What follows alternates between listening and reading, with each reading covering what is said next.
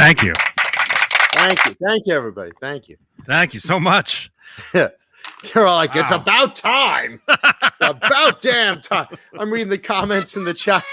While we're getting ready. Like, what is this? A Guns N' Roses show? We're all sitting in the dark waiting for someone to walk on stage and cancel. I know. Walk on stage, start singing "Welcome to the Jungle," and 3 verses in, fuck this! We're out! Slash is like, come on!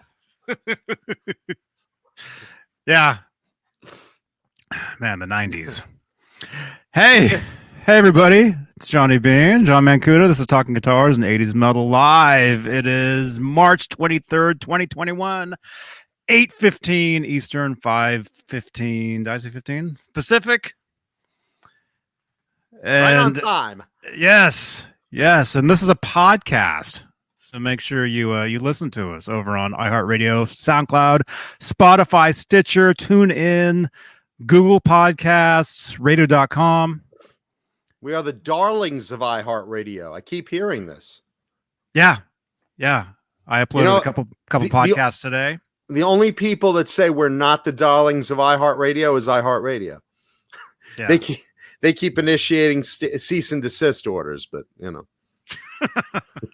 Well, they had their big music awards. I think the other night. Did we win? We weren't invited. Oh, yeah. That's a story of my life. Hey man, Cootie, you going to the Oscars? I'll be watching them maybe. Even the network, the TV network, doesn't even want me watching the Oscars. Someone in the offices are like, "Can we scramble Mancuda's signal that night?" I don't even want him seeing them. Like that's how somebody cut the cable outside his apartment.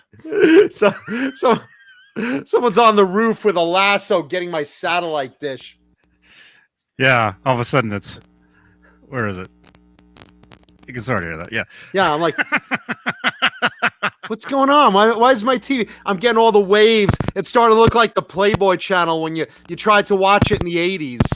You know, when you didn't pay for it. I'm like, what the hell? You know, all the lines going on, and I think I see a boob. I think. Mm-hmm. Yeah. Oh, you all know what I'm talking about. Don't tell me. You all had the same cable box I did in the 80s.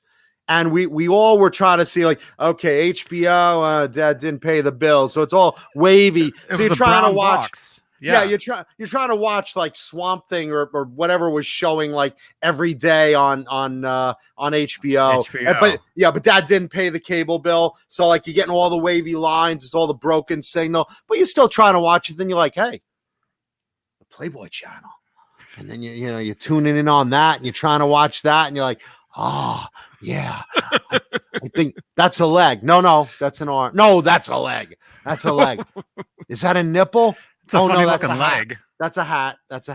But I think I see. No, those are fingers. No, wait. Those fingers are vibrating. Those are no. Those are flowers. No, it's just flowers. Yeah. At least you just roll with it. Just roll with it. At least you could listen to the movies. Yeah, that's always what I want to hear. Oh, you must be the plumber. Yes, ma'am. I heard you have problems with your pipes. Oh, yes. I need my pipes cleared out. Did you bring your tool? And I'm staring at the screen. I'm like, I can't see. Yeah. Mm-hmm. I still watch TV like that. You didn't pay for even the regular channels? I don't have regular TV, no. Johnny's got one of those black and white with the rabbit ears and silver foil on top of him. He's like one of those little 8-inch jobs, and he's like trying to see the black and white. It's like 2, 4, 7, 9, 11, UHF 94. Yeah. And he's got his wife playing with the rabbit ears. He's like, lean to the left. Stand on one leg. Hold up that silver foil. Actually, yeah, here it is right here. This is the ears right here. There they are. No! Ah! Oh, no! John doesn't think about these things like it breaks glass, There but it I'll is. just put it right in your headphones. Yeah. Oh, Sonic. I can see it. Sonic tune. Jesus. Yeah. Uh, Well, hey, speaking about whatever that was, thank you to our executive producers here the on big bosses, are they here? Johnny Bean Oh my- TV here on YouTube. Charles bosses. Green. There he is. I see him. Charles Green is here. Joe Christian, are you here? The Chad. Wayno. and the Chad. Wayno Thomas and the Chad. Santiago. Music Therapy Laz, who I see in the Discord every day. Great to see you in there, man. Susan Silvestri. Susan Silvestri, who sent me a package. I didn't get it yet, but I'll probably do an unboxing next Tuesday, I guess. Oh, cool. That reminds me. Susan. Thank you, Susan. Yeah, that reminds me. I've got an unboxing for you guys in a little bit. Bent Tom is here. James Gum, Jarhead Rock, Frank Corcoran, Michael Smith, Stephen Franklin, Dad Halen, John Moronic, Jim Ray Hawkins, Voodoo Child SJ, Mike Neese, Sean Van Halen,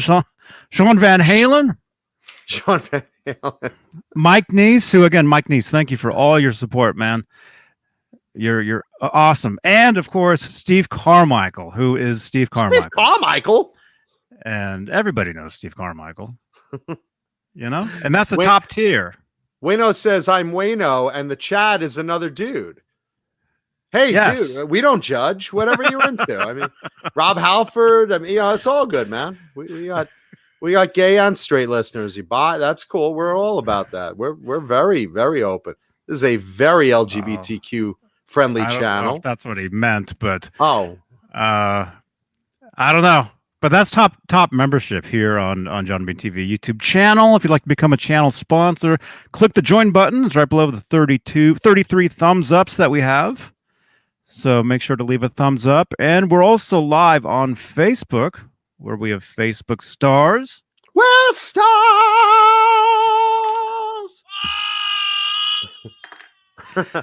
And we appreciate everybody over there on Facebook. And let's see what else. Don't feel bad, Wayno. No one's as cool as Rob Halford. Maybe Alice Cooper is, but other than that, it's they're on their own, man. They're in a class by themselves.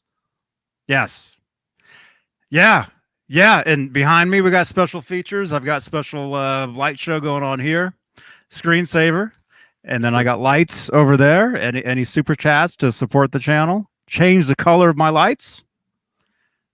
So consider leaving a message, a comment with a super chat.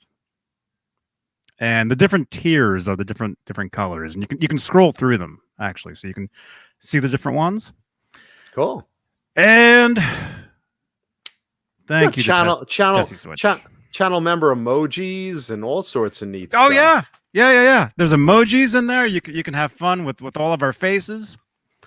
Tessie Switch. Well, wait a minute. We love you. The last time that happened, I looked like a glazed donut coming out of the club. Don't have fun with my face. It's just, Mm-hmm. You can just post it in the chat. That's fine. Yeah.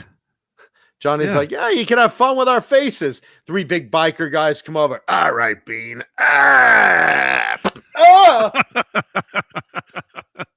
Last time someone had fun with my face was Cell Block D. Oh man, where isn't there a donut emoji in here? There's a dildo nut emoji. Is that what you're talking about? No, there should be. You guys, there's so many even for non-channel members. There's so many emojis that you guys have access to down here that nobody even thinks about. There's like so look at much all stuff that. Here. Jesus. Lenny Lou just went on a bombing spree of emojis. Look, you got all the cast. You got let's see, you got guitars, you got Johnny, you got me, Paulie, John BL, you got Michael the Captain Smith, Jay Hannon of Gizmachi, you got Caleb Rappaport of Nerd Halen, 5150 Tone, you got Van Halen Jumps, Smashing Amps, Guitar Picks, another Johnny Bean. Johnny gets 2? What the fuck is that about? Mm-hmm. Jeez, there's so many emojis. Spam emojis. Let's say hi to everyone in the chat. We got a nice chat going. I hope everyone has left a thumbs up so far. If not, why call your name? Leave a thumbs up and nudge the person next to you to do the same. Let's see. Yes. We got R2R3 Locking Nut. How are you, brother? Brendan B Squared. That's Brendan Buttcheeks. Kurt 5150. Jimmy Carr. Welcome, Jimmy. Jimmy Good to Carr. see you, man. Jimmy Carr. Good to see you. I love that name, man. Gargets Entertainment. Gargets. Charles Green. Black Salami leaving 2 eggplants. 2 are better than 1, man. Whoa. That's a double-ended dong. Let's see. Mike Neese, my buddy Fruitcake Tony, my girl Sandra Picorni. Picorni, Picorni, me love you long time. Yeah. Sandra's laugh doesn't sound like that. Let's see. I don't know. Sandra has a nice laugh. Let's see. Pascal Barat, how are you, brother? Pascal. Nightbot in the house. Thomas Santiago in the house. Oh, Linny Lou, and my geriatric sex kitten Mary. Wayno in the house. Stephen Franklin, Mr. Hellstorm 74. Ball Stink Jones. That's like a 70s black exploitation movie, you know? There's Superfly, Sweetback's badass song, and Ball Stink Jones. All right. Love it. Let's see. I'm gonna get you, motherfucker. Something Samuel L. Jackson would play, you know? One of those cool badass 70s like rogue pimps, you know? I'm not helping the man. I'm on my own. Oh, Ball Stink Jones. Or was it Ball Stink Jones? Ball Sack Jones? Whatever the fuck it was. Ball Stink Jones, yeah. Every time he walks, it's like, you know, that like they're parodying on I'm Gonna Get You Sucker. It's like the music starts. You know? And then you know someone's gonna get their ass kung fu kicked. So good to have you, Ball Stink Jones. Let's see. Yes. Renus Pinkle in the house. E flat 916 in the house. How are you, man? Michael B. Let's see. Ball Stink Jones. Hobo Roadie. I love that. He came because he thought we were going to talk about Fred Sanford again this week, like we did last week.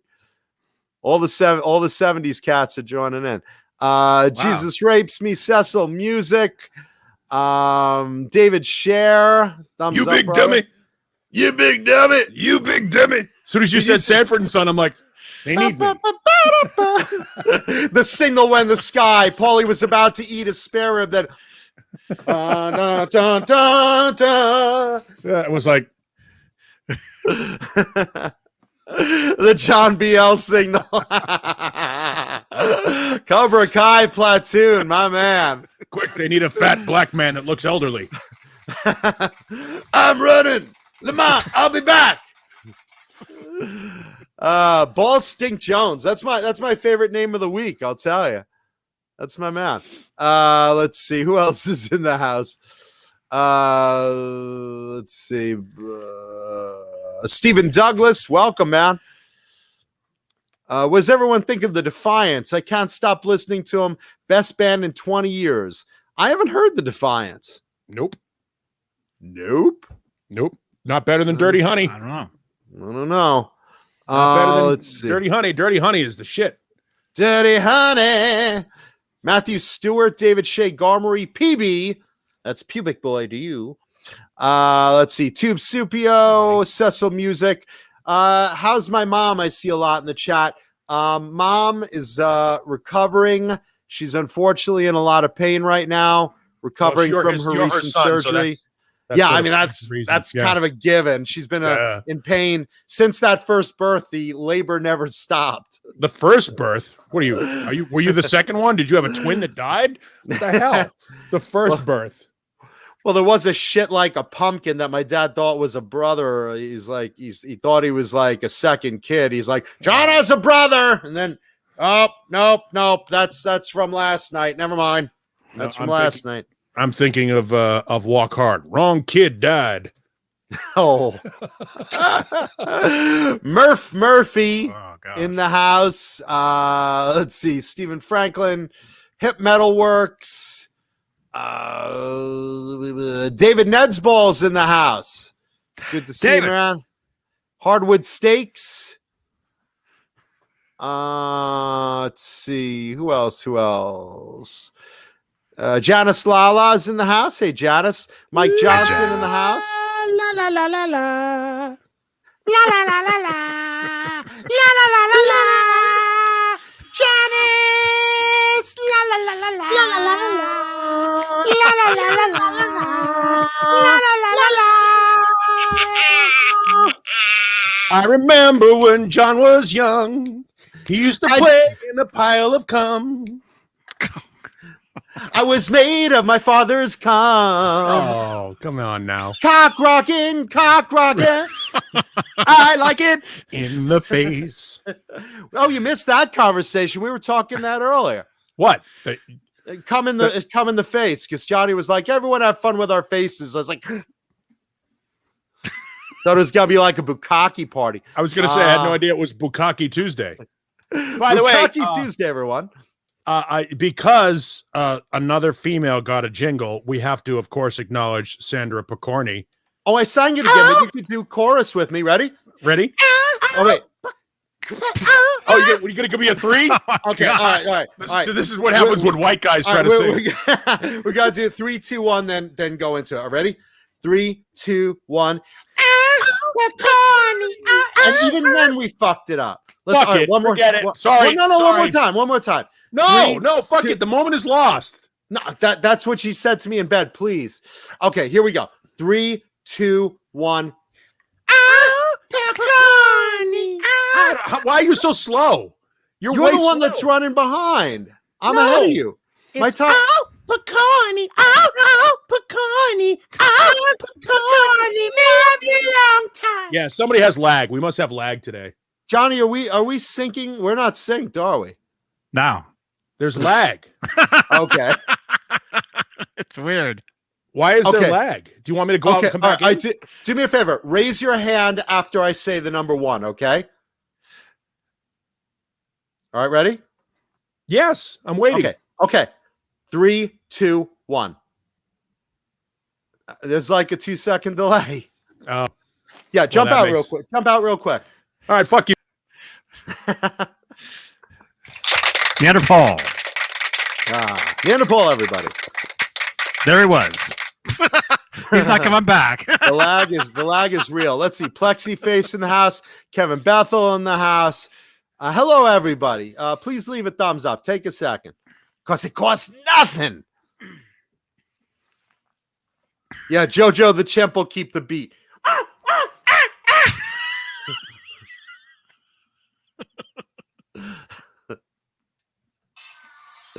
And JoJo the Chimp on drums today.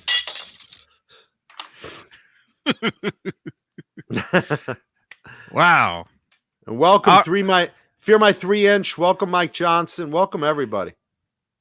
Hey, look out. He's back. All right, here we go. Let's try this my again. 3-inch. If I would, but I choke on small bones. Oh, he's not only back on time, he's back with a vengeance. Dude, I do this for a living. Don't fucking heckle me. Seriously, dude. Yeah, we don't come on here for heckling. We don't get big bucks on here. I don't go down to your place of employment and kick the cocks out of your mom's mouth. So you really want to fucking do this? Because I'll play. I don't take a water gun and shoot through your glory hole at your job. Oh my gosh. Jesus. All right, one more time. Yeah, feel the love. Chris Bevan, we do have a pointy guitar tonight. That is something very, very bright and pointy. So stick around. That'll be tonight's show and tell guitar later. Awesome. All right, so, Johnny, are we syncing better now? Are we sync? Do we sync? Say something together. Something together. Together. After I say one, say something. 3, 2, 1. Something. Yeah, we're good. That was perfect. Cool. Yeah. All right, there we go. Now that we've established the best part of the show, the quality could take a steep dip. Yep. So Now we give can go thumbs back. up now. Now you can heckle Yeah, because at least we can hear it in real time. Now we're ready. Now we're ready for those snappy comebacks. That's great. Why Saturday night? Why was that the wrong? That was the wrong slide. Yeah, really. That was There we Saturday go. night. There we go. You had one job, Johnny. One job. Just press the buttons like George Jetson at work. Just press the right buttons. Remember George Jetson? Whoops. You remember George Jetson would come home from work and he'd be like all exhausted and he'd complain and Jane would be like, George, what happened? Oh, Jane, I had such a hard day at work. I had to push the button 3 times and his fingers all swollen and throbbing. And You know, it's funny. I'd never noticed it before, but as you just brought it up, swollen George- and throbbing? no, no, that's what she said. George Jetson is somewhat Yiddish in his accent, in his delivery. Like it hadn't even occurred to me. Jane, you have no idea what kind of day I had. He's got a little bit of Dangerfield in him there. A little bit of, yeah. Never even occurred to me. There's little Jackie Mason Jr. and George Jetson. Had no idea he was a member of the tribe. But then again, look at the nose. He's at the water cooler at Spacely Sprockets. He's like, and then she takes my whole wallet and jumps right out of the ship. Do you believe this? I try to give her $1. $1 I try to give her. Takes the whole wallet right to the shopping center. Spendthrift. Oi. All day I sit here working in the sprocket factory. I come home, the house is a mess. I even have a robot maid. Useless, all of them. It never even occurred to the me. dog is useless. Even the dog. Rye Raj. Rye Raj. Rye Raj. You say anything else? His boy Elroy, like I have something to be proud of, the little schmuck. By the way, Elroy Jetson is just that should be Yiddish for high school wedgie. I never trusted the teachers at that school. Nambla, all of them. Little Dipper school indeed. Come on. That's what they did. That's what I'm talking about. Oh boy. And then my Fashunkana daughter, she comes home. Oh, this is Jet Screamer. And she'd boy. close her little jet-powered legs. I'm out of here.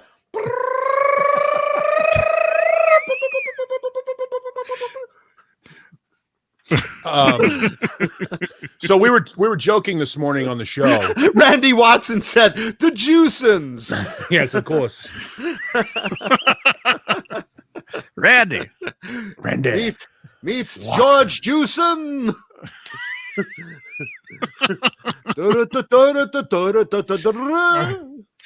Are we still out of sync? Wayno just brought out the fact that by the time we sync up, Johnny will be reading the channel members again.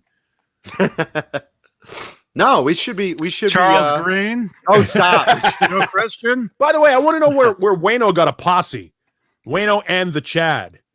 That's like coming up tonight on NBC. Wayno and the Chad. It's a cop show. Yes. Friday. Da-da-da, It's a buddy da-da-da, show. da-da-da, Wayno and the Chad. da-da-doom, boom, boom, ba-doom, ba-doom, ba-boom, ba-doom.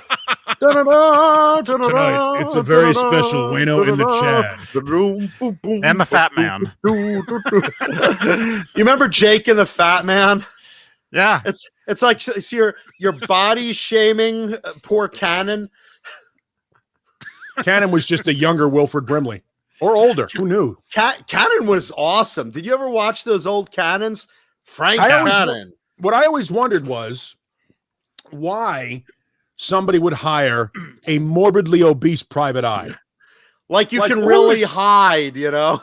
Who was he going to run down? and he's got a big Lincoln Town car that he's tailing someone. Hey, I think we got a tail. What makes you think that? There's an obese guy in a giant Lincoln Town car. Yeah, he's very, very conspicuous. Inconspicuous. He's 600 pounds and he's driving a land yacht. The drug dealers are walking away. They turn around. There's like a circle behind a tree. They're like,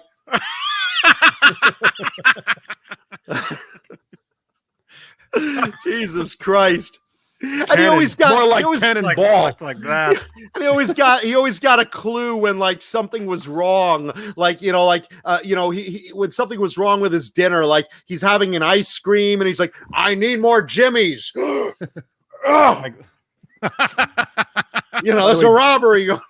By the way, Jimmy's is racist. Sprinkles. Best commercial on TV right now. Oh, French vanilla, Rocky Road, chocolate peanut butter cookie dough. See, that's the big question now. That's going to be the big, that'll be some is. stupid asshole morning show's trivia question tomorrow. Quick, name the flavors in the Geico commercial in order. 5 flavors. Yep. French vanilla, Rocky Road, chocolate peanut butter cookie dough. Scoop, that is. My favorite is, first of all, Tasha's beautiful. The woman that's in the commercial. She's beautiful. When she's cutting up her thing and they're like, hey, Tasha.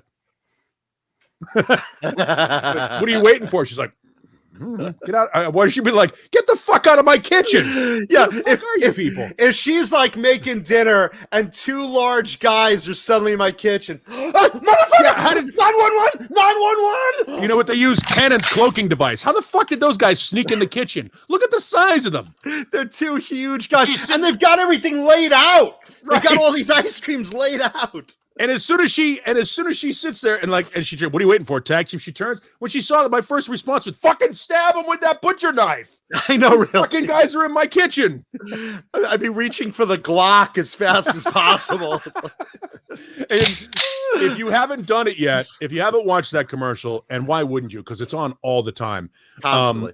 When you see it, different things to check out. First, look at Tasha and how she starts to agree with him.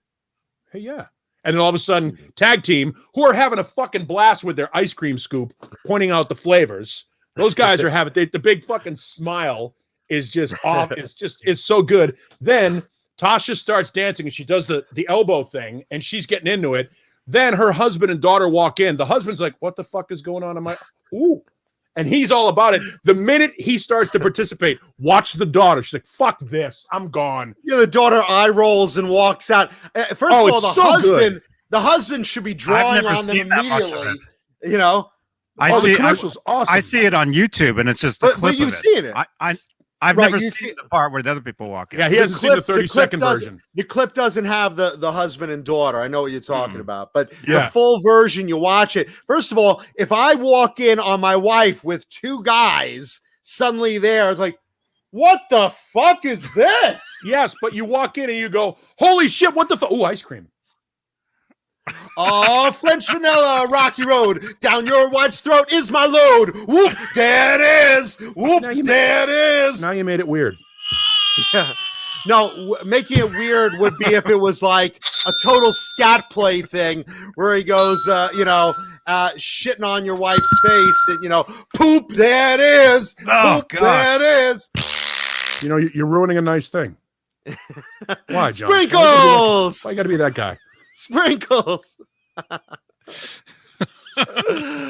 I love the Geico commercials, man. Some of them are fantastic. That one is going to be tough to top. Who does the ones where there is a bit of a pipes problem? I think those are also Geico. Yeah, those are also right. Yeah. What I don't get as much amusement out of are the Liberty Mutual commercials that try to be funny. And it's like, get your wet teddy bears here. It's like, that's the one. I haven't seen that one, but everybody seems to be offended by that one. I've saw that on social media. A lot of people on like Twitter and Facebook are like, why does the wet teddy bear commercial creep me out so much? And I haven't seen that one.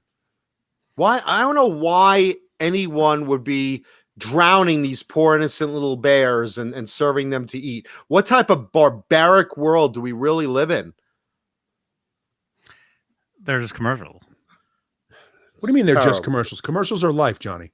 Really is, Johnny. By the way, I'm going to be the guy that recognizes the fact that Johnny was nerdy enough to wear the Van Halen 2 T-shirt on the anniversary of the release of Van Halen 2.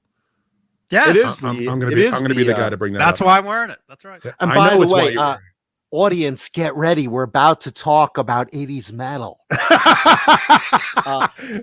Let the record show that at 32 minutes into the show, they just, what am I talking into? I don't have a watch on. What the fuck was that? What show is this? Talking guitar. Oh yeah, we're gonna be talking about 80s metal now, and yeah. I will talk about this. I'm not going to say. I was listening to Hair Nation because I love the music, and I have friends that work over there at XM. That's liquid metal, Johnny. Yeah, and Sirius XM. But they were like on Hair Nation. I think it's once an hour they play a live track.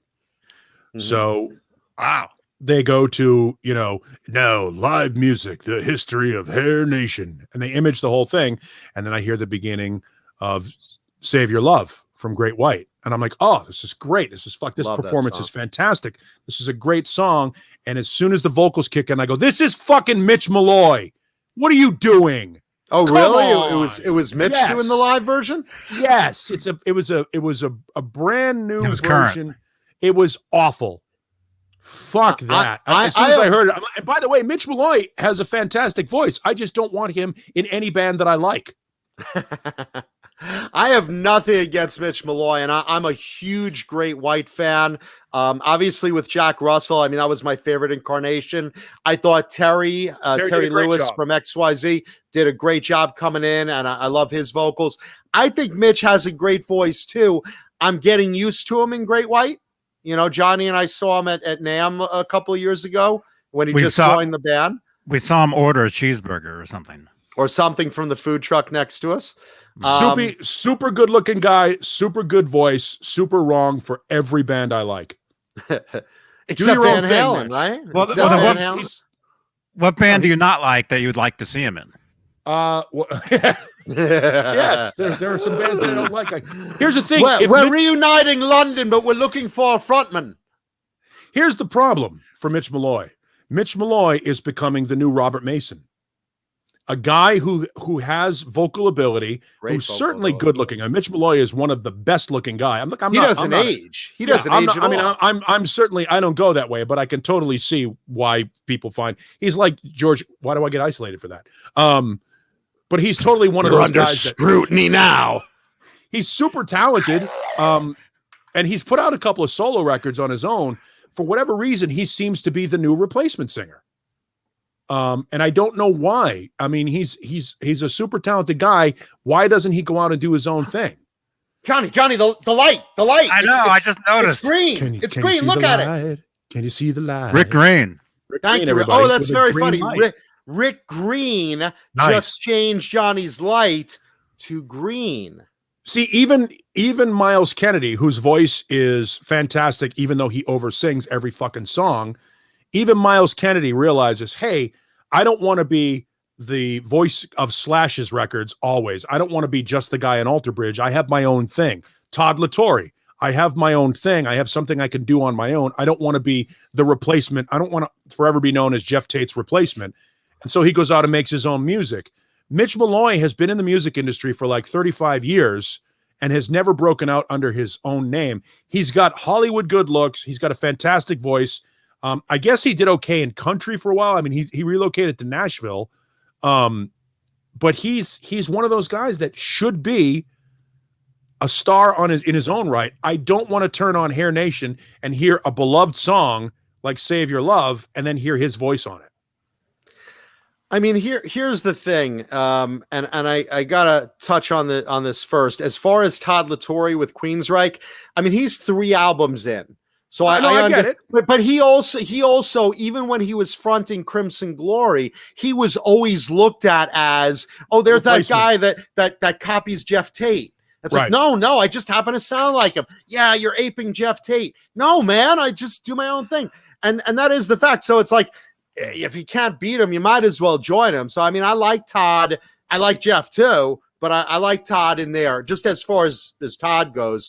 As far as Mitch goes, I mean, I think he would actually be great, or would have been great in Van Halen. No. You don't think so? No. Johnny, what do you think? It was nondescript. Mm, Whoa, uh, the light's changing again. Who gave Johnny Whoa. money? Michael Who's B. giving- Who keeps New giving guitar, Johnny Danny. money? Jesus. Hey, somebody got a new guitar. Michael B, Nice. what'd you get? Did you just text me? Is that you? Somebody just texted me a picture of a guitar. Yes, I that's- sent you a dick pic, but that was last night. That was tiny, man. Congrats, Michael B. Well, these postage stamp photos. Is no, that you? But The BC Rich? Mitch Malloy, as far as Great White goes, I think he's a decent frontman. I think he'll be good in Great White. Yeah. But that's my point. I don't want to. I don't want to hear that. I hear what you're saying. I'd rather hear the Jack Russell version, which is beautiful because Right. Jack Russell has an incredible set of pipes. Yeah. It's very stylized. I'm a massive Great White fan. And in fact, he was in the news the other day complaining that, over the years, while I understand they don't want me ever back in the band because I was a real fuck up and I was always screwed up and on substance and whatever. I'm shocked that over the years, Mark Kendall has never reached out to me as a friend and just, talked to me. And it's like, I took that post totally different. I took that post with him extending the olive branch because what came after that, he was like, look, I don't understand why I haven't been contacted, why they haven't reached out to me and stuff. I would like to sit down and have a beer with the guy. I would like not have a beer because he's recovering, but sure. I would like to sit down and hang out with this guy and just see how you are as friends. To me, that speaks that when music comes back, Jack Russell will reunite with Great White. I would believe love that's to going to see it. happen. I would love to see it. And I again, believe that's going to happen because both sides, because Mark Kendall said the same thing. I never had a problem with Jack personally. He was just unable to do the gig. Well, that being said, if Jack is now able to do the gig and he's got his shit together and you don't have a problem with Jack and Jack is willing to sit down and hang out and talk to you, why not? I mean, the sum of the parts is certainly greater than the equals, than the individuals. But he also did say in that same interview, Russell said that I tried calling Kendall years ago. He never would pick up. He'd never return my calls or whatever. I don't even have his current phone number now. I do. Name drop. But he basically put it out there that,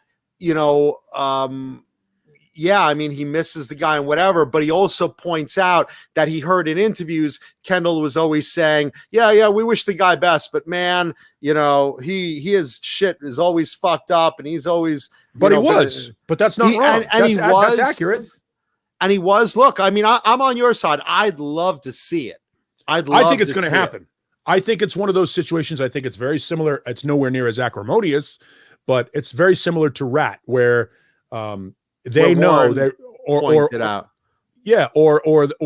Dokken, where they realize, look, if we want to do this at our age and make a legitimate living doing it, we have, Van Halen did it.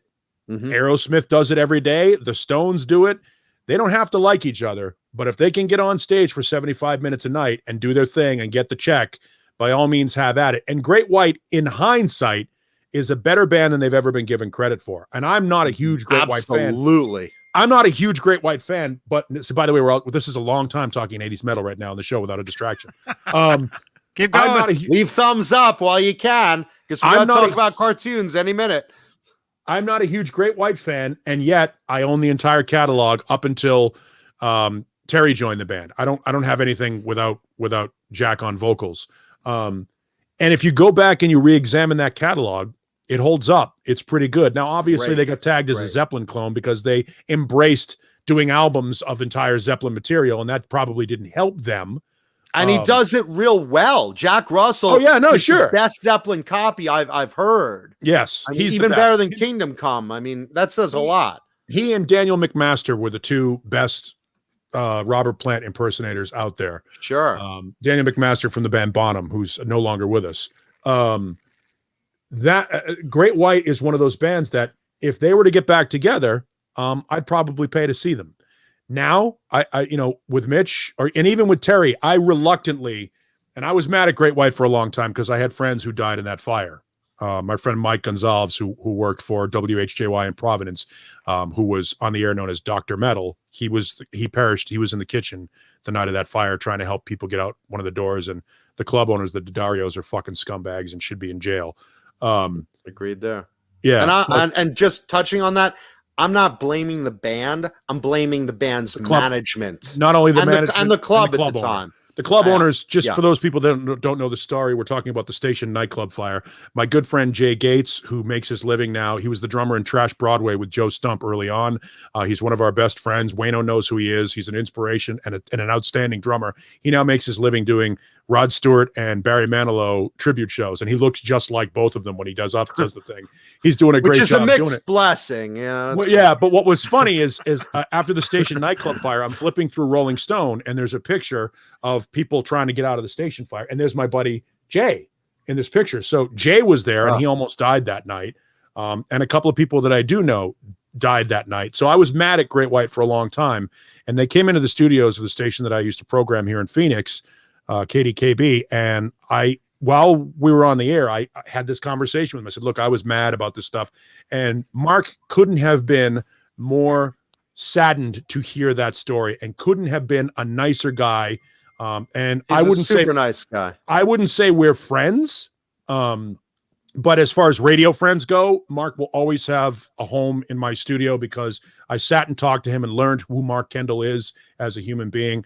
And I genuinely believe that knowing who Mark Kendall is as a human being is why the Jack Russell thing will happen, because Mark is all forgiving and all embracing and one of the most positive people I've ever been around. It took me about 25 minutes of talking to him to be hooked.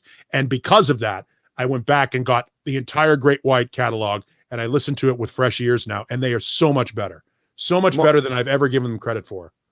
Mark he's always been one of my personal favorite guitar players. Understated, very tasty.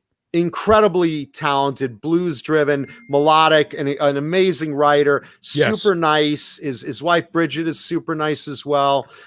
He's very religious. You know, he found religion as a saving grace when he got sober.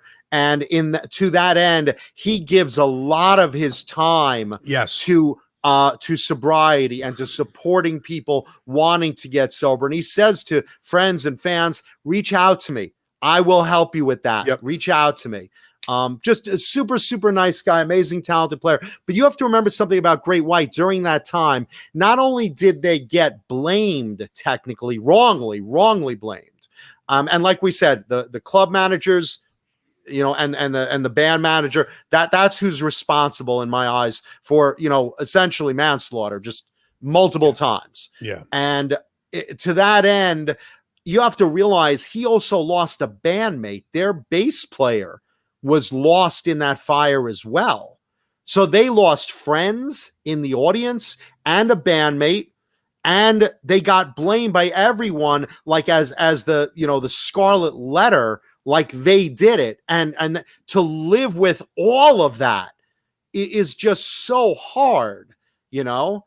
And it's so sad. The whole thing's a tragedy on so many levels and at so many facets, you know? I got the original Paramutant brings up a good point. When you like the people in the band, you're more receptive to the music. Absolutely. Sure.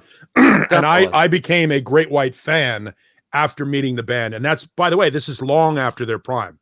Great White had the indignity of being another band during a time when we were inundated with great bands. And not every one of them can rise to the top. When you look at their catalog, it's solid and stands up. They had the 3-4 hits, and then sort of faded off into the night. Meanwhile, they were already 3 albums in by the time they had their first real hit. They only had hits on those last 2 records. You know, I mean, those 2 big records, the Once Bitten, Twice Shy records. And then once they started to go into a different direction with like Sail Away and some of this other stuff, which was, by the way, is fantastic. Desert Moon is great. Sail Away is great. There's some fantastic songs on those records. But at that point, you know, grunge had happened. They came a little late, and they were squashed by a lot of other white bands Well, they didn't. Correction, they didn't come a little late. They were around in the early 80s. No. What I'm saying is their moment. They hit. Yeah, their moment came late. Yeah. Agreed. And so, and I had the pleasure of seeing one of the few Great White shows that Janie Lane played. Oh wow! As the lead vocalist, he played on a Halloween here with Queensryche and Keel in the parking lot of a Buffalo Wild Wings. Oh wow! It was a rough show just for the indignity of playing in the parking lot outside of a Buffalo Wild Wings. Well, how were the wings? But the wings were fantastic. Great. They were a little well done in the club. I will tell you. No. They were hot, very hot. Oh my God. Too hot. I'm sure that's what Great White was like. All right, we'll play in the parking lot. We don't have to be inside, do we? Yeah. So, and there was no pyro at that show. So I had a Chuck Berry moment, it was a Chuck Berry moment with Keel that night. So I'm bringing these guys out on stage In the bathroom? No. So I'm bringing these guys out on stage, and I'm emceeing the show that night, and the band is running late. They're supposed to be on it, X amount of time, like 8 o'clock or whatever it is, and it's like 8:12. So I'm kind of looking like this show. Yes. Yeah. Exactly. Yeah. We don't have any pyro, otherwise my house is gonna go up. Yeah. So you're flaming. You're paper flaming enough for the rest of us. All the paper and crap I have around here. My pyro is LED. Yes. Yeah. Well done. So the band is running late. I'm getting shit from the show organizers to get things going along. I'm like, look, I don't play 5 different instruments and I didn't write any of these songs. So I hear Gino Arce, who's the bass player for Keel now. He replaced Kenny Chason a long time ago, and he's a very good friend of Keel's, Ron Keel, who's a super nice guy, but had a couple drinks that night. And Gino goes, all right, go ahead. We're getting ready to go. I'm like, all right, cool. So I get up on stage and I grab the microphone. I'm like, hey, everybody, blah, blah, blah, blah, blah, blah, please welcome Keel. And their intro tape starts running. So I come off the stage and Ron Keel looks at me and goes, man, what the fuck are you doing? And I go, I'm bringing you guys on. Gino told me to go. He goes, don't fucking listen to him. He's the bass player. I'm like, dude, I'm just doing my job here. What's up? He goes, I'm not fucking going on stage. I go, well, why not? He goes, I haven't been paid yet. I go, okay. So he goes, you better get the promoter over here before the end of this fucking intro tape or it's going to be really embarrassing for everybody. So literally, like, the stage manager runs, grabs the promoter, and he turns and looks at the promoter, comes out, he goes, get it on stage. And Ron goes, fuck you. I'm not going anywhere until I see, and I'm not going to say how much money they were paid for the show, but it wasn't a lot. He goes, I'm not big ones. And then he goes, I'm not going on that stage until I see in the fucking palm of my hand. And he holds his hand out. $150. And Dan, well, it was more than that, but the promoter pulls out his slaps cash his roll. ball sack in his hand, in Ron's hand. Yes, yeah. The promoter pulls out his wad of cash and hands Ron Keel what he owes him that night. I stood there and witnessed the whole thing, and I'm watching this thing and I go, holy fuck, this is the most rock and roll thing I've experienced in a long time. So I go back up on the stage and I go, all right, take 2. Not bad, Renus. Close, yes. But I get up on the stage and I go, I just witnessed a rock and roll moment, and I tell the whole story and I go, pay me my money was the joke. And then the intro tape starts, Keel comes out and fucking crushed it. But yes, it was a rock and roll moment. Renus, were you there that night? Was Renus Pinkel there? Were you there at that show? Ron Keel was like that paper boy in Better Off Dead. I want my $2. It was plus tip. It was they didn't get paid a lot of money that night. It wasn't a lot of money, but I mean it was decent money, but it was club band money. They got paid in wings. It was club band money. Of course, they were third on the bill. Every band had like stains. Wait, Paulie, they're third on the bill at a club and they're holding out. Like, wow, that guy has blood on his bass. No, that's barbecue sauce. He's wiping blue cheese off his mouth as he comes. That was actually the promoter's blue cheese. It's close, if not dead on. I'm not going to confirm, and I'm not going to refute, but it's close, but I'm not down on. But you heard the story, Renus. Where do you live? Where did you hear that story? I want my $2. $2. I'm interested in hearing how Renus heard this story because he goes, I heard the story. He's the bass player. Yeah. Renus Pinkle is Arce. Arce is Pinkle. Now, looking at the newspaper and seeing Renus, you know. So you did hear that story, Renus? I would assume Gino must have told that story because I think doesn't Gino live up there in the Vegas area? So Yeah, then this or Ron either- Keel guy, huh? This Ron Keel guy, this son of a mercy. It was a complete rock and roll moment. And I have to say, having been a Keel fan since early. Oh, okay, excellent. Yeah. So I emceed that show, Renus. That was my show. But having been a fan Renus of was theirs, the guy that threw the bottle at you. having been a fan since the Lay Down the Law days, I didn't know that Ron Keel and Steeler were the same guy at the time.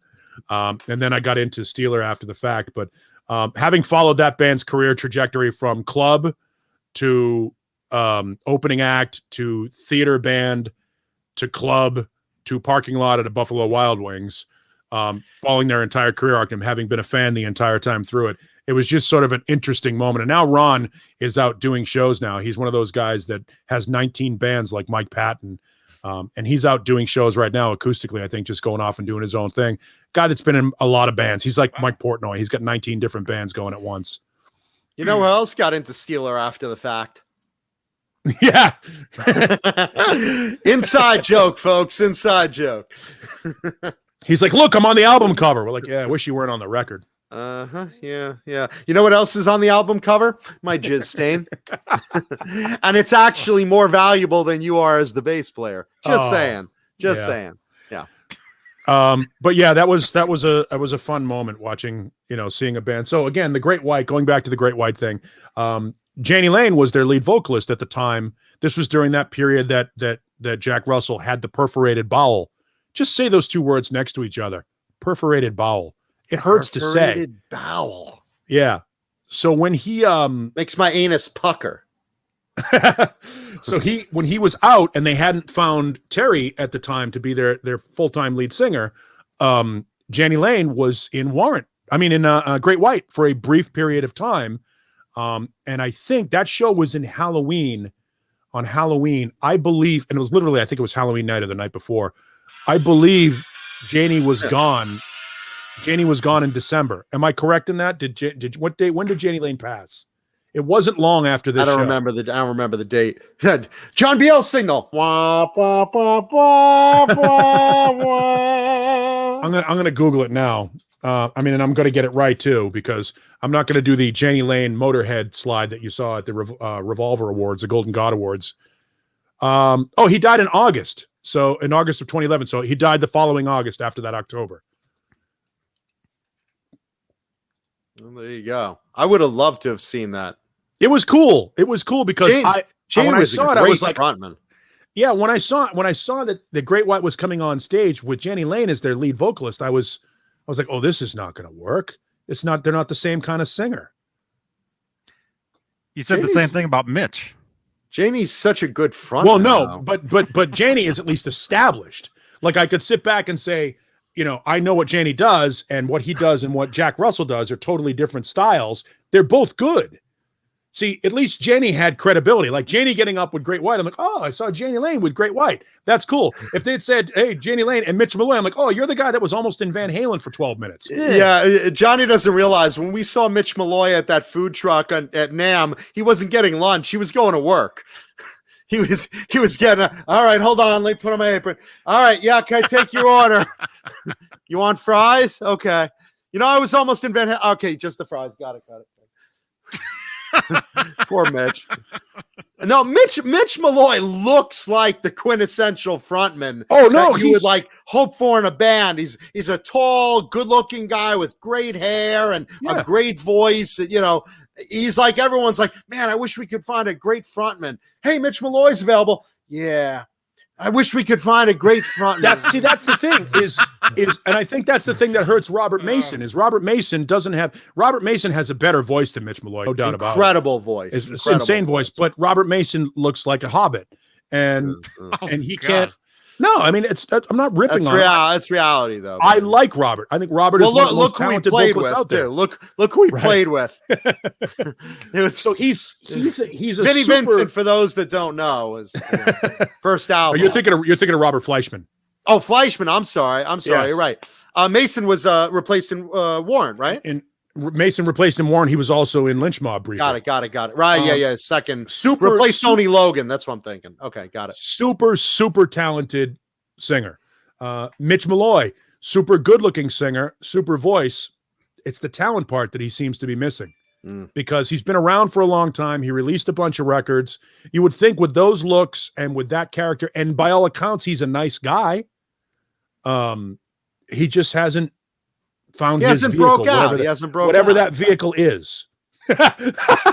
Rita's Pinkle. Robert Mason looks like a catcher's mitt.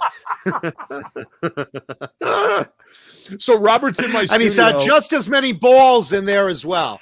Robert's in my studio and he's waiting for our friend Mike Gobby, who you know. And Mike used to do nights at KDKB when I was running the station. And so Robert's in the studio waiting for Mike to show up for work. And our production guy walks in, and Robert is self-aware. So he's been sitting there and he's been quiet, and our production guy comes in and out several times.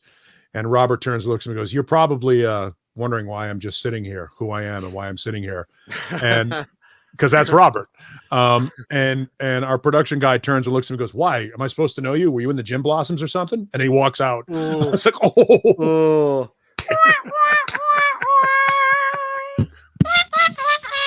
He drove to the nearest bridge and contemplated poor guy. Contemplated one of those Christmas moments, you know. By the way, Robert Mason is also, here's a fun fact if you want to talk about 80s metal, but it's not metal and it's not 80s, it's a 90s band that is very, very good, that never really got the credit they deserve. Cry of Love, who you probably know from the song Peace Pipe and Bad Thing and Too Cold in the Winter. They put out a second record and Robert Mason is the vocalist on it, again replacing another great vocalist. I did not know that. Yes, he is on the second Cry of Love record and he is very, very good on it. Again, there's a guy whose resume, if you said to me, if you just played his demo tape for me, I'd be like, my God, who the hell is this singer? For whatever reason, Robert Mason hasn't broken out either. And he's got a fantastic voice. Super talented guy. And I like him a lot. He was at the last Great White show that I saw with Terry Lou in the band. It was Great White and Slaughter. He's like, "Can I get in there?" In the parking lot? It was also in the parking lot, but it was in the parking lot of a Harley Davidson dealership where they have this huge stage and they could put 15,000 people in the parking lot. So it was at a biker rally. It was Slaughter and Great White, and I don't know who the third band was. I think it was a local band. But Mason was backstage there because he lives here in Phoenix, so you see him a lot. That's very cool. He was in a band called Big Cock here for a while. I didn't like them at all. My fucking eye! Serve you right, David Crosby. Jesus. Man. Yeah, take a second and leave thumbs up because I know David Crosby left one down. We got to counter that.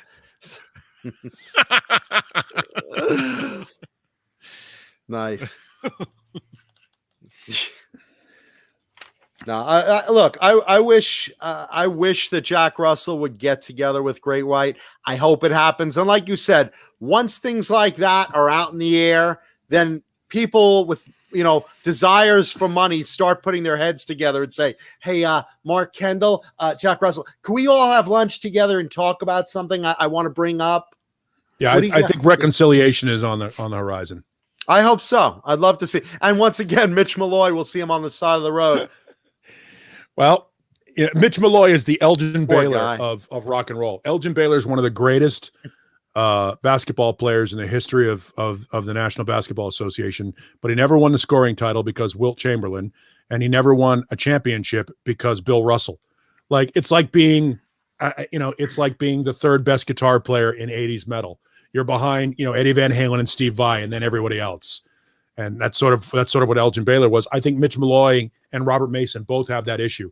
Robert Mason and Mitch Malloy are better vocalists than bands who have done very, very well and sold hundreds of thousands, if not millions of records. Both of those guys can sing circles around far more successful lead vocalists. Don't know why that happens. Mitch Malloy never got the gig because of Bill Cosby. Because I put something in his drink during the auditions for a lot of bands. Oh, no. And Mitch felt a little drowsy. Next thing you know, they're saying all vocalists come into the auditorium, and Mitch was like this. He's just sleeping away on the bar. And I, of course, did a courtesy of driving him home. And then all of a sudden they're like, oh, okay, I need somebody to be the Terminator 2. Who is this guy? Oh, it's Mitch Malloy. He's too good looking and he's way taller than I am. Get him out of here. Cecil Music, right. So let's Cecil see, Music brings up Ray Gillen. Ray Gillen is the best voice that nobody was. Yeah, he was the best voice that the majority of the masses never heard. Super. You want to talk about a talented fucking guy? Jesus Christ. Not exactly the nicest human being in the world, but never met him.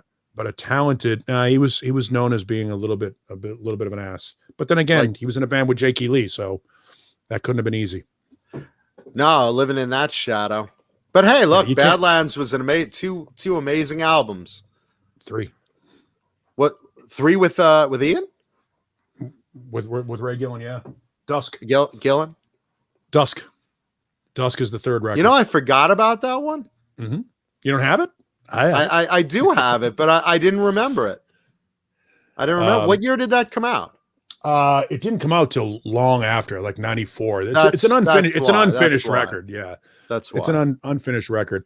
Probably because I know I have it because I'd buy anything Badlands, but I also know I don't listen to it much. Probably because of quality or whatever. But I know the other two I do.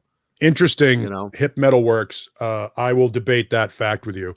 I think Ray Gillen was every bit the singer that Ronnie James Dio was.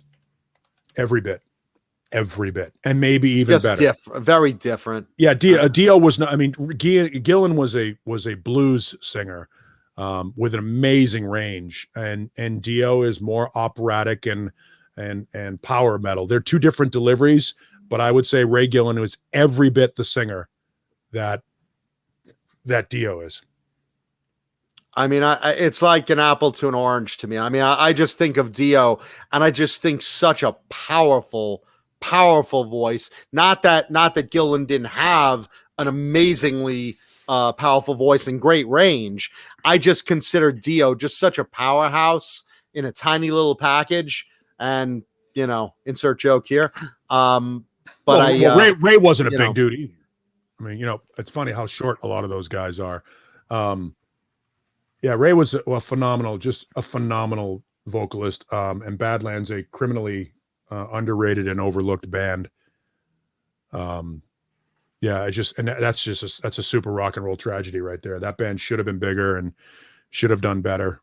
But again, when you release the record in 1989 and 1991, and then all of a sudden this thing happens, Yeah. And those first 2 albums were incredible. They were really, really incredible. Taylor 315 Jake was great.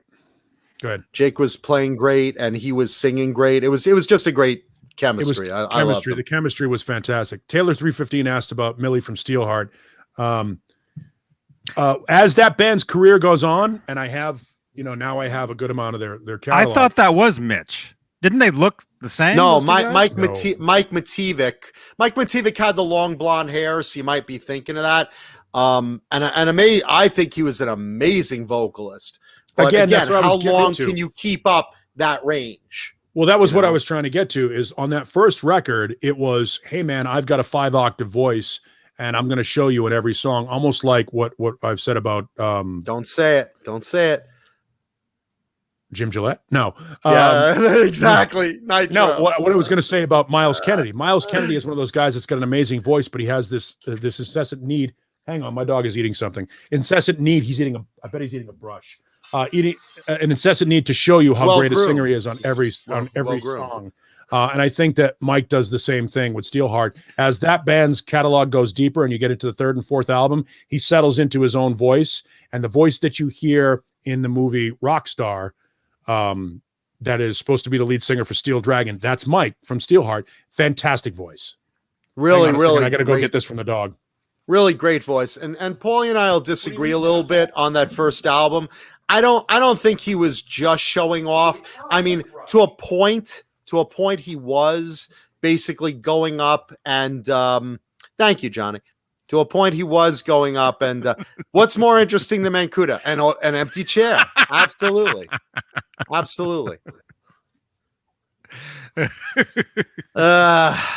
Always the bridesmaid, never the bride. Hey, Dwight Bailey. Hey, Bo Someday. Zeke, and everyone else that joined us late. Leave a thumbs up, please. Dwight. Everybody. Did you say? Oh, jeez. Well, there it was. What happened to the other half of it? Told you. Did he swallow the other half? He just chews the plastic and spits it out all over the bedroom floor. Yay. Fucking asshole. But yeah, Mike Mativic. Mike is the third and fourth Steelheart records, which are, oh wow, where are they now? I just had to move everything, so they're going to under S. Yes, thank you. ST, in fact.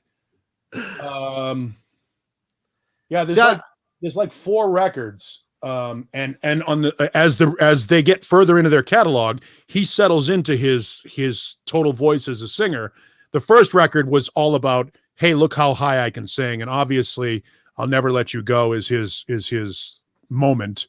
There are those who love that song and those who hate that song. I'm in that and Everyone Loves Eileen, which I'm in the former. I love that album. I love his ability. I think he was a cool frontman. I saw him live. He sounded really good, and he hit those notes when he was live. I don't think he was pulling a Jim Gillette in like every song just being a scream.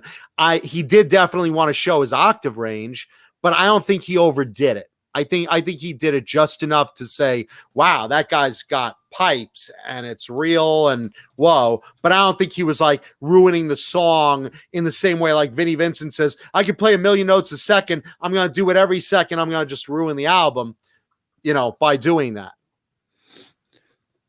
Excuse me. Yeah, on the first record, I disagree. I think on the first record, there was too much of that. Yeah, it was too much. But the good news is I didn't tap out at that point. Look at Wayno's comment. Oh yeah, no. Wayno knows where your CDs are. Wayno and I motherfucked Steelheart a lot. I love when that first came out. I hated that record. The first one, I hated it. I listen to it with fresh ears now, 30 years later, and go, all right, I can see why it was what it was. But Steelheart represented Steelheart and a lot of those bands near the end, the XYZs and the Baton Rouges and the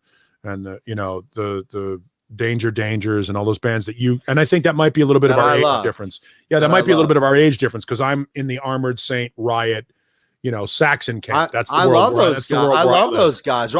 Literally, you mentioned Riot. I swear to God, I was listening to Riot today. Yeah, I was listening to Riot today. It's shit. one of those things that I think when we were in a band together, and again, our band lasted from late 80s to early 90s. So you're talking Popcorn, the band, the three of us were in together. Oh, okay. No, but the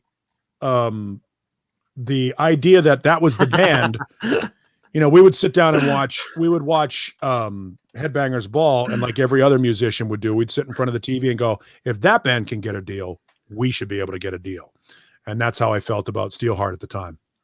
See, I thought, even though, of course, we were talking a time when glut was the order of the day in bands coming out, I thought that XYZ and Danger, both painfully underrated Really, really pain. And you see, look, Andy Timmons went on to solo success, and XYZ, I think, holds up to this day. And still, the first Danger album is among my all-time favorites. I think just terrific stuff. And at the same time, while you were in that camp, I was in the Badlands, Blue Murder, Tora, Spread Eagle camp. I was too. It was just, but that was sort of where I went. I lived in that world and sort of avoided. I think it's because we weren't pretty. I think it was because our band wasn't pretty. So we were like, well, shit, that's not going to be us.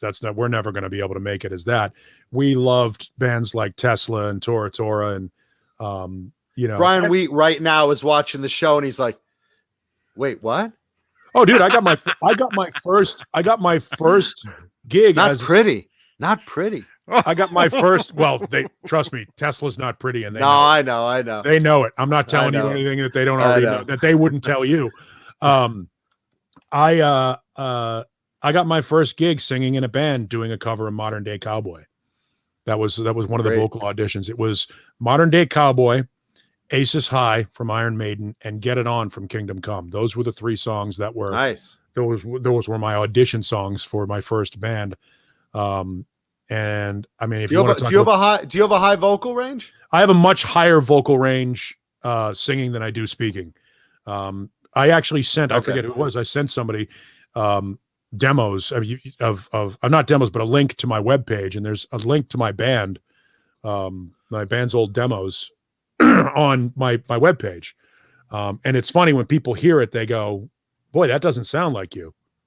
It was me 30 years ago.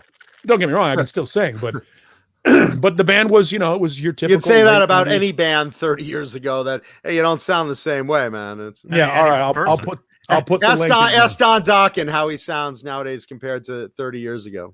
Yeah, I'll put the link in the chat just for people that want to ridicule my old band.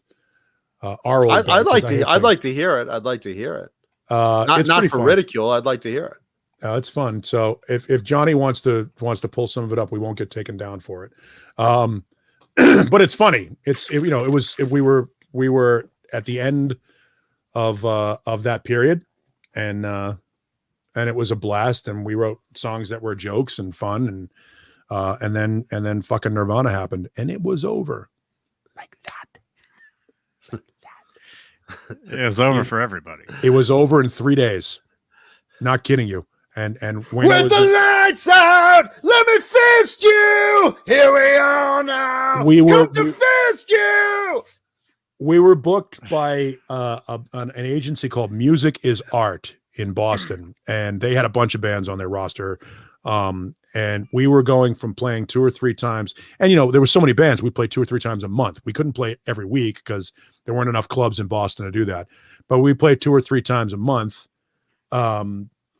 And it went from calling our agency, calling Judy, who was our rep, calling her and go, "Hey, where are we playing?" And she's like, "Okay, Thursday you're going to be at the Channel. Saturday you're going to be at the Rock Pile, and blah blah blah." And then the next week we call, we're like, "Hey, Judy, where are we going to be at this week?" And she's like, "Yeah, daughter Judy."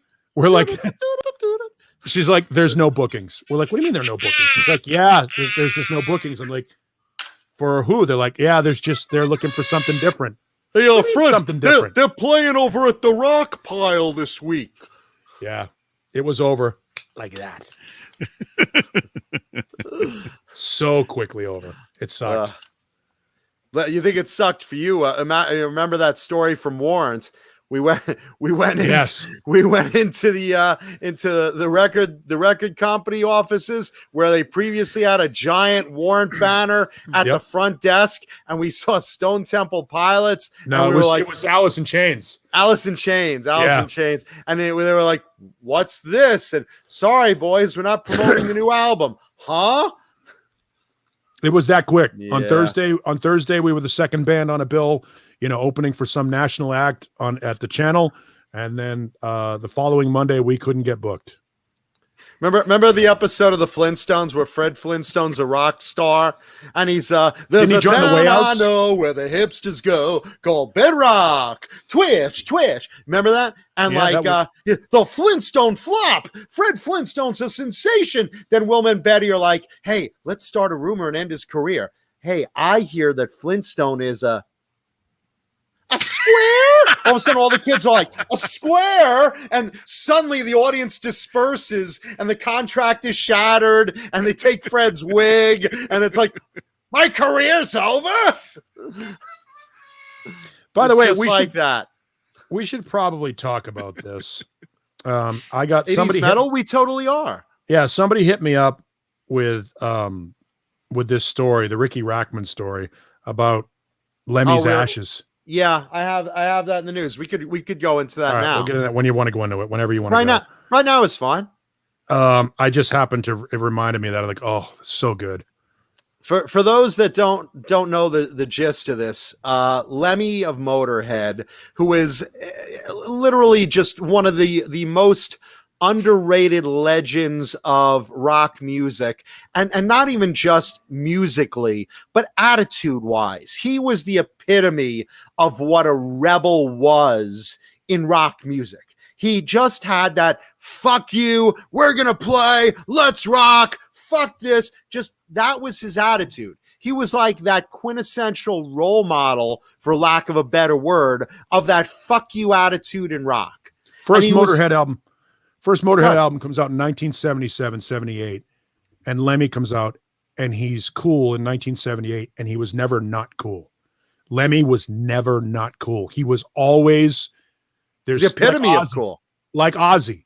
Lemmy has that Lemmy, Ozzy, Alice Cooper. There's a certain iconic status that when you think of a certain style of music, he should be on the Mount Rushmore of coolest figures in heavy music. He was so fucking cool in every way. And oh, by the way, a huge student of rock and roll history. And I remember seeing him in an interview say, I remember before rock and roll. Lemmy was that guy. Lemmy was a guy that existed before there was rock and roll, and then rock and roll, and then Lemmy. And he changed music. And that's what I think people don't acknowledge about Lemmy. There was hard rock and heavy metal before Motorhead. Then there was Motorhead, and then music was different. And I think that's an important distinction. Black Sabbath may have invented heavy metal. Deep Purple may have invented heavy metal. Led Zeppelin may have invented heavy metal. You can argue that left and right. But Motorhead made it go fast, and thrash metal didn't exist before Motorhead. Absolutely, and a lot of people acknowledge his influence. What the hell was it just that? It just didn't exist. What was that? I didn't hear. What was there a symphony, or are we? What the hell was that? I didn't hear anything. Trans-Siberian Orchestra? Did you pop in? What did Johnny do? I just heard an orchestra. I was like, what's this? It was his the phone ice cream man here? Or, oh, okay. It was a ringtone. Whose phone? Wasn't my phone. Was it that? No. I heard an orchestra. Yeah. Was that your phone, Johnny? No. I didn't hear anything. Oh, God. Okay, I don't know. Well, okay. Anyway. Hey, by the way, Renus Pinkel, Fast Eddie Clark wasn't the original guitar player from Motorhead. Larry Wallace was. And don't get me wrong, Fast Eddie is the guy. But even after Fast Eddie left, Wurzel and Phil Campbell wrote fantastic music. You know? No, Filthy was Phil Taylor. Let's point out, though, never has this been a man that was looked at as a frontman visually. This was not only not a pretty boy, he excelled at joking about he knows he's an ugly man, but he's pretty. You know, he had the warts and the big nose and the beard everywhere. Not as ugly as that motherfucker. No, not as ugly as David Crosby, because you know. But no, he basically, you know, he was like, look at me, I'm a beautiful man, you know. But he knew, hey, I look like, you know, I'm not, I look like a spare tire. I'm not a pretty boy. I'm a rough, tough, biker-looking, hard-edged, warts and all, love me as I am guy who's going to kick your ass. That was his charm. I looked at Lemmy and thought, there's hope for me.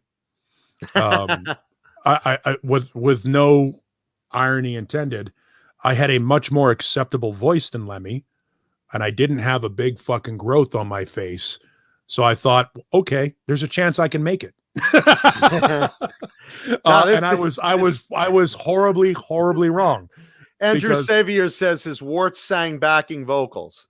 He was, but here's the thing, Lemmy, this is how much Lemmy didn't give a fuck. This is how rock and roll Lemmy is. And that's the beautiful thing about it. He could have had those things removed. Sure. Didn't fucking care. And he had the mutton chops. I mean, he was not your conventional pretty frontman.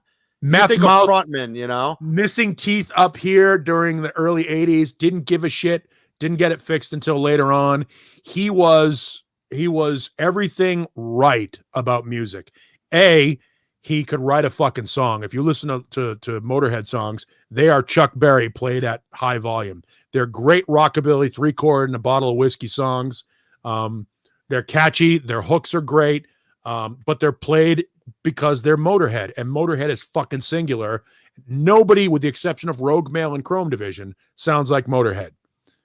And he has that gravelly, thick voice that's so perfect for the band, you know?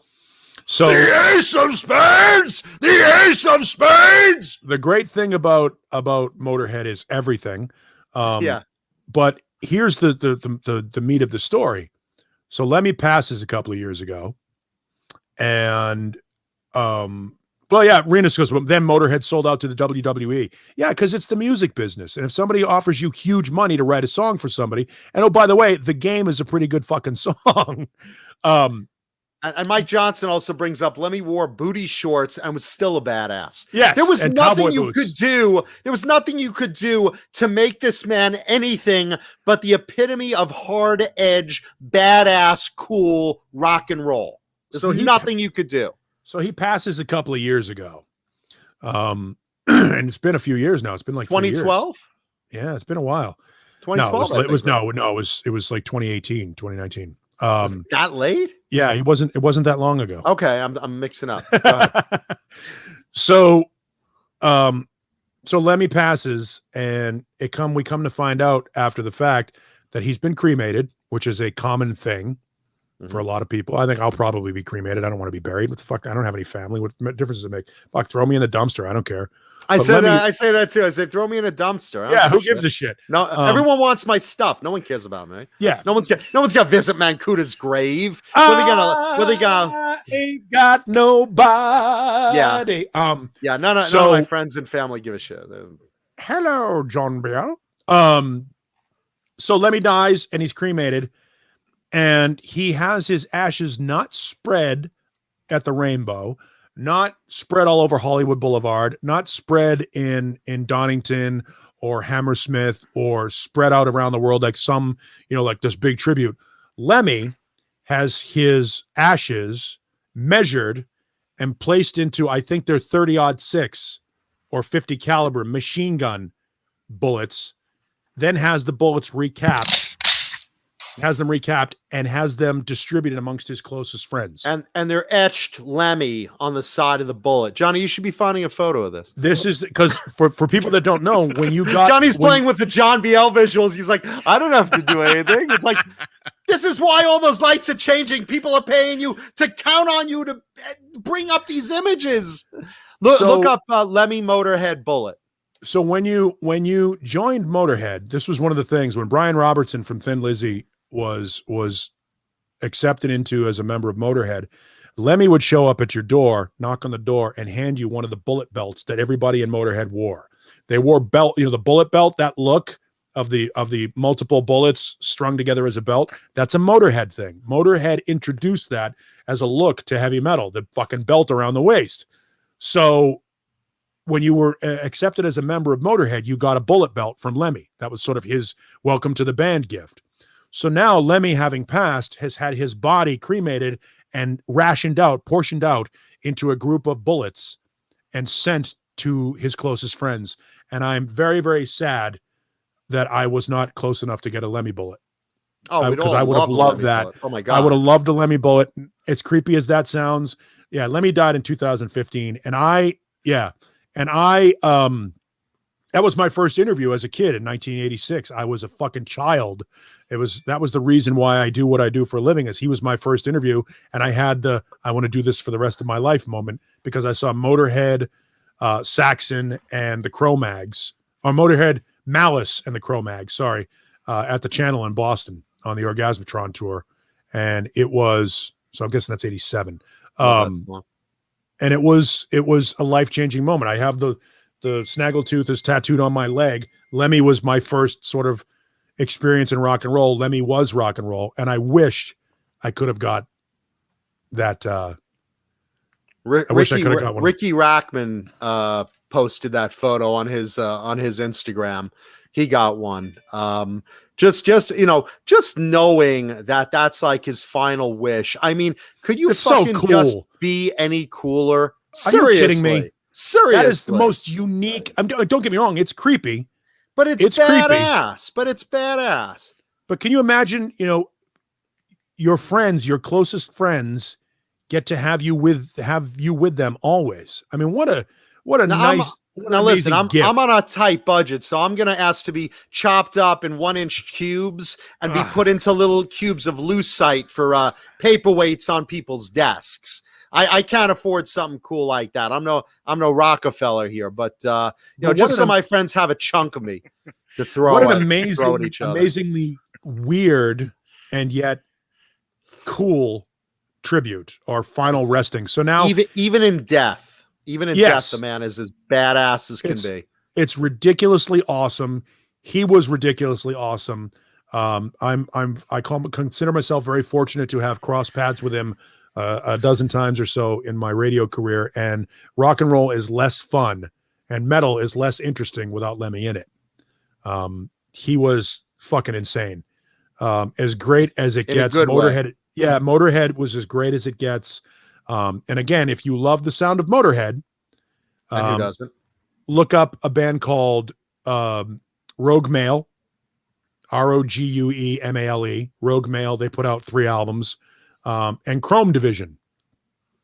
And I think Chrome Division has 4 albums out. It's Shagrath from Dimmu Borgir, and it's his side project, and it sounds very much like Motorhead. And yes, I'm guessing Hetfield's got one, and I'm sure Ozzy got one, and I bet Slash got one, and Dave Grohl got one. Dave Grohl definitely got one. He was. I have 2 friends who were very, very close with Lemmy. One of whom had Lemmy at his wedding. These are record guys. They're not famous people, but they're record guys that worked with Motorhead over the years. And one of my friends used to go over to Lemmy's house on a regular basis, his apartment, and hang out with him on a regular basis. They were that close. I'm guessing he got a bullet. I didn't ask him because it's a private thing, I imagine. But that's a cool fucking thing. That is a ridiculously, amazingly unique thing. Nobody will ever top that. Thrash Metal says Keith snorted his. It's possible. Anything's possible with him. It's possible. Lemmy was a raconteur. He was a legend in every sense, and he was a way better. Some people don't know. Lemmy wrote half of No More Tears for Ozzy Osbourne. Wrote half that record, which is an amazing record on Ozzy's catalog. Mama, I'm Coming Home. Lemmy wrote that song. Hellraiser. Lemmy wrote that song. Those are Lemmy wrote Mama, I'm Coming Home, and that is arguably Ozzy's biggest hit.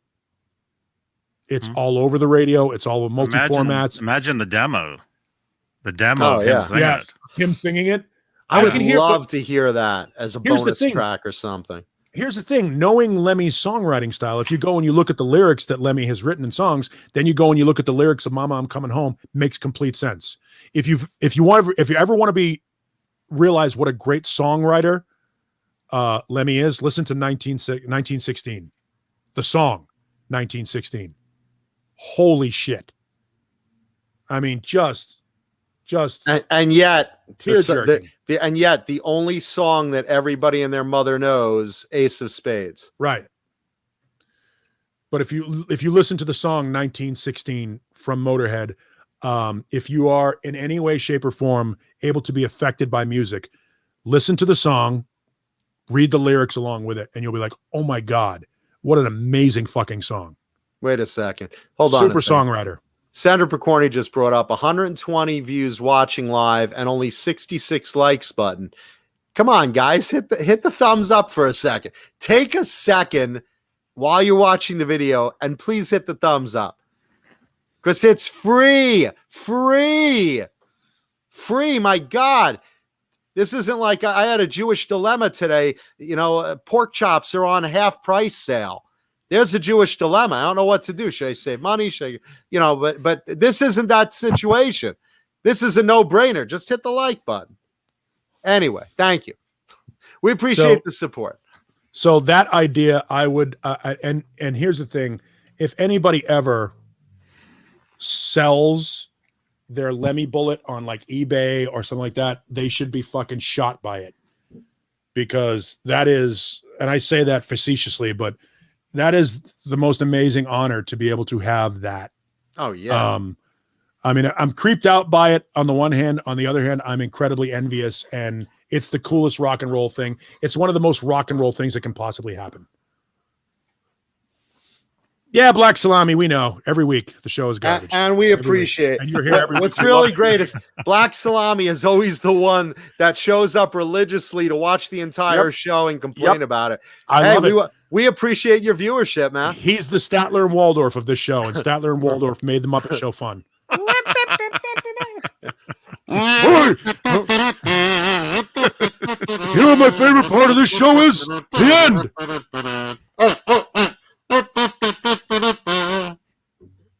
Thank you, Black Salami. Wow. Thank you so much, man. Isolate that. Yeah. And let's also, before I forget, I meant to start the top of the show with it. Let's just, from us and everyone out there, let's just give quick condolences. Over the last week, 2 mass shootings, one in Denver, Colorado, took 10 lives. Officer Eric Talley, and 9 other victims. So we want to just extend our hearts out to the families and friends of those victims. And in Atlanta, Georgia, 8 lives lost as well. So we just want to extend our condolences. We want to do that at the beginning of the show, but we forgot it. But please, everyone be careful out there, and you know, be nice to each other. Try to be nice. I know somebody I saw a post today. Somebody on Facebook said they knew somebody that was at that store. Was it yesterday? Terrible. And thankfully their friend is okay, but they're like, I can't believe they knew somebody that was like how small the world is, you know? No, it is a small world. Look, I mean, we have people over there. The captain is over there. Yep. He's over in Colorado. Yeah, no, that's just an people I care about are over there. It's just, you know, look, just be careful, everybody. That's all. Yeah. There's nothing good that's going to come out of that at all. Yeah. So our condolences to the friends and family of those lost. Meanwhile, back at the ranch, we're back into hard rock world. I'm trying to figure out what band I want to grab their catalog of. Their catalog of. I actually found the 4th Dangerous Toys record, which was great. Artist formerly known as Dangerous Toys, which is a very difficult record to find. After grunge. What year is that? Oh Jesus. 95? Like right after. See, that's the thing. They only did 4 records. I mean, they have a live record, but that's not. I mean, that's a Cleopatra thing. I have a lot of rare records, late records in bands' careers, because I was still buying them when grunge killed the market. Yeah. But most people just didn't. You know, I mean, look, I admit I stopped learning guitar at that time because of the music scene, but I kept buying those CDs, even the later ones that like got no exposure, no airplay, no promotions, you know? Yeah, I was actually talking about that on Saturday night when we were talking about Van Halen 3. I was very disappointed in the fact that Gary Cherone joined Van Halen, not because I didn't think it would work, but I didn't think it was work, but it was because Extreme had released Waiting for the Punchline, which was a fantastic album right in the middle of the grunge thing. Extreme released possibly their most fun. Yes, we know. Released possibly their second best record behind Porno Graffiti. it was fantastic. It was heavy. The songwriting was good. The production was great. All of that shit was fantastic. And yet nobody cared because people were busy listening to fucking Bush and we've said it before, and now everyone shaves their bush. We've said it before. Winger also had one of the best albums of their career at that time, and nobody heard it. Pull was an amazing album for Winger, and if you haven't heard it, go find it. But then there were heavier bands too. Like when we talked about Wrathchild America, they went off to become Souls at Zero, and Souls at Zero put out 3 fantastic records during that period of time. Nobody cared. Yeah, I didn't buy those. I bought Wrathchild to try them. They didn't really do anything for me, but there's like maybe one track on there I liked, but I don't know, something about it was just a little discombobulated for me. But let's see. Rick Ocasek's birthday today. Rest in peace. Bass player for Dangerous Toys. You're thinking of Michael, was the old bass player. Dave, there was a Danny. Danny played lead guitar, but there was no Dave in Dangerous Toys. Gearboy, I'm answering Bull Bulware. Sure. Gearboy points out Pull was Winger's best record. Full stop. Possibly. I mean, look, my favorite was the second one, Heart of the Young. But make no mistake, nobody pulls more than I do. Nobody pull. I pull in the shower. I pull in bed in the middle of the night. I pull just before the show. Sometimes even during the show. No. I love that album. I really love that album. It's really amazing. And what's really fucked up is they spent so much time and money to really do that album right and to mix it right and produce it right. And it was so good. And even Reb Beach was like, honey, we're finally going to hit the money this time. Now, all the the money that we didn't make on the first 2 is coming through on the third one. And here we go. And all of a sudden, the fat kid on Beavis and Butthead is wearing a Winger shirt. And it was like, we're done. We're just done. Well, and they also had the indignity of Kip Winger being the Mitch Malloy of his time. Great singer, way too good looking. I remember Metallica was throwing darts at photos of him. And I remember seeing it was Bullet Boys, Winger, and Cinderella. Wayno was at the show if he's still in the chat. And I remember we were, I don't know, 2/3 of the way back in the arena. We're 2/3 of the way back on the side of the arena.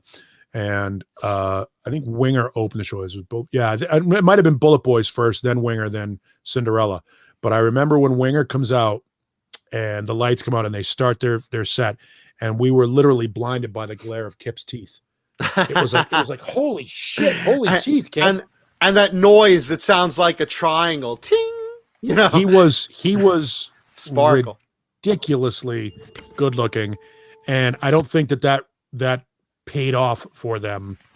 I think they were looked at as being pinups like Bon Jovi, that type of deal. It was. And I don't think the band was taken. They were judged for that. The band was never taken seriously musically. Meanwhile, Kip is a classically trained musician, amazing writer, formerly with Alice Cooper too. Right. I don't have Winger 4 False Flag. I wish I could find that record on CD, but I can't. I have it. You haven't? Figured you would. I have the live one. I have the live sold album. it. And I have Winger's full catalog. I'm a huge fan of Winger. And Reb Beach, one of the greatest guitar heroes of that era, underrated and again, just totally misjudged because of the band. It's like you look at Poison always gets disrespected as pretty boys. Because of the makeup on the album. But look, the fact is they get, paid $10 million a tour and, have mansions and their choice of groupies. And, you can laugh at me for that. I get laughed at for free. Breaker, is it Break Here? I'm guessing Break Here. Break Here. And thank you, Break Here. Break Here. Thanks for filling Johnny's coffee ears. Yeah. Make sure he's taken care of. The lights changed. Interesting. The Headless Cross, Tear, and Forbidden are sort of those weird records for Sabbath that nobody really embraced. And I've got them all too. Cross Purposes live as well. I have them all, and I love Headless Cross. Yeah, they're all. great I mean, they're album. all great records. That was when they were on IRS for a while. They were on a couple of different. They jumped from label to label to label. That was a very inconsistent time for the band Black Sabbath. My guess is the streaming services don't have those because A, there's not a huge demand for the music that's available from them, and B, they may not have been able to get the licensing for it. Whoever owns the publishing for those records may not have licensed them for broadcast. And in a situation like that, I'm guessing they're still under the Black Sabbath publishing or Black Sabbath banner of ownership, which is under Sharon Osbourne's ownership. My guess is the less we hear of That's Tony that's Sharon's laugh. That's her laugh. The less we hear from the Glenn Hughes, Ray Gillen, Tony Martin era Black Sabbath, the more we hear of the Ozzy Osbourne years of Black Sabbath, which is where her financial interests are. So my guess is demand and the ability to license them out. And I don't know that the streaming services would want to pay what Sharon would want for the licensing for those songs. Nobody outside of us in this chat and in this and only 2/3 of this conversation and on this show give a shit about those records. Johnny couldn't care less, doesn't even know them, no frame of reference for them. I don't care at all. But it could also have Johnny's to do just with, like, nah, I don't care. No, that's the truth. That's the with truth. the No, sales. but it's true. No, that's like true. how many No. records, how many copies did those sell? Nobody cares. That you're right. Finding No, them is sure. very difficult. Finding those records, especially Cross Purposes Live, which was a bonus CD that came with a VHS videotape, that wasn't even available on its own. A lot of that VHS. stuff is what? Yes. VHS. I mean, a lot of those records, you know, Do you have it on tape. beta? Do you have it on beta? That's more more people want the VHS tape of that than the actual Yes. record.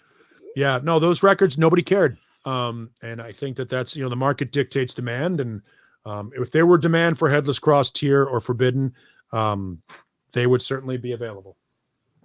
And it's funny we're talking about Sabbath now because I was going to bring up Sabbath as well today.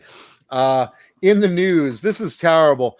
Bill Ward brings up that Ozzy Osbourne recently told him he can't play on a tour because he's too fat. He's too fat. I'm right here. I had to get retrieve this ball from behind the Strat because Ace was starting to claw, and I'm like, And oh boy, suddenly that's you're gonna have a guitar headstock like Johnny's. Yeah, that's gonna end poorly. So I'm sorry, my attention was slightly diverted from the show. No worries. Anyway, Black Sabbath drummer Bill Ward says Ozzy says he's too fat to drum anymore. So Bill replied, wait a second. I understand that you guys are done touring, and I'm 72 now, or 73, I forget. And I understand that I can't drive this band on a tour because, look, you need a certain amount of energy to play that high energy drums on a Sabbath tour, especially, on the road. And he says, maybe when I was 60, I could do that, but I'm still good for studio. And you guys are good for studio too. So let's get in the studio and make some more music. So Bill Ward is putting it out there. Hey guys, I want to make music as Black Sabbath. Come on. And Ozzy says, yeah, you're fat. You're too fat to do that. You've been eating too many biscuits and ice cream and stuff. The problem with that is, Sharon doesn't want to pay Bill Ward an equitable rate. Yeah. Yeah, she'd rather have a studio or a drum track or something like that. No, he's session musician. Tommy Clufetos. He is in no position to negotiate. Tony Iommi is the riff guy. Mm-hmm. Geezer writes the songs. Bye, Rick. Geezer writes the lyrics, writes the songs, and Ozzy is the voice. Bill Ward is replaceable. Sadly, but I hate hearing that a member of Black Sabbath gets the shaft. Same thing with when they were going through that with Joey of Aerosmith. It's like when you're low man on the totem pole, you're kind of the option, not the necessity, but it still sucks hearing that. It's like, here's the one guy that's pushing the band. Hey guys, I'm ready. Before we all get really old, I'm raring to go. And, Ozzy's saying you're too fat. Sharon, you're probably right, is in the background saying, I don't want to pay you. So it sucks. I mean, that's when it's all said and done. If Bill Ward wants to take less money than he is deserving as an equitable partner in the Black Sabbath Corporation, then sure, they'll consider doing it. But Tommy Clufetos will do the job, and the 13 record was fantastic without Bill Ward. Yeah, and for fuck's sakes, don't give me that he's too fat. You don't want to pay him, you cheap bitch. He's not too fat. That's really what's going on in that situation. So, unfortunately, and Halface tries to say that Sharon doesn't own those albums. If Black Sabbath owns their publishing, which Sharon I believe they do, don't they? I think they do. Warner Brothers. I think they do. Yeah, if Black Sabbath owns the publishing for those records, then Sharon owns it. And 13 was a good album, Browns fan. 13 was a great album, especially the extended version. The second disc is outstanding on that record. That record should have been a double album from the moment go. I'm a big fan of the 13 record. I didn't think it was going to be any good. Lenny Lou says Sharon is also a body racist. Yeah, Sharon's getting buried lately. It's a good time. She's not doing well. Yeah. In fact, the best song to me on 13 is Methodemic, which you probably never heard, because the only thing that anybody heard was God Is Dead. Well, you have to listen to the whole album. It's a great record. It's a great record. And speaking of great records, I was going to bring this up too, because by coincidence, I was listening to Paranoid the other day. I had this memory of my buddy, and we went to see Ozzy together during the Ultimate Sin tour. Mm-hmm. And I remember on the way there, he's like, well, let's gear up a little bit. Let's play some old Sabbath. So he played, Paranoid all the way through. And I got nostalgic the other night. So like I went to bed sleeping, and before I went to bed, I started the Paranoid record and just played that through the night, as I went to sleep. And it made me realize, because I hadn't really listened to the album in a few years, other than a track here or there on satellite radio. It's just so raw. And I love that about it. It just sounds like, let's get the guys in a room and just play the song and record it that way. What's fun about the record? So raw. What's fun about the record is you say to yourself, what songs off that record should be on a greatest hits from Black Sabbath, right? That's what you think. If you're making, that's the thing. Almost all of them. Go down the list. War Pigs, yeah. Paranoid, yeah. Planet Caravan, Fairies Wear Boots. Iron Man, yep. Electric Funeral, yeah. Hand of Doom, yeah. Great. Fairies Wear Boots, yeah. Like everything of the 8 songs on that record, all 8 songs are deserving of being on a greatest hits for Black Sabbath. At least 6. At least 6. I would be willing to I would be willing to leave off Electric Funeral, or Hand of Doom. It's good. But as I say that, I don't want to leave off Electric Funeral or Hand of Doom. I mean, you could cut Rat Salad out of it because it's just the instrumental for the beginning of Fairies Wear Boots. But even that's fun. Right. I mean, so the point being, of any of the songs, I guess Hand of Doom would be the worst song on that record. And it's not. And it's one of those albums you can listen to, just put it on, and there's not a bad track. Yeah. And very few bands do that in their career, much less repeatedly. And Black Sabbath did it repeatedly.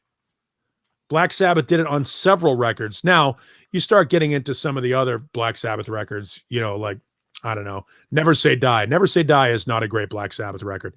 They know that. Never Say Die is a good song. But other than that, And Get Your Bite. Yes. Metallica with Cliff Burton was the opening act. Rip Cliff Burton was the opening act for that show.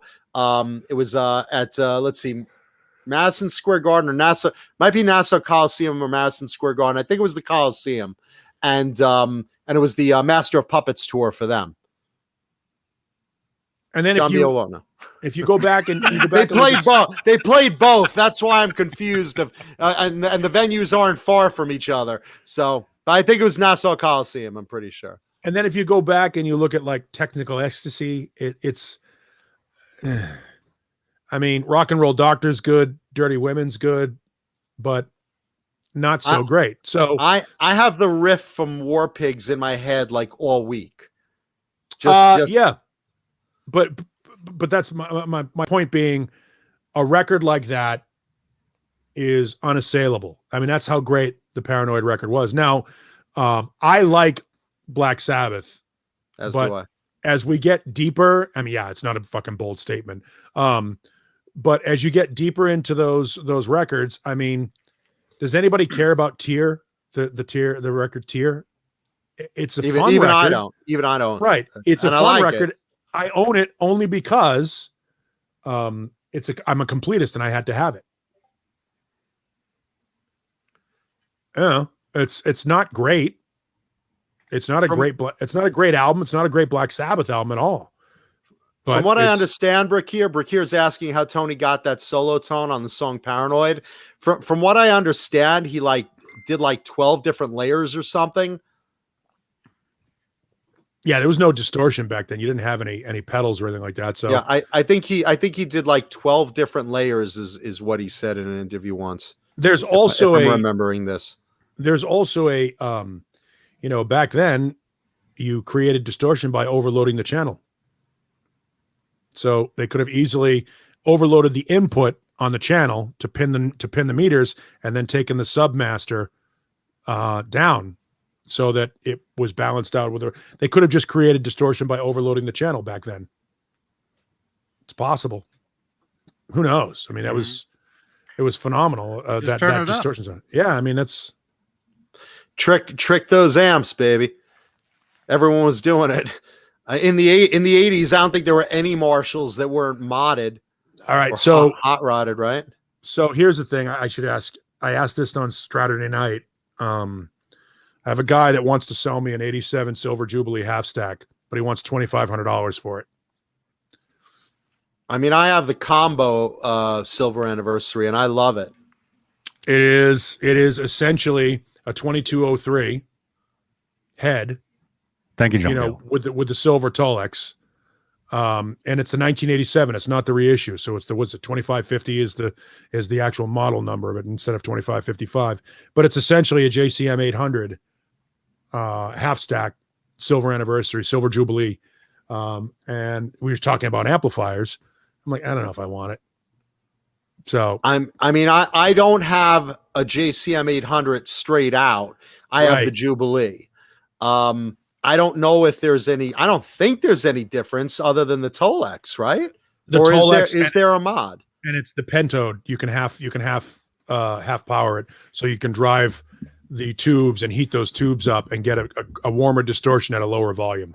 So you can cut the head from. It was the first time they did the pentode where you could half the power. So the 100-watt half stack, there's a switch on it that you can drop it down and make it a 50-watt and drive this. And it really is the Tolex is the major difference. Right. Other than that, but I've got a DSL that has the pentode option on it. And I've got a vintage modern head that gets me that super lead sound. So I really would be buying it based on the fact that it's just great Tolex, and it was allegedly Gilby Clark's at one point. But again, you can't go unless you have like Provenance out the wazoo. Right, exactly. It's a moot point. Yeah, I don't care about that. But someone on Reverb recently pointed out to me, hey, this guy has one of CC DeVille's Randall heads. And I love CC. I love CC's tone, even though the world doesn't. I do. And he pointed out, and so I look at this amp, and it looks like blue and silver kind of camouflage. I'm like, okay, well, their sets were usually sort of a camouflage kind of thing, but I don't remember it being blue and silver. And then I looked, and I was like, well, that's a tube amp. Where CC's amps weren't they solid state when he was doing the Randalls? So like I have to look further. Well, Randalls are solid state amps anyway. This one's tube. Huh. All right. This one's tube. Yeah, and I I was thinking, I remember he liked crates and he had a Soldano at one point, but getting back to yours, you know, there's no wrong answer on a JCM 800. I know exactly. That's the thing. I don't see the advantage of silver Tolex. I don't personally, don't care. I just happen to get one because I got a good price on that Jubilee. See, this is not a good price. That's the thing, is if I could get it, like I'm a big, and you guys know, when I buy my guitars, I usually buy them from desperate people. That's just business. That's how I got all my Ernie balls. It's just sort of how I had to suck a lot of balls. That's how I get them. So I really like. I don't have a JCM 800, but I get a great classic Marshall tone, super lead tone from the Vintage Modern. I have a 100-watt Vintage Modern head that I would put against any JCM 800. It's a fucking great amp. And you can EQ and offload all that stuff. Offboard it with pedals and whatever other stuff. So I'm leaning against it. I'm leaning against buying it, but I thought I would throw it back out there. Just for something else to talk about. Amp talk. I'm gonna say personally, I think that I think I would hold out for a regular JCM 800 because you'll be saving money and you'll get basically the most classic sounding amp of the 80s. Yeah, no, I mean if I want one, that's what I just don't see the value. I think you're paying I'm with for Tolex. I've got a JCM 900 combo. I've got the DSL, which will get me close to the JCM 800 if you dial it in correctly. And the Vintage Modern has the old tubes. It doesn't have EL34s in it. It's got the KT88s. So it's a different head when you drive it. It has that classic Jimi Hendrix Marshall tone to it, that old school 70s Marshall tone that you're looking for, that classic, the super lead tone that Eddie Van Halen got on the first record, you can get out of the Vintage Modern. So I don't see the value in grabbing that Silver Jubilee now that we sit here and talk it through. I don't either. I think you'd be best going for a JCM 800. Wayno brings up, looked it up. Ozzy was April 28th, 1986 in Nassau. I saw them 3 nights before you on April 25th. Metallica was awesome. Yes, they fucking were. Yeah. Master of Puppets is my favorite Metallica album, and live they were amazingly good. And Ozzy with Jake, that is my favorite Ozzy album. Ultimate Sin. So for me, it was just like heaven. So yeah, good on you, man, for seeing that. Going back to Amp Talk. Sorry, guys. By the way, yeah, somebody asked about the JCM 900. All right, so there are like 3 or 4 different JCM 900s. Who was it? Renus Pinkel asked about it. There are 3 or 4 different JCM 900s. The one you want, if you're going to buy a JCM 900, the one you want is the SLX. That is the best JCM 900. And why is that? I don't know. I mean, it's just the best version of that amp. Sounds the best. It's the most versatile. It's just John BL signal kills me. What do you say? The John BL signal kills me. I'm just looking at the John What's BL the best signal? Marshall amp, John Bill? Well, the JCM 800 or a Plexi, depending on what you like. Yeah, the Plexi. Yeah. You So with the JCM 900, the one I have, the combo I have is a 50-watt dual reverb. That's which a combo, is, or it's a it's a 2x12. It's a 2x12. That's what I like. Is I like combos. Yeah. So what happened was they put there's a diode clip on it that creates a little bit more harsh sound. The 900 doesn't have as warm a sound as the 800 does, but if you EQ it properly or run it through, a rack and EQ it right with a multi-band EQ, you can get a close to the 800 sound for nowhere near the cost. That said, the JCM 900 was intended to be an amplifier that competed with Soldano. It was supposed to be a high output amp. It was supposed to be an amp that you played metal through. It's a metal amp. It's not really a very versatile amp. Marshalls have never been really known for their clean sound to begin with. So unless you can get the SLX, I would try to find a better. someone's Zoomies. Unless you can get an SLX, I would try to find a different Marshall amp. Again, I would highly recommend the Vintage Modern if you can find one, and they're relatively cheap now on the second-hand market because a lot of people. What year were those? Shit, they only made them for like a year or two. I don't remember. Maybe 2012. Somebody will correct me on that. Ow! Here comes that. I was about to say, here comes that John BL single. Yeah, no, I think it's 2012 they made them. The Vintage Modern series. The only problem with most of them are the Vintage Modern. Most of them are in like a deep purple Tolex. That's okay, John BL. That's cool. And we still love you, John BL. We do love John BL. And the Vintage Modern is supposed to be matched with it's a matched cab with it that has greenback 30s in it. So it's a 120 watt cab with a 100 watt head. Obviously, you got the 4 vintage 30 greenbacks in that cab. So if you've got and I don't have the cab with it. I've only got 1960 cabs, which have the 75 watt GT 75s in it. But apparently the Vintage Modern through greenback 30s 4x12 is supposed to be the sweet sound for that amp. Going back to another question, I guess was the DSL 100 Renus Pinkel asked about. Absolutely, the DSL 100 is a good choice, especially the Vietnam made ones. And by the way, touching on the JCM 900 again, a buddy of mine got one. Probably I want to say like 1990, right about there, something like that. 90, 91, something like that. The 900 was basically made to sound like an 800 with a mod that a lot of people were doing at the time. Yeah. So that was basically the reason. That was basically the reason the 900 sounds a little different. It was just basically, okay, people are modding their 800 to sound like this. Let's make the 900 with that little mod. And that, to be honest with you, the 900 is a response to Dimebag.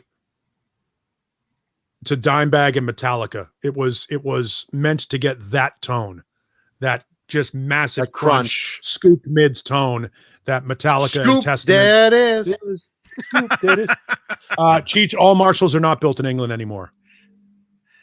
The high dollar ones are still built. They also wanted to get away from Sharon Osbourne. Yeah. The high end ones are still made in England. They do make some of their midline and budget ones in Vietnam. Now that said, quality control is fantastic. I've seen the DSL, the JCM 2000 DSL 100 versus the DSL 100H or HR. I would take the Vietnam one over the JCM 2000. The circuit board where the tubes are plugged into is more stable in the Vietnam made one than on the English made one. So if you're going to take the Vietnam one, if you're going to go clubbing and you're looking for a DSL 100 that's going to give you that super lead sound that's close to the JCM 800 or the JCM 900, it's a very versatile amp. Buy the DSL 100H because it's made in Vietnam. If you take it to a club and it gets beat up or beat to shit, you can easily replace it. And in a club setting, nobody will know the difference. If you're recording, get the JCM 800, get the Vintage Modern, get a super lead or a plexi or what. Spend the money if you're recording, or go to a studio that has those options to you. But for a live environment or for the bedroom player, the DSL 100H is a fine amp. Hi, Jay. Let's say hi to the great Jay Hannon of the band Gizmachi joining us. Jay, somebody in the chat said that your song was on Liquid Metal, like just now. I gotta let the dogs out. I just heard a bark. Sorry, I'll be right back. Oh, let the dogs out. Yeah, by the way, for those that are not aware, and if you're not aware, that means you haven't watched any of the shows, the new Gizmachi album is out. It's out now.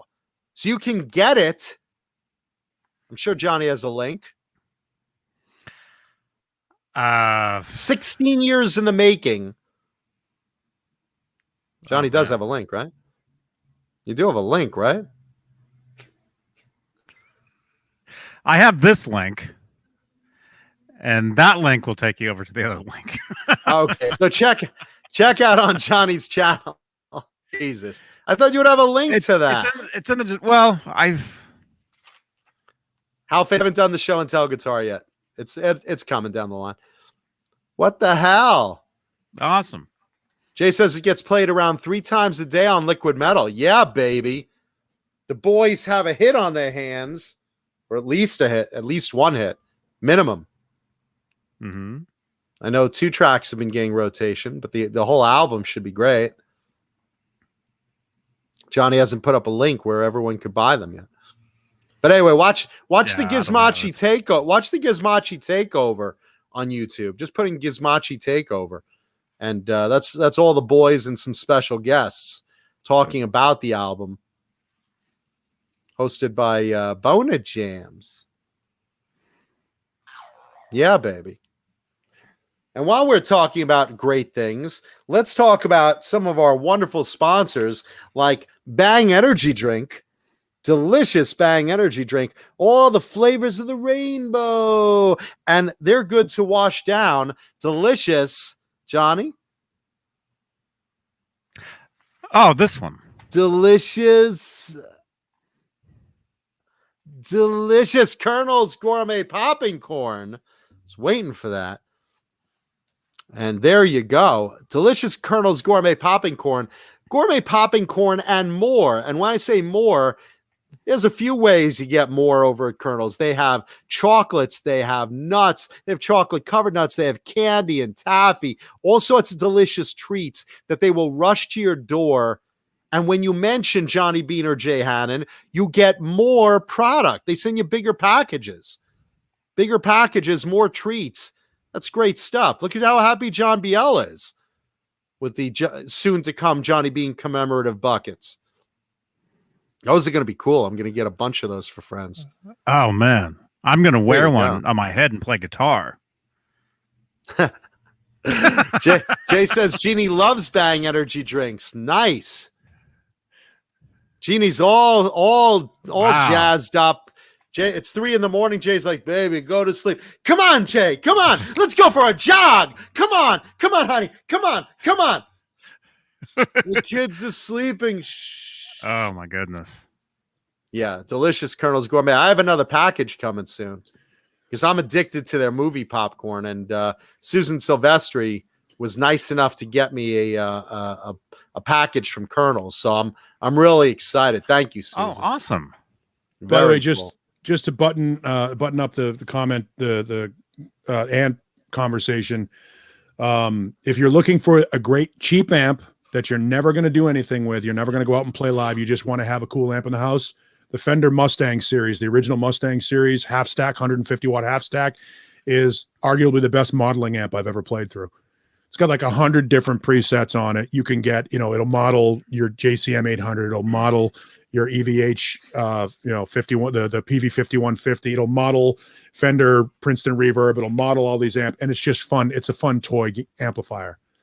And if you're looking for the best high gain amp you can possibly own, the EVH 5150 can't be topped. Everybody knows it. It's the greatest high gain amp ever. And it fits in the palm of your hand. There it is. There it is. Doesn't John Biel have like 15 of those on a little stage? Funny you say, I do have 3 lead 12 micro stacks. That's my wall of Marshalls. That's very funny. Yeah, we saw that. Can you also bounce off them sideways with a guitar? No, because if I bounce one, I'll go through the drywall. My favorite flavor of Bang Energy drink, the Hannons want to know. New Hootens. Purple Haze I like a lot. Sour Heads I like a lot. This one's basically like, grape on cocaine, which is great. Sour Heads taste like the candy. I like those. I like the Rainbow Unicorn a lot. It's super sweet, which I like. And they came out with a new strawberry flavor I got to get. So that'll soon be coming. Vistalight 1972 says movie, kettle, and Chicago mix are great flavors from Colonel's. They're all good. And my mother's addicted to the 2 cheese flavors. I myself I huff down the movie. I never thought it would be anything special. It is the best movie popcorn you can buy. It's so damn good. I never got that one. I am not a sweet. I didn't order it. Shay was nice enough to give me an extra bag because I mentioned Johnny Beane and Jay Hannon. And if I mention Johnny Beane, can I get one? I'll bet you can. Hi, this is Johnny Beane of Johnny Beane. Yeah, Movie popcorn, delicious. it really is. It really is amazing. It's you think it's the most plain flavor, but it's the most flavorful thing on the planet. It's so damn addictive. That's my favorite. Damn addictive. I like the caramel. I mean, because I grew up eating Cracker Jacks. The only thing I hated about Cracker Jacks was the peanuts in the Cracker Jacks. The current penis in your Cracker Jack. I did that. I took the box and I put it here, and I was like, "Oh, I don't like. You want the toy surprise in there?" Damn it. The caramel. The great thing about the Colonel's caramel is that it's all of the Cracker Jack popcorn with none of the peanuts in it. So it's better than the Cracker Jack was like these little pieces of popcorn. The Colonel's is big and fluffy. Yeah. By the way, if anybody's looking for one, I can also get a line on a 60-watt EVH combo. If PV 5150 combo. If anybody's looking for one, I know a guy was looking to sell it. I know a guy. Is it what's his name? Sad Ace? No, it's not Sad. It's not Sad Ace. Sad Ace. No, it's not Sad Ace. It's another guy who has been trying to get my autographed Zakk Wylde buzzsaw out of me for years, and he doesn't quite understand that it was a gift from Zakk, and I don't want to give it up yet. Not yet. Not yet. Yeah, I don't see that's going to happen. But yeah, he just happened to luck into it, and he's like, "Hey, if you know anybody that wants one, I'll put the word out." And I hate to be the buzzkill of all this talk of amazing amps. I am constantly, even with multiple amps at my hands, including a Marshall, including an Orange and whatever, I keep going back to that Galen Kruger, that GKML 250, that little 100-watt lunchbox. I just love the thing. It's the amp I played back in the day.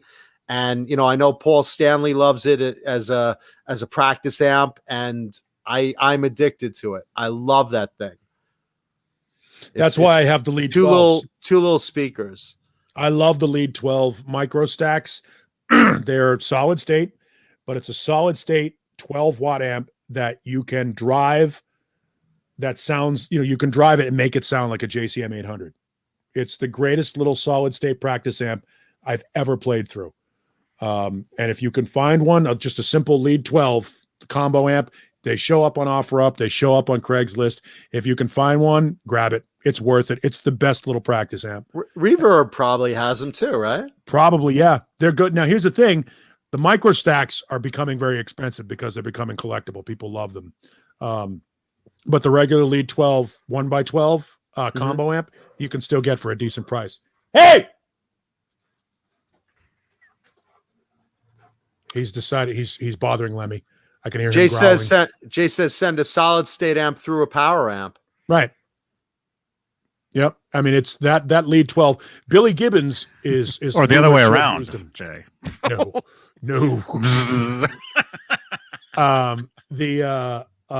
Billy Gibbons is legendarily rumored to use the lead 12 as a preamp.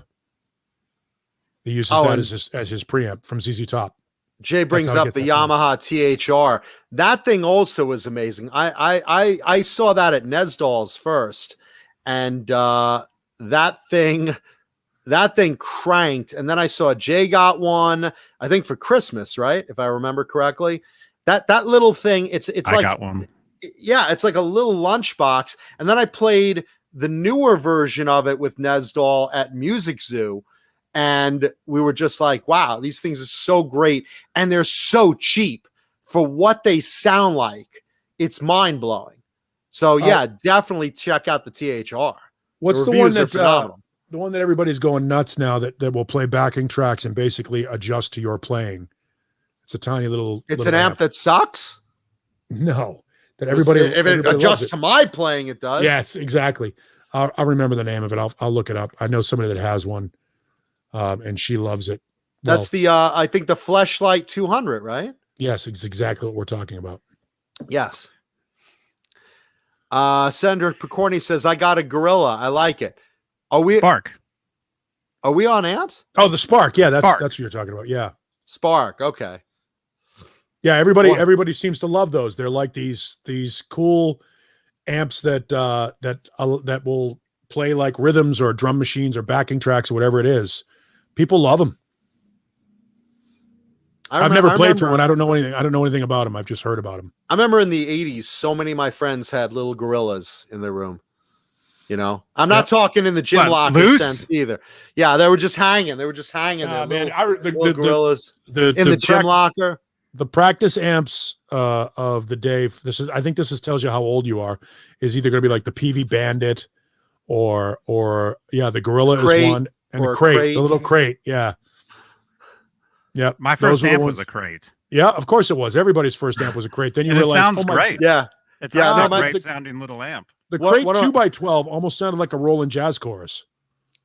Yeah, one of my ex-girlfriends back in the day, she's like, "Oh, we should go over Billy's house. Billy got a new guitar." I was like, "Oh, cool." So we go over our friend's house, and he breaks out this, cheap guitar, and he plugs it into either a crate or a Gorilla. I found what, and he starts wailing Metallica, and I start smelling the air, and I was like, my girlfriend's pussy's getting wet. I got to get her out of here. I got to get her out of here. I thought she was going to leave me right then and there. It was just like, hey, man, we got to go. We got to go. He's like, don't you like my playing? Yeah, it's great. Fuck you. But it smells in here. It smells. Yeah. I just knew she was getting so turned on. She's like, probably thinking, I really want to fuck Billy. What am I doing with John? He sucks. I was like, I got to show you how much I suck in bed. Come on. What's amazing though, and there's something to be said for it. You hear about the legend is buy the best guitar you can possibly afford at the time, or buy the best amp you can possibly afford at the time. There is certainly some legitimacy to, if you're playing and you're not really a great player through a Gorilla or a crate or a cheapo amp, you can't hide it. But if you're playing and you're not really a great player through a JCM or an EVH or a Mesa Boogie or something like that, suddenly you're like, oh, this doesn't sound so bad. There's something to be said for playing a quality guitar through a quality amplifier that will inspire you and motivate you to continue playing. So the whole, you get what you pay for. It's better tone. I just think it applies. You get what you pay for really does apply. And if you say to yourself, well, the difference between $400 and $500 for a guitar or an amp or whatever it is, it's actually worth that extra $100, because if it sounds better, make the investment. Don't say, well, I'll buy this cheap one and get the next one next time, because you'll always regret not getting the one you wanted. Well, here's the thing. I mean, I play great equipment, but it makes me suck in great clarity is what it is. So everyone hears, wow, that's a great tone that you're butchering. So, but here's the thing. When you give your guitar to somebody who knows how to play, and you hear it through your rig, and you hear how what the potential is for what your rig is, because even no matter how good a guitar player is, and I know we hear this all the time, it's in the fingers. Yeah, it's in the fingers, but it's also in the ears. And if you're playing great through a shit rig, it's only going to sound so good. But if you're playing great through a great rig, then you know that rig is capable of producing amazing sounds if you do your part. Well, the thing for me, and again, I started off with really good guitars out of the gate. My first three guitars I got a Japanese Fender Strat, which back in the 80s were very well made. Mm-hmm. I got a Kramer Beretta USA, which was the ESP builds at the time. Yep. And I got a Gem 777 Vi. The Loch Ness Green. So, I mean, out of the gate, I had super equipment. And what I felt was, even though I'm not worthy of these guitars, as I learn on them, the playability that I feel on these versus those cheap imports across the showroom of Sam Ash, I'm more inspired to play because it feels better to play. It's more comfortable, it's smoother, it's more fun. And that was it. It was all about the playability of these instruments versus I admire these guys that get these, $100 BC Rich Platinums or these, import Kramers that are really like low end, because the action is this far off the board. And if you can sound good playing that, when you get something like what I'm playing, a good hand-built USA in your hands, you're going to be 10 times better at it. But that's the difference, though. The difference is if you're a good player, then that's great. But if you're a mediocre player, but you're playing through great gear, the comfort and all that stuff will inspire you to go, hey, that's I can. This is possible. This is possible for me to do this. Where and you guys, you should get what you want. Get what you want, even if you have to save up an extra 6 months. Do it. Well, you'll never go wrong buying the best you can possibly scrape together. So if your budget's like $200 for a guitar, but you think you could wait a little longer and scrape together $500 and get something used, because you don't want to pay retail for something new that's just overinflated. You get something used that's of quality. It's better to stretch and get that good. It's an investment in yourself because it just feels better and that inspires you to play more. This is a Mexican guitar. I don't know what it costs new because I got it used. It's a Mexican Strat. It's still a Strat.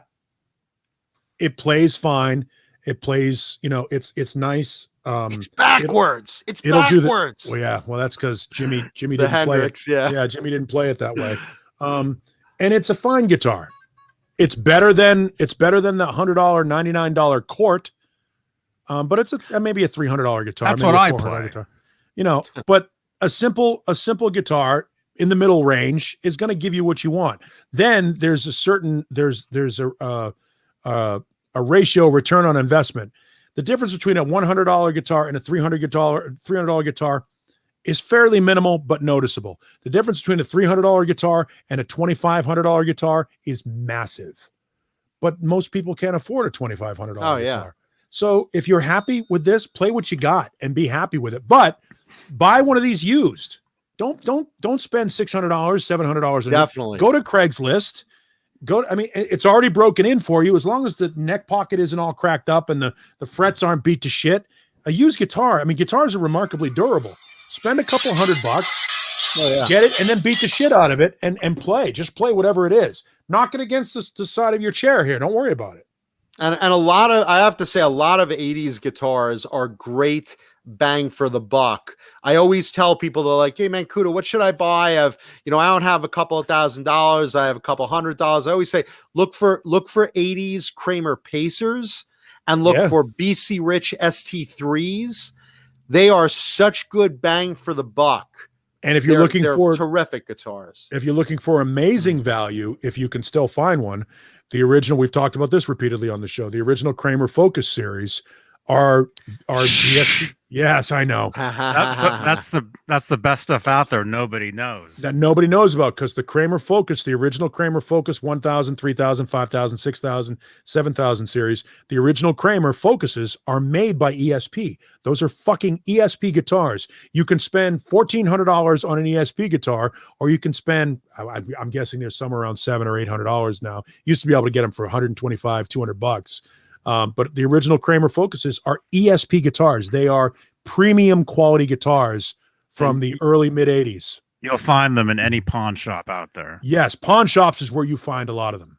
Tons of them in pawn shops. I don't know why. Where you find those in import Jacksons you always see in pawn shops. Yep. Like half the wall is always those, and Fender Strat copies.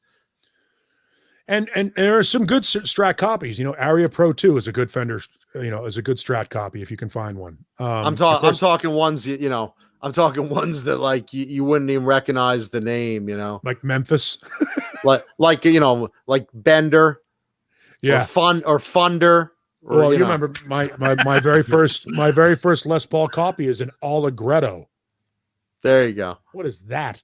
But it was $110, and my father was smart. He realized I wasn't going to be very good at it, so why invest a lot of money in it? Hey, listen, get if you're going to get a Les Paul something, get an Epiphone. Epiphone Les Pauls are great. They're good bang for the buck. Epiphone Les Paul Standard is a fantastic guitar, and it's a great platform to customize. Pull the pickups out, grab a pair of pickups off of Craigslist or Vinyl, or Vinyl. Call our friend Craig. Go Vinyl. specifically to Vinyl pickups and have Craig build you a replica PAF and slap it in your Epiphone Standard, because you got to get up to the Epiphone Standard. Don't buy the bolt-ons. Buy a standard. You can buy a used standard for $250, $300. Go see our friend Dane Zimmerman at Zim's Guitars. Buy an Epiphone for $300, $400. Go see our friend Craig. Get the Mancuda Bucker.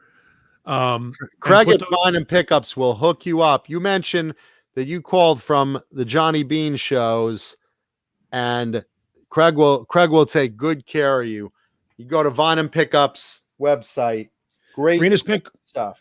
Renus Pinkel brings up a good point. The Epi Les Paul quality control is better than Gibson. Why? Because they're not man-made. They're put on an assembly line, CNC robots. Cut. Everything is all robots until you get to the end. The finishing is done by hand, but the actual construction of the guitar is all automated, as opposed to what's going on in Gibson. And the quality control is more consistent. You're more likely to find, if you've got 20 guitars in a room, of those 20 Epiphones, 17 of them will probably be solid. Of those 20 Gibsons, 9 of them will probably be solid. It's just the way it is with those guitars. Bracker, with all the money you're giving to Johnny tonight, you could actually upgrade your guitar with new Vinyl pickups. So I highly recommend it. He says, then I got a $1,500 Ibanez with an Edge 02 trem with the Air Norton True Velvet and True Tone pickups, and this thing is insane. A good pickup set can take a pile of scrapwood garbage into Tone Town. Sure. And those are the Van Halen pickups you have in there. The Air Norton and the Tone Zone. Mike Johnson brings up a very good point. Orville Les Pauls are actually Gibsons. Oh, I could have got. There was one of those at Guitar Center one time years ago. I thought about it, and I had to leave to go on tour, and came back, and it was gone. For people that don't know, Orville is the first name of Gibson. Orville Gibson is his name, and Orville Redenbacher. Yes, so and a great sci-fi series by the producers of Family Guy. Yeah. So I don't like Orville at all. The Orville Les Paul is a Japanese Gibson Les Paul. They're made in Japan. They're made by the same people that make Ibanez, the same guitar factories that make the Ibanez Gems. That's what they're made in those same factories, and some in better factories that are specifically contracted by Gibson. In Japan, Gibson can't be used as a brand name, so they have to call them Orvilles. But they are a great value in Les Pauls. They sit right between the Epiphone and the Gibson in quote unquote quality. But I would say an Orville Les Paul is going to be a little bit more quality control consistent than a Gibson. Although, again, over the past 2 or 3 years, Gibson has really tried to get their shit together. But if you can pick up an old Orville Les Paul custom, you can get that for a third of the price of a Gibson, and it's well worth the investment. That's good, because I'm just looking. Their Gibson's quality, in my opinion, through the 20 teens, was terrible. Yep. At least in my opinion. A lot of people like, oh, these R9 historics. I'm not talking about a $12,000 fucking guitar that I still don't think is up to the prices they ask. Yep. I'm talking the standards and the customs with these, the crap wood, and I like some of the colors they brought out, but that's it. The playability on those I thought was terrible. No, Gibson had a real rough time in the 2010 to 2019 period. I'm told I have a 2019 classic that I got for cheap money that I really don't play. I just got it. I picked it up because it was cheap money. But I hear in 2019, when they went through their management change and they brought in new people, that since mid 2019, they have become better guitars. They're more concerned with how they're doing. But yes, from what, 2000, I don't even know, 2010 or 2009, 2010 through 2020, it's a crapshoot with Gibson. Yeah, around 2000 was fine.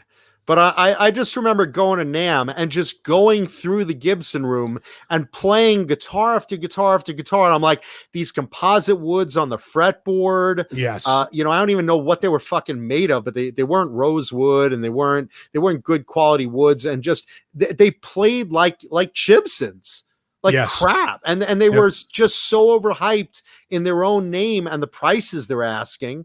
And I was like, what the fuck is this? Yeah, there was I think they bottomed out with the Les Paul 100 years when they were doing the robot tuners, and I mean that was really when they put the robot tuners on them, and they changed the script to Les Paul's signature. It was a little different on the headstock. That was the period that sucked. Those were 2015, I want to say. Those were awful guitars, and you know what sucks? And people hated them. That a beautiful blue and silver burst sparkle that looked so cool. I was like, wow, this is neat. And I thought the tuning idea, I was like, well, let's see what this does. And I tried one. I was like, this plays like crap. No, they were not good guitars. That whole Les Paul 100, and that was his birthday, his 100th birthday. That was around that time. They just were not good guitars. They, again, Gibson, Hendry lost sort of focus, somewhere, and I have a couple of mid 90s. I got a 94 standard that I like. I've got two 2001s that it's funny. There's certain years you hear about the good wood years, and it's about a 2-year period. There's like a 2-year period, and then there's shit for a couple of years, and then they sort of get it back together. It's like a pendulum. It swings back and forth. And those mid 90s years are considered good. The early 2000s, 2000 to 2003 are considered good. And it's just so hit or miss with Gibson, and that's the issue with it. If you don't know what makes a good Les Paul, don't buy a Les Paul guitar. You really have to be experienced in what makes up a good guitar if you're going to spend that kind of money. If you just want a Les Paul guitar that sounds like a Les Paul and is not going to bleed your bank account, buy an Epiphone, or buy an ESP Eclipse. ESP Eclipses are fucking Those fantastic. are well made. Those are well made too. Yes. Those are very well made. Yep. Dan of New Jersey, he says he likes the 2016s, and so does Yostinator likes the 2015, says they're amazing. I'm going to put this in the same category as I do the Norlin years. In general, the quality is terrible. You may find, like with a lot of Gibsons, the hit or miss quality control, you may pick out a winner. There are ones. Look, I have 3 out of my 4 Gibsons are Norlins. I like the playability and the quality of the particular ones I have, but out of the Norlins or a lot of Gibsons, I played a ton that I think are just absolute garbage. Yeah, so it's hit or miss. Choose. If you found some 2015s or 16s that are really playable to you, and out of the lot of what's at Guitar Center that year, you were like, oh, well, this one's a winner. You can find them. They are out there. I'm not saying every single one is trash, but a lot of them are, and the quality is a lot dipped in the later years of the 20 teens for sure. And like Paulie said, good word years. I always hear like around early 2000, 2002, Yep. The 90s and in the mid 90s. I hear. I mean, it depends. I've heard funny the too, 'cause late 80s. I'm looking at the years that I own: 94, 97, and then I got the Ace Frehley signature, was his 98. 01, 01, 04. Nothing until the first year of the traditional pro, which was 09. The Budokan in 12, the Rosso Corsa in 13, and then nothing until 19. So from 2013 to 2019, I avoided Les Pauls completely. But you're always at Sims Guitars trying stuff out. You've had a lot run through your hands. Yeah, and I'm a Les Paul guy. Mm-hmm. So I know what I feel, what I like, and what they feel like. And yes, you can grab 2 Gibsons made on the same day in the same year with the same finish and have 2 completely different experiences. Extremely different. Brick here says, I also have a Schecter C1 Apocalypse with an original Floyd Rose and the Sustainiac neck pickup, which is terrific. My elephant squeals can be heard in Africa. There's like elephants like all horned up now. Like, where is that bitch? Where is she? I hear her. A lot of elephant boners dragging through the dirt. Yeah, I love Les Pauls. I have enough now. I say that I'll probably buy another one when you're always just one. You're very close. You're very close. You're only one away from just enough. I just need one more. You're always one away. I'm actually, again, my Rosso Corsa is involved in a trade that I'm trying to get consummated. That still is. I don't think is ever going to happen. This is like a peep show. You never know. You never know. It could happen one day. I could keep get the talking call. To that stripper, man. You never know. You never know. It could happen. But I go through periods where I want to sell off my Les Pauls. I want to get rid of them. And then I don't know. I have a dream. And then you sober up. Then the liquor wears off. I have a dream at night, or I listen to an LA Guns record, or a Guns N' Roses record, or a Kicks record, or a Kiss record, or Zeppelin, or Aerosmith. And I hear that tone that I love so much. And I go, yup, I'm keeping it. And I do the same thing. I've got a couple of SGs, and I'm like, I don't really, if I'm going to offload a guitar to fund another guitar, let's get rid of an SG until I put on Rose Tattoo or AC/DC or, Sabbath. And I'm like, shit, I don't want to get rid of that sound either. So you go through periods with certain guitars. And that's why I think, some people who don't love music ask you, well, why do you need more than one guitar? Because you want all the sounds that you love. Yeah. And I love a lot of sounds. And that's the thing is, if you want a shred guitar sound, for you, it's a BC Rich. For me, it's a Gem. Mm-hmm. But it's the same feeling. I like both, but yeah. You know what I'm saying? It's I do. Sound. When you pick up a Gem, nothing sounds like a Gem. Nothing feels like a Gem. When you pick up a Les Paul, as good as I have an ESP Eclipse, a USA Eclipse from '99 that was made in the custom shop, I love it. It's Les Paul shaped. It's got 24 frets. It's a shred guitar. It's got a beautiful ebony neck. It's got EMGs in it. If you want to have a shred Les Paul, that's what it is. But it doesn't feel like a Les Paul. It just isn't. I got an Explorer Music Therapy Laz. The Explorer is just as good. The Explorer sits right between tone-wise, right between the fatness of a Les Paul and the shrill, beautiful bite of an SG. There you go. That fills in that gap. Yeah. Brakir wants to know, do we sell active pickups? Well, it's not us. It's Vinum Custom Pickups. They sell everything. Go over to Vinum's website. Craig Vinum will hook you up with. He'll build you whatever you want. Anything. You want a tone, just tell him what you want. He'll bring you up to that. Amazing pickups. And someone else said they had it. He just got Vinum's in their Kramer. I forgot who said it in the chat, but said it was amazing.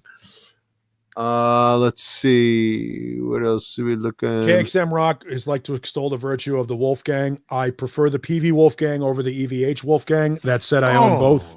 I do. I think the PV Wolfgang has a warmer sound. I think the EVH Wolfgang is too hot. And they're both great guitars. I just prefer one over the other. I prefer the Ernie Ball over all of them.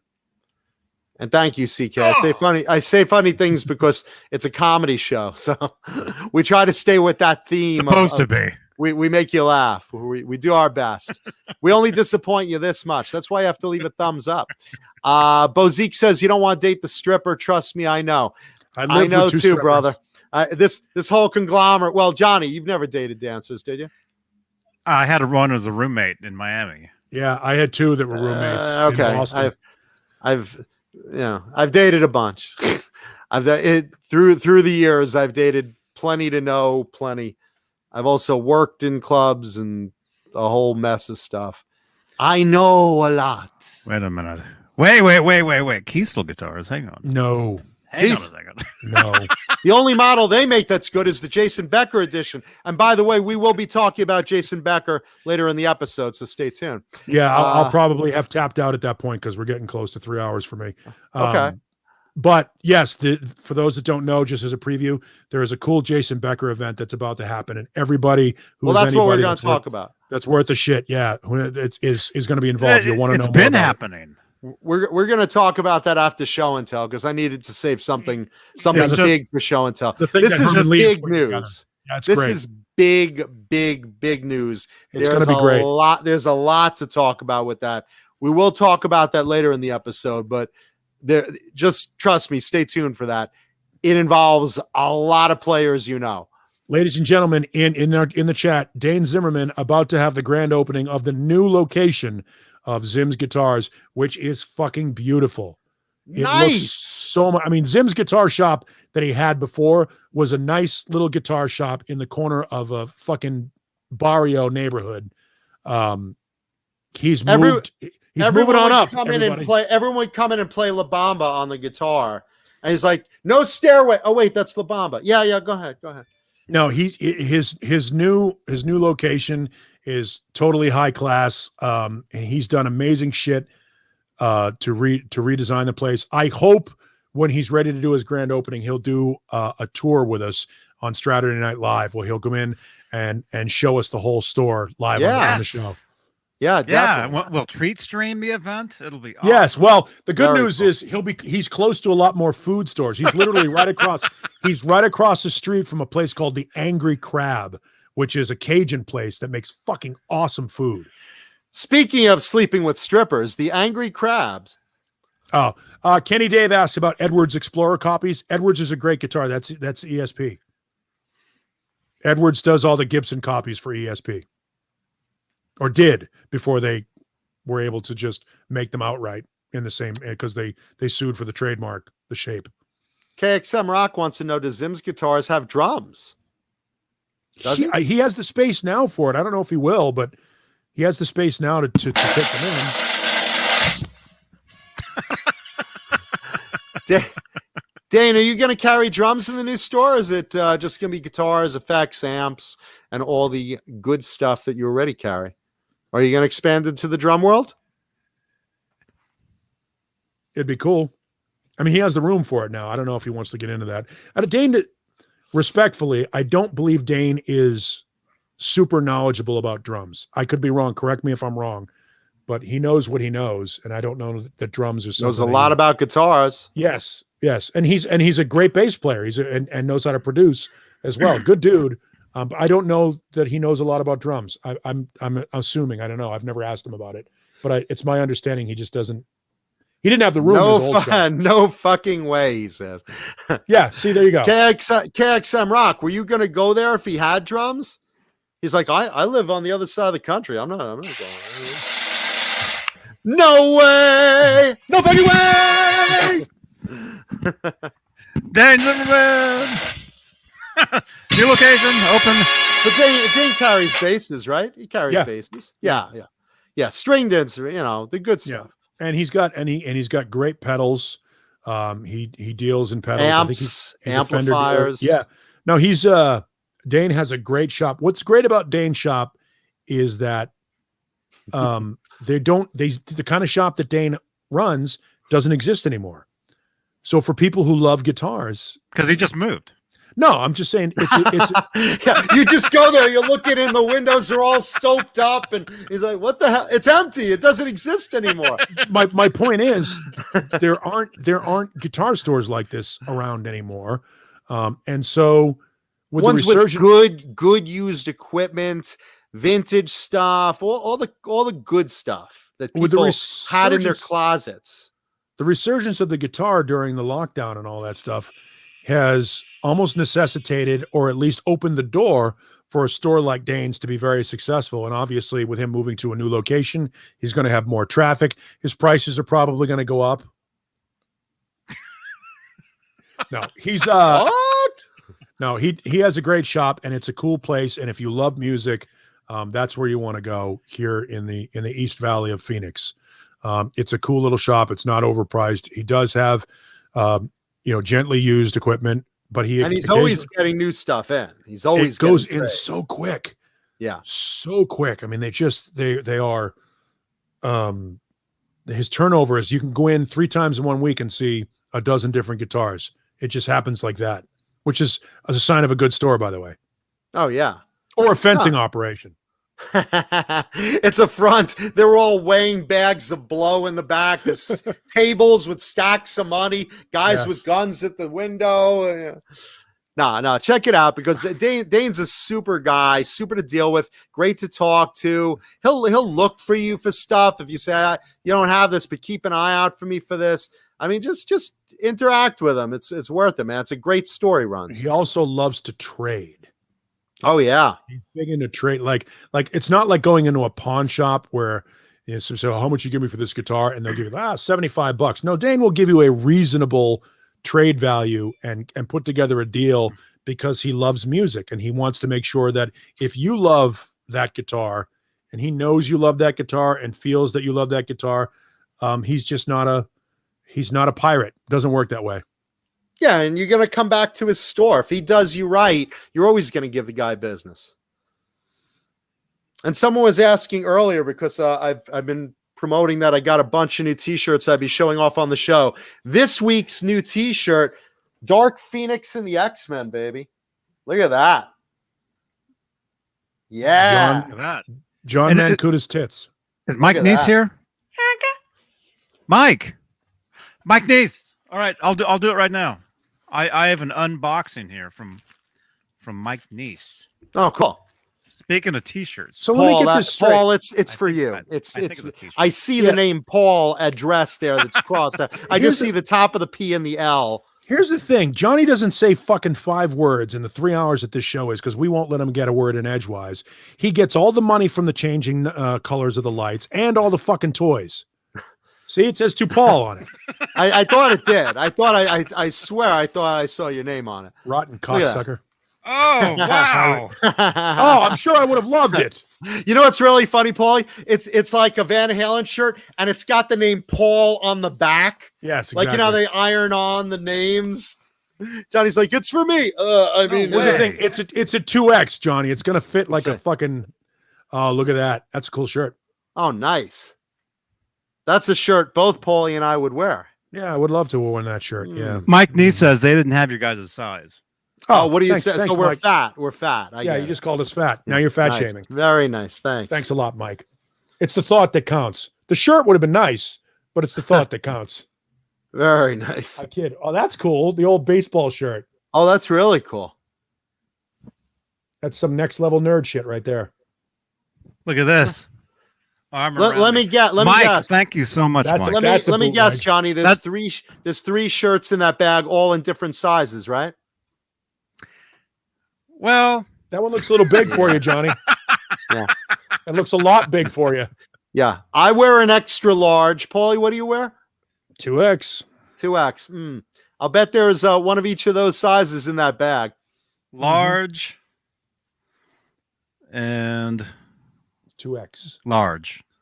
Liar. Such a liar. I'll bet it's an Liar. XL and a 2XL, Paulie. Put the tag. Such Johnny, a liar. Johnny, put the tag up to the camera on that baseball shirt. I bet it's bigger than a large.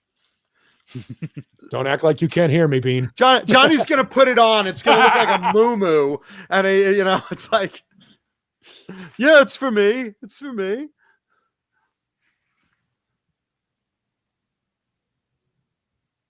All right, you live. That's a big large. Yeah, that really looks like That an is, that oversized is a big large. And apparently it is from the EVH store because it's got the EVH logo on it. That's cool. Wow. Real authorized EVH stuff. Yeah, I just saw that. That's kind of neat. Very cool, man. Mike, well thank done. you. Well done, Mike Neese. Well done. Yeah, those are cool. Very, very cool.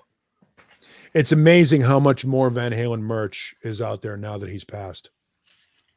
Yeah, I mean, that's to be expected because people, you know what? You don't know what you got or who you got till they're gone. That's the fact. Nobody the fact. expected Eddie. It's like there are certain things like when Tom Petty died, or when Prince died, and now when Eddie Van Halen died. You wake up in the morning and you say, "Well, that guy's always going to be here," Yeah, you think. and then they're not. Yeah, you think about it. Didn't William Shatner just turn like 90 or something? 90. Yeah. Wow, Captain Kirk, God bless him. Tell your heroes you appreciate them now, folks. While Go they're see- here. We go back to what we always say when live music comes back around, and your favorite band, when your favorite band comes around, no matter where they're playing, no matter how high that ticket price is, it could be the last time. So Yeah, go. check them out. They were talking the other day that New York State is opening, or they're at least opening on a trial basis, see how it goes. Outdoor music venues, 2,500 people and over at 20% capacity. They're going to try for live music shows. Can they make money at 20% capacity though? If they've raised the ticket prices, sure.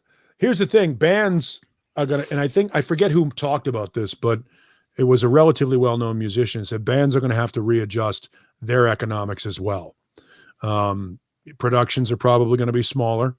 It might have actually been Paul Stanley. Their productions are going to be smaller. Concert venues are going to be, tours are going to be going to theaters again. Arena shows and stadium shows are probably not going to happen for another 2 years until we know that you're not going to lose money planning a tour, because the logistics of planning a world tour or a United States tour or South American tour, whatever, are very expensive. There's a lot of money laid out originally in the beginning. So bands can't afford, again, there's what Jay is saying. Bands can't afford to tour right now because for the amount of money that it costs for a ticket and the amount of insurance and the amount of logistics for trucking and road crew, manpower, they're all going to have salaries, to go back. venues. It's going to be amazing as bands, big name bands that are used to touring in tour buses or airplanes or staying at, the Enormo Dome, beautiful luxury suites, are going to be back in vans. And the question is, do they want to do that? Does a band that is used to touring want to change the touring economics to go back to touring at a lower expense level in the exchange for making sure they can make a certain amount of money profit-wise and still go around? And I don't know that they are. I think a lot of major bands will be done. Kith is going to we're going to resume the Fair Warning tour, but we're going to do it in sheds and backyards, like with pools, and we're just going to bring like 1 amp each person. Yeah, I mean, that would be the interesting thing. Yeah, and Jay brings it up. B and C level bands won't be able to tour, and A level bands will probably choose not to tour. And I think we're going to see more virtual shit, more Zoom, more pay-per-view. I think the logistics of setting up once in Vegas and doing pay-per-view shit like you do with boxing and wrestling and MMA and all that shit, I think that may be the live music experience of the future, just predicated upon economics. I think they're gonna return to full touring, but it will take time. It's not gonna be, it's the same thing I said about Comic-Con and stuff.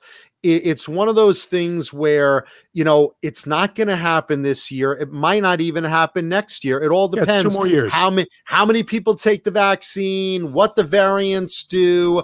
I mean, there's so many factors. I don't see, 2,500 plus open venues making a lot of money at 20% capacity. There takes way more work and expenses than people realize to put on a big fucking Coliseum or arena show.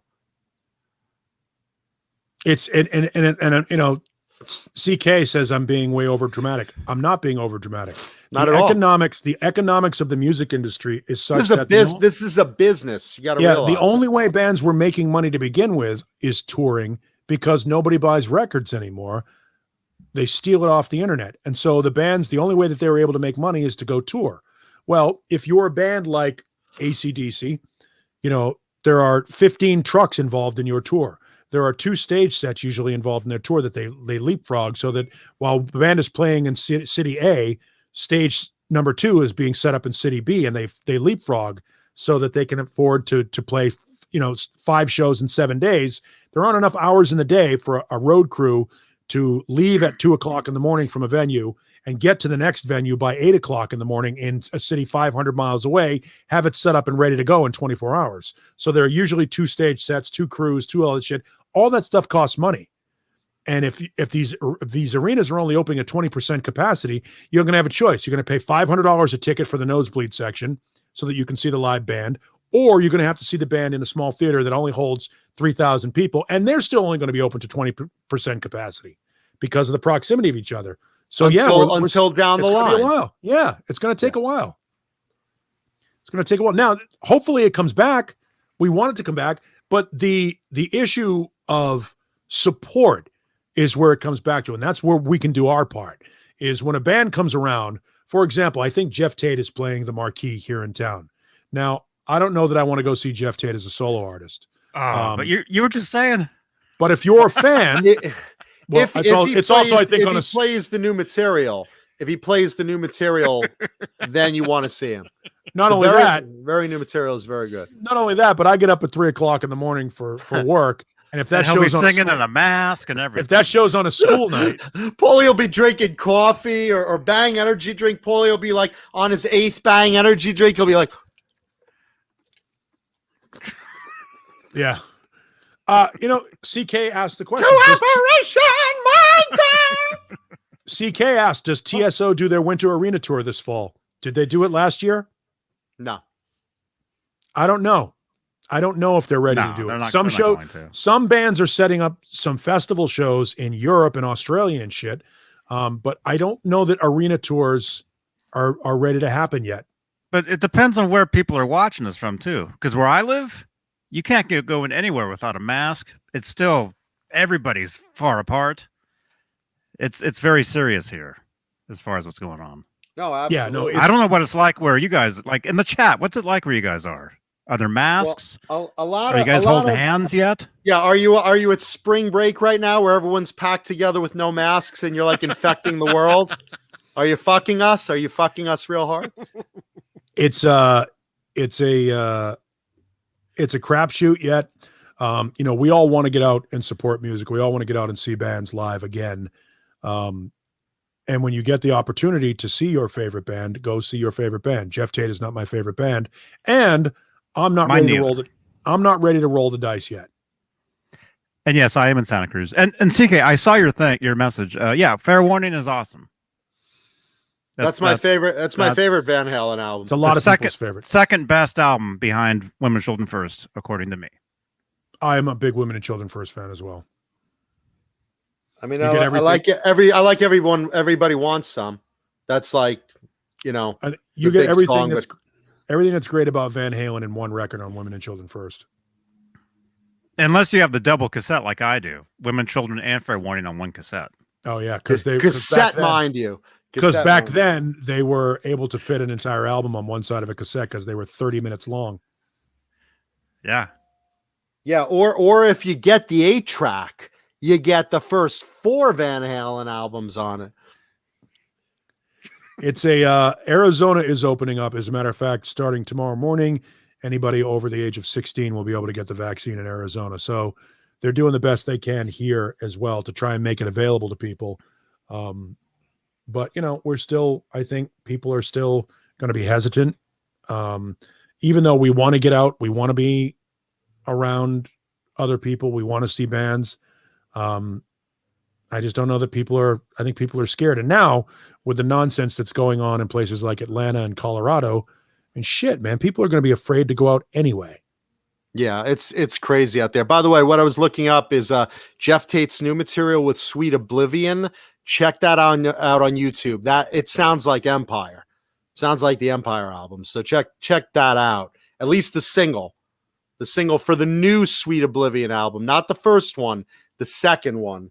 Check that out. Because if he's going to play that in concert, you definitely want to hear that. What's interesting is he was asked, what album was your favorite of I saw this, yeah. Yeah, and he answered like the later one, the last one, I forget which one it was. Dedicated to Chaos. Yeah, and he said that, and everyone's like, any others? And he's like, yeah, I don't remember if it was Here in the Now Frontier or one of the others. It was another one of the later ones, and they were like, any others? And it's like, what about like, Operation Mindcrime, like the biggest thing, and Empire, like the 2 best albums you guys are known for? Those aren't your favorites? And I don't know why he was like, he said, oh, because, we all did it together. We all worked together. And the rest of the band is like, man, you were a dick back then. The other band. That was when the band was breaking up. Yeah, for me, Operation Mindcrime is one of the 5 best albums of my lifetime. And Empire was just amazing. I mean, I love Queensryche overall, but like his choices were like not what anyone else's choices were. It was when Chris DeGarmo was gone and everyone was fighting, and it was like, really? Like, because we were sick of being in the studio with you at that time, Well, that explains why they're not together, because they're just not on the same page. Totally not on the same page. They're not on the same page. I mean, there's a certain, again, this goes back to what we were talking about 2 hours ago with Great White, there's an acknowledgement of what they created together and an appreciation for what they created together.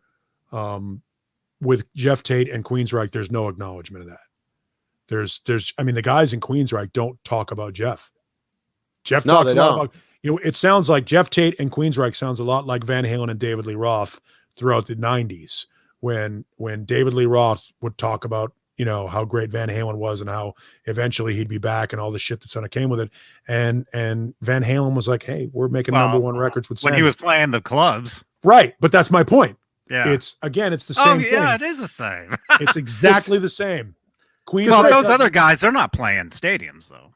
No, they're not. No, they're not. But again, that acknowledgement of they're stronger together. If Queensryche and Queensryche tours, like when they tour, they constantly play. Like there was a time when you could pretty much count on Queensryche coming through Phoenix every 9 months. My friend used to manage them. They were always on the road. And with Todd, they've come out with 3 albums already. Yeah. I mean, in a matter of 6 years. I mean, and his voice is top notch. He's like when Jeff was young. Todd didn't lose it. Jeff comes in and out. He sounded good lately, but for a while he was really straining. Yeah, I remember seeing Queensryche with Jeff probably 2001, 2002 at the California State Fair up in Sacramento. And they came out and I was like, this is not the band I saw on the Mindcrime tour. DeGarmo wasn't there. And let's face it, that's that chemistry thing. Queensryche without Chris DeGarmo is good, not great. Yeah. And nothing against Parker. He's a great player. It's just not the same. Chris DeGarmo wrote a lot of that material and that makes a difference. Bye, David. I think he also had better chemistry with Michael Wilton, who's fantastic. Yep. Yeah, just because you're good players doesn't mean that you're going to play well together. We talked about Contraband. Chemistry. Yeah, we talked about Contraband. Somebody hit me up on Facebook and said, "Hey, why didn't this project last longer?" I'm like, because there were too many Chiefs and not enough Indians. Nobody wanted to be a team player. Everybody wanted to be the head of that band. And it just didn't work out.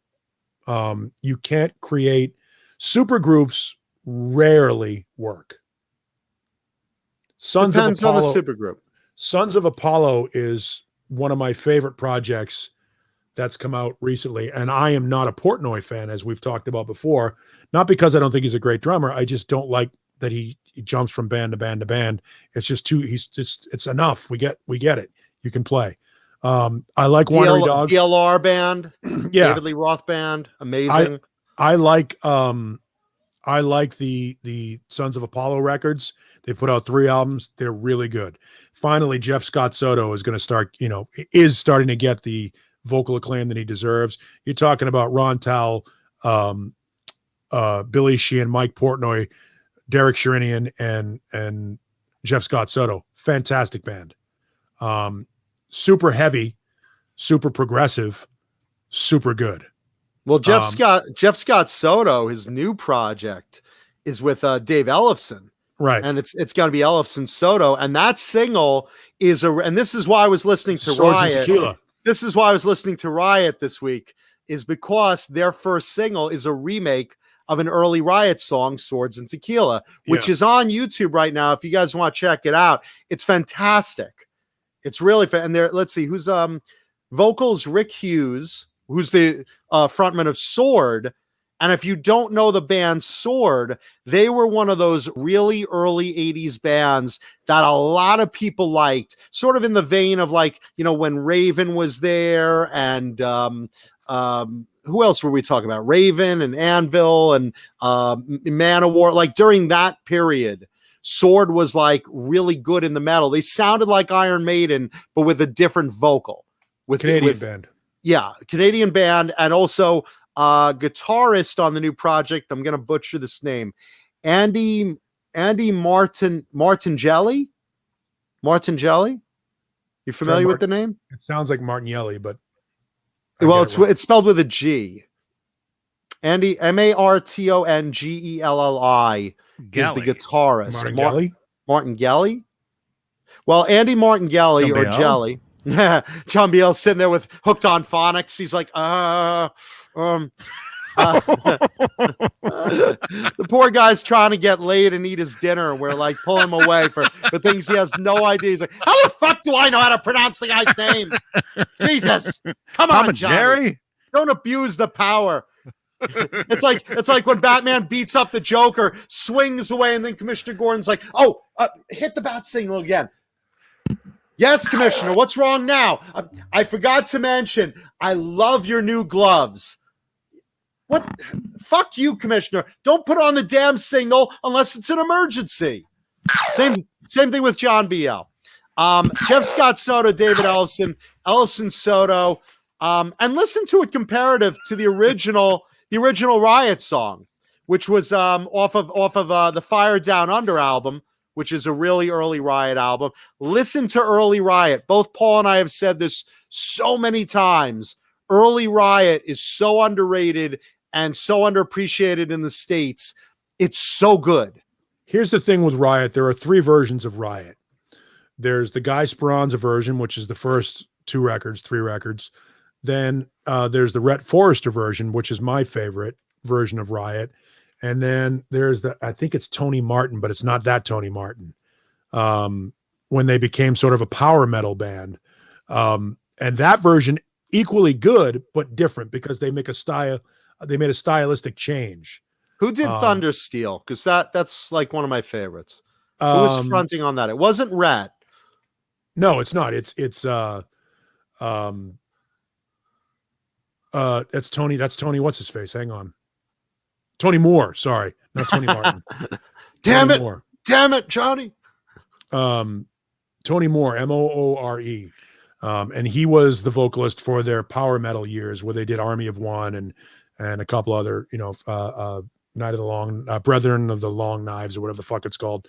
But there are 3 versions of Riot. The first 2 versions, the Guy Speranza, Rhett Forrester versions, are more of a hard rock in the vein of Saxon.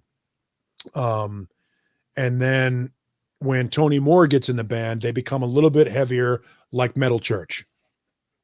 And it's good. It's good. Every incarnation is really good. Yeah. They're just different. They're different. Every version is excellent, but they're different. If you like the first and second versions of Riot, you may not like the third one, and vice versa. They got heavier as they went along. And then, of course, everybody in the band is no longer, the original members are gone. So now they're called, I think they're Riot 5 or Riot V. I think it's Riot 5, whatever. And let me point out, if you like the Rhett Forrester version, get Rhett's solo album, even the score, because it's fucking terrific. And rest in peace, Rhett Forrester. And if you can find Dogbone, get the Dogbone record. Rhett sings on that band too. Also, let's pile on Rhett right now. Also, with Jack Starr, Rhett also sang Burning Star stuff. Yeah. Mm-hmm. So. Great stuff, and such a shame he got shot during a carjacking, unfortunately. Just so you know, I'm looking at Amazon just because I googled the Dogbone record. $120 on Amazon. I hate rare stuff out of print. It's so out of print. $120. Rhett was an interesting character, just to fill in CK. Rhett liked whiskey. Rhett liked drugs. Rhett liked women. Rhett liked fighting. Rhett was everything that Axl Rose before Axl Rose was Axl very Rose. similar. Yes. Very similar in demeanor, but nowhere near the amount of security, and intelligence to make good decisions. Rhett made a lot of bad decisions. Rhett would disappear for days on end, and the guys in the band couldn't find him. Rhett was kind of a nightmare, a walking nightmare. That said, super talented guy. And when he was on, he was a star. When he was a great vocalist, a lot like Andrew Wood from Mother Love Bone. He was destined to fail because he just made bad decisions. He was with no one to rein him in. Yeah, basically. Yeah. So Rhett was one of those guys that should have been massive, but his a series of bad decisions sort of ended his life too early. Well, I don't think the carjacking was his fault, but fighting back. No, probably he wasn't a good idea. here's the thing. Rhett never met a confrontational situation he didn't like to participate Engage. in. Yeah. He liked to fight. He was a tough guy. He was a tough guy. And sometimes, everybody's a tough guy until you meet one. And every once in a while, a tough guy meets a guy who's that much tougher or that much better armed. And who has no regard for human life. And unfortunately, Rhett didn't know when to turn away and exercise some discretion, and it cost him his life. Mike Neese goes, good thing Ozzy Osbourne has Sharon. Yeah, well, literally, he would be dead by now for sure. Absolutely. Not a doubt in my mind. That's the one thing I have to give that witch is she did save Ozzy for us. Charlie S., you said you used to see Rhett in a Jersey club. He was great, wasn't he? You knew he had it. Rhett Forrester had the it. Andrew Wood had the it. You know who else has the it? It's not really hard rock or metal, but Ian Thornley is a super talented guy who has it. Ian Thornley is the lead vocalist for the band Big Wreck, Canadian band Big Wreck. Cool. And a super talented guy. Are they a current band? I don't recognize. Big Wreck has like 5-6 albums out. They came out in the early 90s with a song called The Oath. That had a little bit of a Baba O'Reilly feel with the way the guitars went. They also had a song called That Song and another one called Blown Wide Open. Yeah, very super talented guy, Ian Thornley, put out a solo record as well. But they've got 4 or 5 records out. Again, Canadian band that got together in Boston when some of them were at the Berklee School of Music. Should have been big. Bad timing. It happens. And I say this all the time, you can go on YouTube and find some incredible talent that nobody will see outside of YouTube. Sometimes it's just luck of the draw. Yeah. We know in this circle, we know some amazing guitarists. And you all know a few. Josh I'm Jones, thinking of. everybody. Josh is the big one.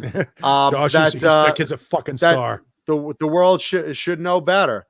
And Phoenix Vanderweeden also should be known better. I mean, there's a bunch that I can rattle off that should be definitely known. But, at least Phoenix is on her way with albums. Not Josh, not yet. And you should know him because he's incredible. I have a friend of mine that used to work for Irving Azoff that when he found out I knew Josh, he started reaching out. He goes, hey, can you get me Josh's contact info? I'm like, sure, here it is. Good luck. Mm-hmm. He's like, that guy should be a star. There was a kid here. There's a kid here in the Valley who's a drummer. He's not a kid. He's an older guy now. His name is David Bedell. And he is a drummer. He's on the Dave Ellefson record, F5, the band F5. David Bedell was the drummer in F5. David Bedell is a fucking star, but David Bedell won't go out on tour because he was taking care of his mom. Like, your family comes first, sort of a Vito Bratta situation where he's taking care of family. So he couldn't go out on tour, but David Bedell should be a household name. Super drummer. I love my mom.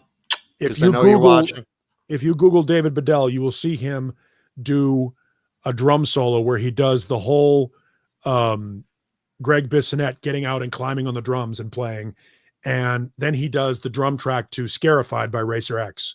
And it's dead on. He's nice. He's a sick drummer, amazing drummer, super talented guy. Again, YouTube is great because you can find some of these undiscovered talent that basically radio, and there is no MTV. There's no outlet for this amazing creativity for these people other than live music, which brings us back around to when you get a chance to support live music, please do. Renus says Vito Bratta's flipping pizzas. Yeah, but he owns the pizza parlors. He's doing what he loves. He's not he's not behind a register of someone else's place. He owns pizza places. So I mean, he's doing that. It's like Chris DeGarmo wants to be an airline pilot. He's an airline pilot. That's something he enjoys doing. But these guys aren't hurting. Not most of them. Certainly Charlie not S. the two mentioned. Charlie S. was talking about the story of Rhett Forrester. As I understood it, it was told to me originally that he was stabbed during a carjacking, but as it turns out, he was shot during a carjacking.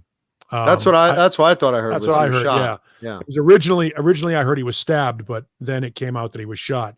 either way, Rhett liked to stick his nose into places where it didn't belong. And if you saw him in clubs in Jersey, you knew the guy was an apex alpha male, super talented guy, didn't take any shit, tough guy. Unfortunately, it ended up hurting him. So going back to the Vito BRATTA thing, yeah, Vito BRATTA went home and put his White Lion money to work for him, started some businesses, and took care of his ailing father. I think his father's gone now. I could be wrong on that, but Not I think sure. his father might be gone now. But there is a great example of a guy who walked away on top. Vito BRATTA should be a household name. And he did smart things with his money. Should be a household name. He is every bit as good as Reb Beach and Steve Vai and Eddie Van Halen and all of those guys. He has all of the technical acumen. I'm gonna back up a few gears. I'll say he's up there with Reb Beach. As far as Steve Vai and Eddie Van Halen, he's lower than that. He wanted to be Steve Vai and Eddie Van Halen. Yeah, I do too. Maybe that's, but we all do. Yeah. I think if you go back and listen to that music again, you'll have a different opinion of it. The songs weren't as strong. The playing was. He's an amazing player. I'm not taking that away. He's a true full-fledged 80s guitar hero, well-deserved the whole 9 yards.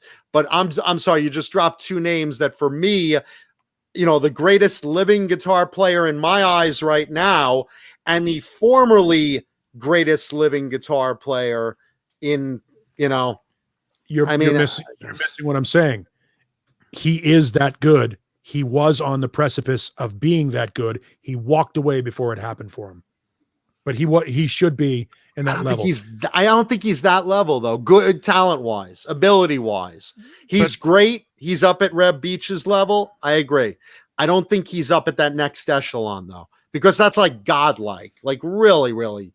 Here's the thing. What I liked about him was he was a chameleon. And he could do, and that might go back to, he didn't really have anything that belonged to him. He did all the things that Eddie Van Halen did. He did all of the things that Yngwie Malmsteen did. He did all of the things that Steve Vai did. But he was a jack of all trades, but a master of none. And I think that's probably was, if there's a way that you keep him, that keeps him out of that upper echelon, what I'm saying is the talent was there, the ability was there, the opportunity was there, and for whatever reason, he walked away. The timing. Johnny, what do you think? Johnny, what do you think ability-wise? Comparative to those three other players Paulie mentioned. Where do you think Vito sits in the levels? He's below them. I mean, do you personally think ability-wise? I mean, I know what Paulie's saying. I mean, obviously, you don't do certain things. If you're in White Line, you have to fit that band. It's like CC DeVille went to Juilliard, but he's playing pop metal. What I'm saying is, do you think he's as good as Reb Beach, above, below, as good as Steve Vai, above, below, as good as Ed? I mean, where do you think he lands? Well, I mean, there's ability, and then there's songwriting, and then there's timing. Right. And he's at the very bottom of all of that as far as everybody else that you mentioned. Well, but again, here's the thing I'm trying to point out. I'm not saying he's on that level from a legend side, but I'm saying there isn't anything that Eddie Van Halen could play that Vito BRATTA couldn't play. There isn't anything that Steve Vai can play that Vito BRATTA couldn't play. He could do all of those things. He was every bit as good. They also did it first. I understand that, but that's not what I'm talking about. I know what Paulie's saying. I know he was Paulie's saying. Every bit the player that they are. He wasn't the songwriter, and he certainly didn't have the timing. But he could have been. Look, Jason Becker is every bit as good, or was every bit as good as Eddie Van Halen and Steve Vai. But he's not Eddie Van Halen and Steve Vai. But he's every bit as good. There's a handful of guys that are that good. Paul Gilbert, Richie Kotzen, Tony McAlpine, Yngwie, Vai, Van Halen, and BRATTA, in my opinion, Nuno and BRATTA is one of those guys that is at that level, was at that level and walked away. And that's talent unrealized. I mean, I agree. Totally talent realized. And again, we could go on with, great and ability. I just personally, I think that he's up there with Beach and a lot of the guys you mentioned. I think that Becker and Yngwie could hold with Van Halen and Vai. I think some of the other guys are a little lower. Just again, not by much, but like just below them. Well, you know? and Johnny brings up the arbiter, which is originality. I didn't hear anything original. There's nothing original in Vito Bratta's playing for me. I love his melodic style, but I've heard it before. I think everything. Here's the thing: Vito had all of the things that Nuno has. Nuno made it his own.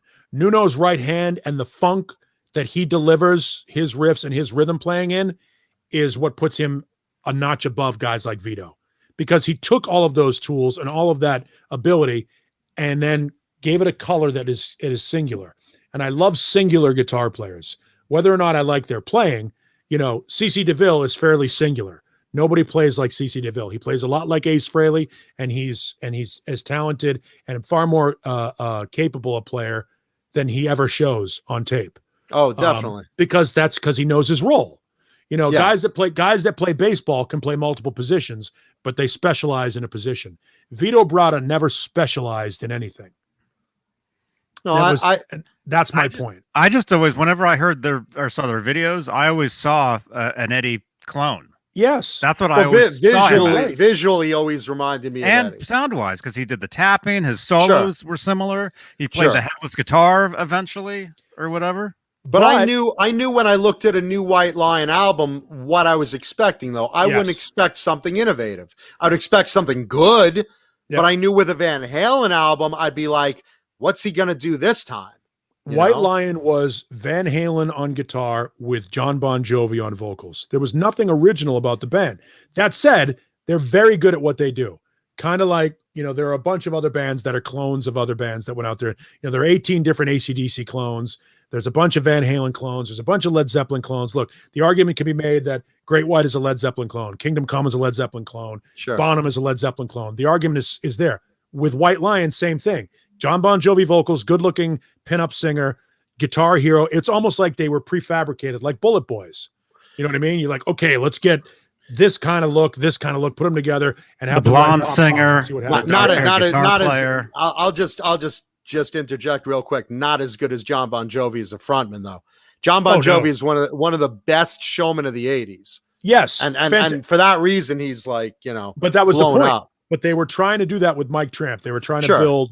It was Atlantic Records trying to create formula. It was that formula. But it was Atlantic Records trying to create Bon Jovi meets Van Halen, because Van Halen was on Warner Brothers, Bon Jovi was on Polygram. So Atlantic is like, let me do we need to, if I can take the biggest front man in the test business, tube. Yeah, take a little David Lee Roth, take a little John Bon Jovi, take a little Joe Elliott, put a little scarf on him, make sure that hair is all tubed up, everything nice. All that stuff. He's European, so he's exotic looking. Now let's take the guitar hero who can play like Eddie Van Halen. Oh, by the way, he also can shred a little bit like Malmsteen. It really was a situation where the record company went and just hoped that happened. Well, it got a moderate amount of success. Absolutely, they sold a couple million records. Which is a couple million records than I ever sold. So I'm not going to throw any stones at them. And I happen to like White Lion. I'm a big fan of the record. I have their whole catalog. I think they're a great band. And I think that Vito is talent unrealized.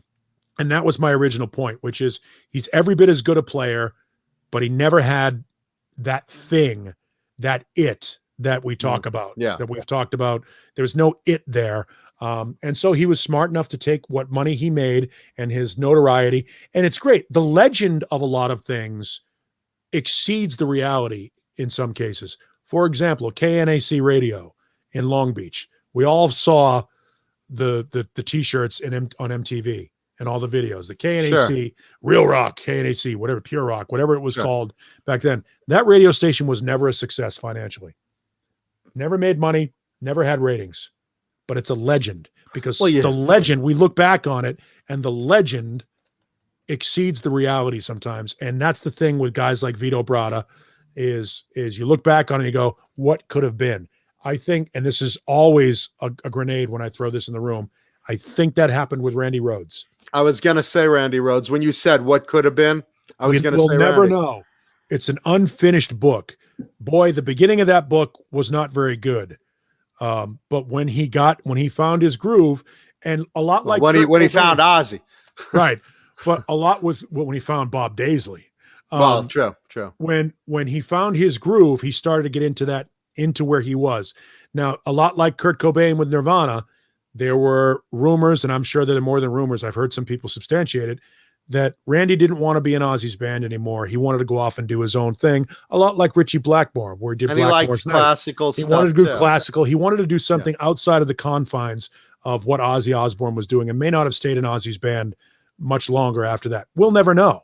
Well, you got to realize why, because every night Randy's sitting there doing what he loves, playing and amusing an audience, and he's entertaining everyone, and he's great. All of a sudden, Ozzy comes up behind him, grabs him by the crotch. Randy! Ah! Oh, Ozzy! Stop! Oh, fuck!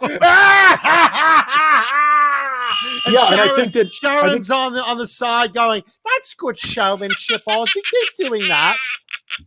I think if you're a real musician, I don't even know what the fuck that means, but I'm using that as a barometer, a label. If you're a real musician, there's a certain level of, I don't know, degradation that you take playing hard rock and metal. I think that, you look at bands like Yes, and some of those prog rock bands, they look down on bands like AC/DC because they're not real musicians. Classical musicians. I'd love to be that shitty musician as I'm with you. I'm with you, but you know what I'm saying. There's a certain elitism. There's a certain level of cork sniffing that thankfully guys like Vai don't have. Steve Vai is as skilled and schooled a musician as there's ever been in rock music. I don't like him at all. David Crosby. But there's a certain level of degradation that proficient musicians look down upon when you're playing a music that is beneath their skill level. And I think that Randy suffered from that. I think Randy wanted to aspire to be more than just Ozzy Osbourne's heavy metal guitar player. And he was certainly capable of doing that. Sure. But a lot like Vito Bratta, for different reasons, talent unrealized, a story unfinished, and tragic every way you look at it. Yeah, but I've always, Randy loved learning too, so he was always expanding. I've always said that, and it sounds awful when I say it because it sounds like I'm slamming him when I say it. I've always said that Randy Rhoads is an extremely overrated guitar player. His beginnings with Quiet Riot were not very good. He started to grow into something that was about to be amazing, and before we could see that thing become whatever it was going to grow into, he got snuffed out by a bad decision. I mean, we'll agree to disagree on this as we always do on this one. I think Randy was incredible in what he did on those first two Ozzy albums. We totally agree on the Quiet Riot stuff because, we've all heard it. But I also agree with, look, what he could have been, we'll never know, but I'm sure it would be incredible. I really am. But that's the point. Those first two Ozzy albums, I think were better than most people in the guitar field, period. I agree. But again, talent unrealized, we don't know what could have happened there. And guys are talking about your CD collection in the chat.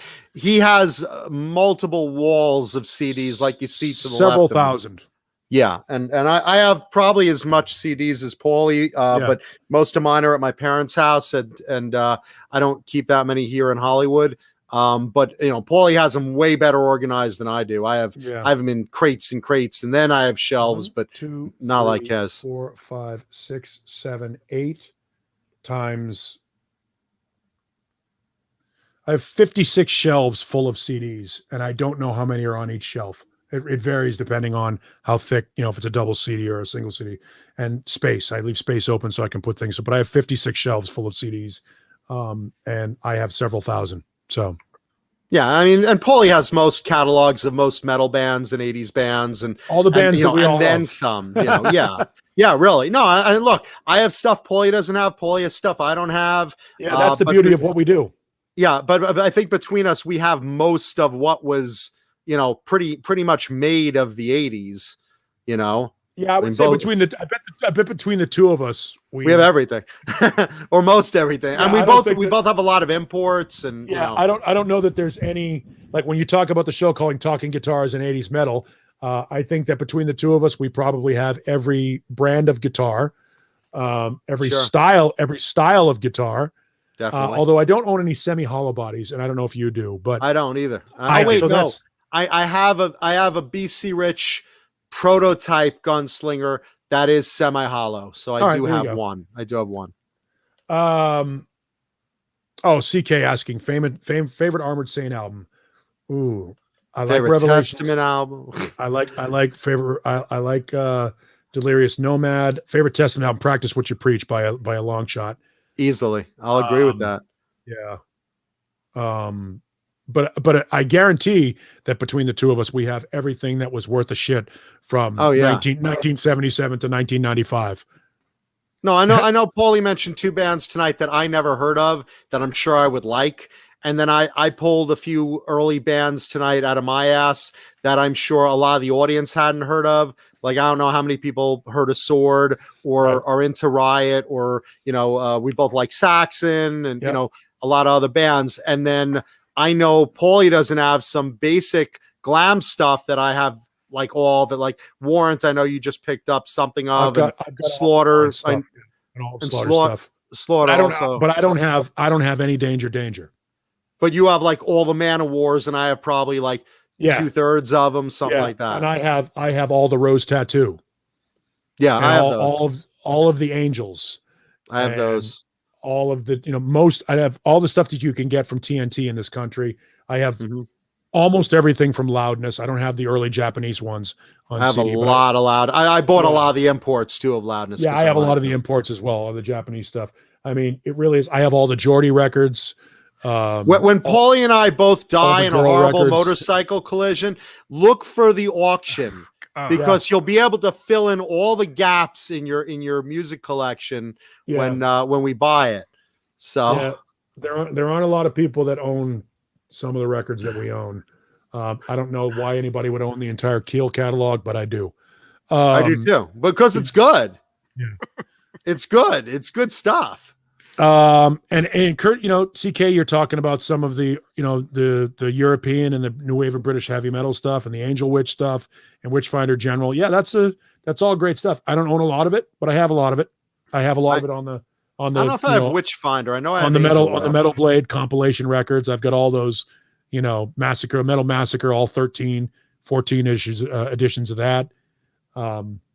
Yeah, I mean, it's just this is the beautiful thing about music is it's CK, subjective.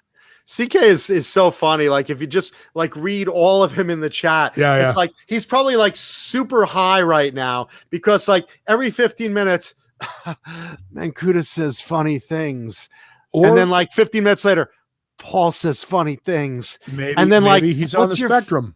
What's your favorite album from this? What's your favorite album from that? If he's from the spectrum, he's got a great excuse. That's fine. Yeah, but I'm not. If he's stoned, well, actually, if he's stoned, he's got a great excuse too. Either way, we love the guy. So yep. I mean, that's music is great in that mixed in with my nonstop affinity for 80s hard rock and heavy metal and stuff is a shitload of skinny tie bands and new wave and hip hop, classic hip hop, the occasional Chester and Lester, which is the Chet Atkins Les Paul. I got all the Les Paul stuff on box set, Chuck Berry, Blues, Muddy Waters. I mean, all that kind of cool shit. Yeah, I have a lot of stuff. Yes, Rena Spinkle, that's fucking hilarious. Oh no, that's awesome. My musical tastes are the only thing I don't like. I don't like new country. I do like bluegrass, though, old bluegrass and old country. I don't like new country. I don't like new pop or new hip hop. I'm a sucker for old pop songs. I think that, all that 80s stuff, that Thompson Twins pop and Duran Duran, maybe the greatest pop group. It's pure pop band of their era. I love ska. I love the beat. I love the Specials, Punk, The Jam, The Clash, all the great ones. Glam, metal, hip hop, Celtic. Fuck, man. I love that, man. I love all that weird shit. Uh-oh. What happened? I don't know. He's gone. Mark Graves asked the question, why didn't Y&T get huge? Because they're not interesting. They have great songs, like Tesla.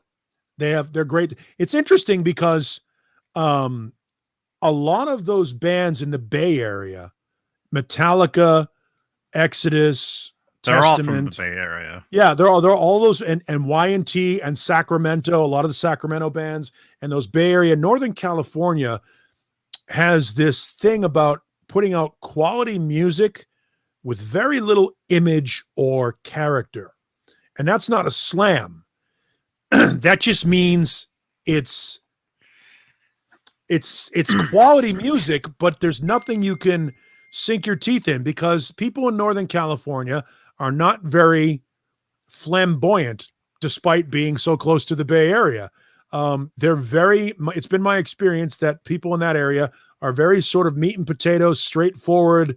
How do you do? No bullshit, no fake, no pretense people. And I don't know that translates musically.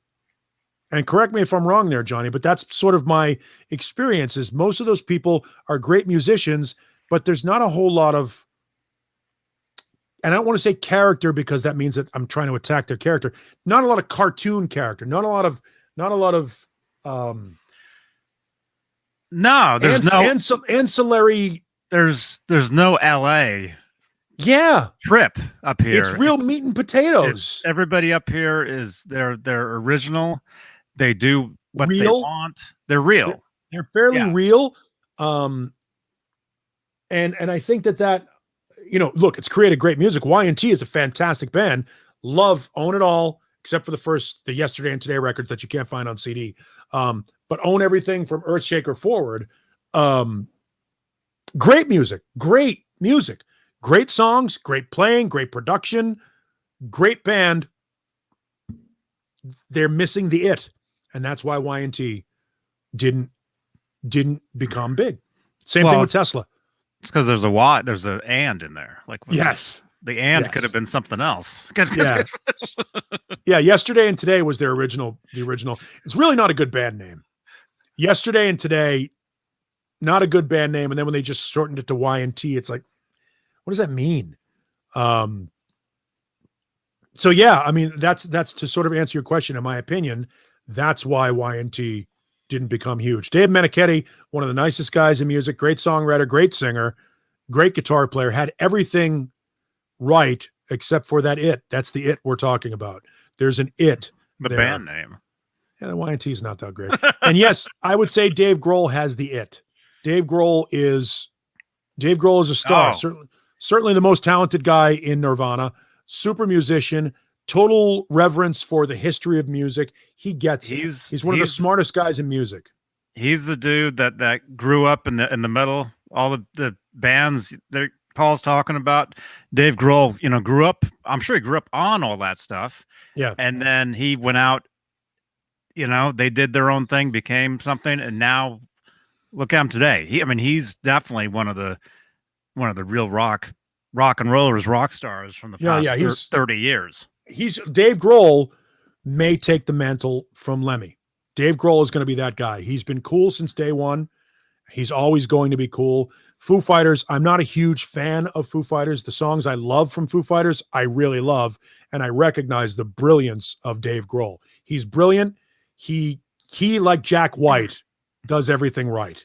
I'm not a big fan of Jack White's music, but everything about Jack White is right. Everything about Dave Grohl is right. There's nothing wrong. There's no flaw in Dave Grohl. I mean, his music, stuff like Times Like These, resonates with me. I think it's a phenomenal song. And there's no cartoons with those guys. I mean, yeah, the music videos can be kind of Oh no, the Mentos comical. video was great. Big Me was a comical. fantastic. Yes. But again, it's like it's real what you see with those guys. Yeah, outstanding band, outstanding musician. Somebody brought up False Flag. Steve knows King's X, one of the most underrated bands in music history. King's X is great. Yeah. Everything cool? Love technical shit. Yeah, all of a sudden my internet just totally shit out on me. I'm like, I paid the bill.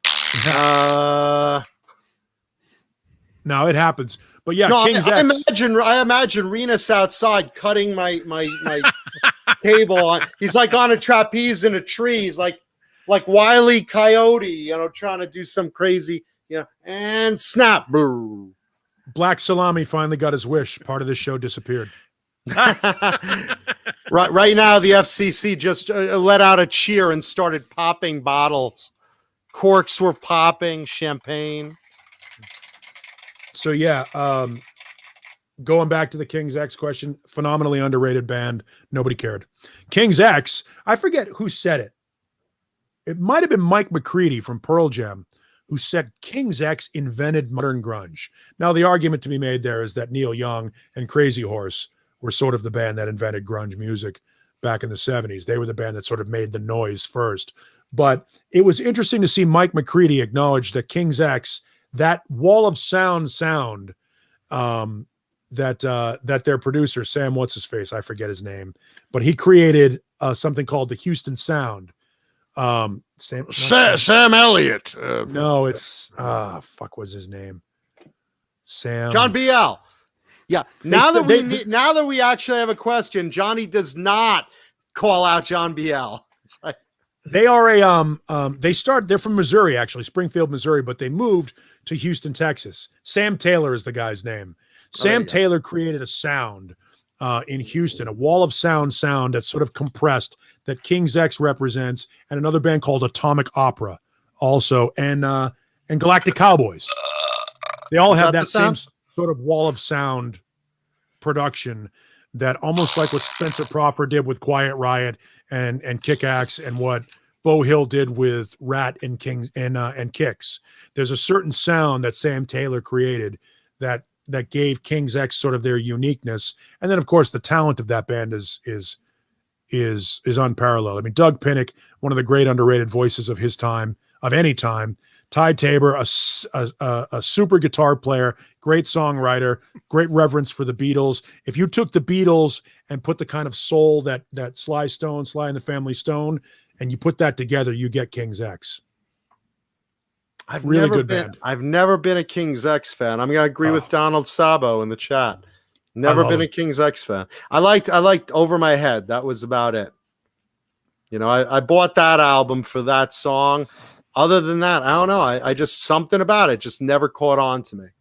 Yeah, no, I'm a huge King's X fan. I love that band. I also like Atomic Opera as well. I don't like Galactic Cowboys, and they're all sort of the same ilk, if you will, the same tone, the same sort of sound. You start talking about like the Athens sound, the Minneapolis sound, the Bay Area sound. All of those bands from that Sam Taylor Houston sound have a similar production value to their music, but King's X is clearly the best songwriting group of that trio that I mentioned. And fair enough. And it's, again, it's a, it's just a matter of personal preference, It's an interesting thing, because I find that as we go through these conversations, I like more blues, soul flavored stuff, I think, than you do. And certainly Johnny, I think, is somewhere in the middle, but I think I'm more of I like Living Color. I like King's X. I like Badlands. I like, there's a soul, blues soul thing that I think that I gravitate to, whereas you gravitate to the Warrants and the Dangers. I'm in a more bluesy. I just think that's sort of, and it might be an age thing with us. It depends, because you look at Great White, we were talking about earlier. I mean, he's very blues based, and I love Badlands. I think it's just that, one or two bands, like, it's a texture thing.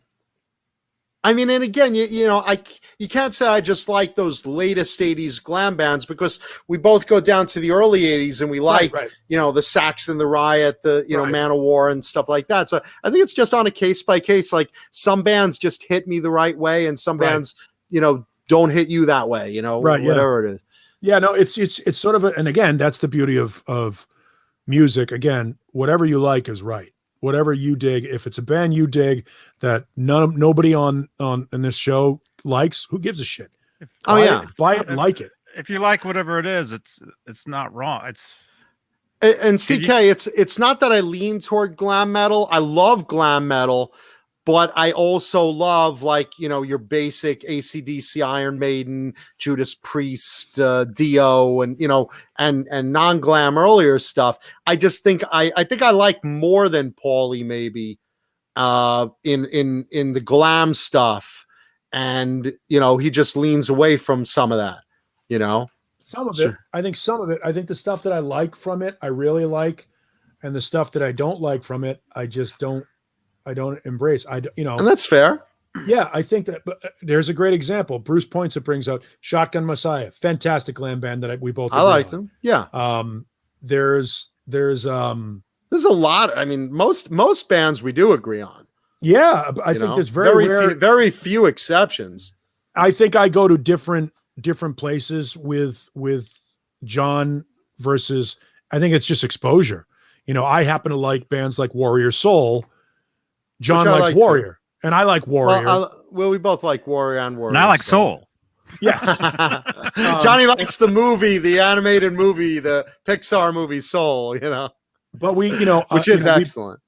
We both kind of get into like a lot of those under the radar bands like Hurricane and Killer Dwarfs and Loudness and sure. Little Caesar, love Little Caesar, Four Horsemen, you know, Junkyard, you know, definitely. But I like because King's I think you and I actually bought them is the trick. Yeah. I think a lot of people. No, seriously, you and I probably at that time. Or were you in radio in the 80s, or you were more doing the band thing and just picking up music? Yeah, I got back into. I did radio in the mid 80s. I got into college radio, and then got out and did the band thing until. Where were you in the late 80s? Late 80s. I was a musician. Okay, so you were just picking up stuff at stores. Yeah. Okay, same here, but I was looking for more and more and more stuff. And I think that's where it is. You and I took a lot more risks in, hey, let's see how this sounds. This band looks cool. Look at this logo. This is probably something I like too, you know? And a lot of people were just like, okay, I'll get Guns N' Roses because I hear them on the radio. Let's see. Sleazebees, nah, I haven't heard them on the radio yet, you know? But you and I took that chance. We bought, like, you know, Spread Eagle and Sleazebees, and, you know, I don't think do you like rock? I like Rock's Gang. I don't think you do, right? I have the record. All right, so you bought it, but, you know, but we took those chances on, this is my style of music. Let me buy it and give it a try. A lot of other people, you know, that are friends or our age ranges were like, you know, I'll pick up what I hear on the radio, what's really popular. I'll have all the Bon Jovis, but, you know, I won't try, you know, Pretty Boy Floyd. Yeah, like I never got into Pretty Boy Floyd. There's a great example of a glam band that you like that I'm not into. But then they're okay. They're okay. But then I'm into King's X and you're not. So there's like that. And you're more into Salty Dog. I think they're okay, but I bought it. Yeah. You know, I bought it because they're okay. You know, one or two songs I really dig. Spinkle keeps bringing up certain bands. I love the Cry Wolf record. I think it's fantastic. Love Hate. I've got it. No, don't love it, but I got it. Let's see. Huge fan of Baby Metal. They're more recent, but I've talked about them on the show before. Bad English, I think, are fantastic. Own them both. Dangerous Toys, we both like. Crocus, we both like. Crocus, Cry I Wolf, own we just both about like. everything. Cry Wolf, you like also, right? Yeah. Yeah, we both like them. Let's see. Love Hate, same thing. I like Nelson. I know they get a bad rap because they're pretty boys. After the Rain is a brilliant record. Yeah. Tough. I like Tough. I don't know if you like Tough. Did you like I've got a couple of Tough records, yeah. Okay. I like Tough. The one big one, and then the history of Tough. Except I think everybody likes. Yeah. Bang Tango, I like a lot. Dancing on Coals is an amazing song. I got the Icon we all like. Yeah. Brittany Fox I like, you know. Like Brittany Fox a lot. But there are some of those girls' school. They also made the cardinal sin of covering Slade. Love the first 4 Fastway records, Greg. First 4 Fastway records are great. First 3 are really good, and I put in there the Trick or Treat soundtrack as well. But Fastway, All Fired Up, and Waiting for the Roar are well worth owning. Although Waiting for the Roar, they started to lose the formula because they started to put keyboards in there, and Fastway was never a keyboard band. And then when Dave King left the band, I was no longer interested. Everyone likes Cinderella Vistalite. I don't know anyone that doesn't like it. Johnny, do you like Cinderella? Nope. I liked them. I mean, I liked them everyone at the time. Everyone likes Cinderella. I mean, I thought they were cool. Yeah, they are. All right, so we're at 9 p.m. Arizona time. Oh, we're actually all in 9 p.m. now. Aren't Same we? here. Yeah. I gotta let the dogs out. They clearly know it's over, and I gotta go to bed. Pat's dogs. Those dogs. Someone brought up Cinderella. Now on the Pat's Dogs hot dog commercial. Okay, if you're gonna put the dogs out, it is time for guitar show and tell. Good night, Paul. I want to see the guitar before I tap out. Okay. Tonight's let's see. I just said it was bright and pointy. It's not even in my hands yet. That's what she said. I just said it was bright and pointy. Very cool guitar. I'll just break it right out right here. So Johnny.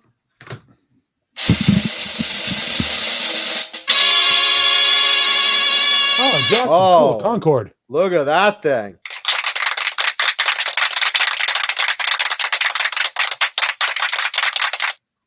Nice. We were talking about Randy Rhoads earlier. There is a vintage Jackson Rhoads in a very rare color. You don't see a lot of yellow and black ones.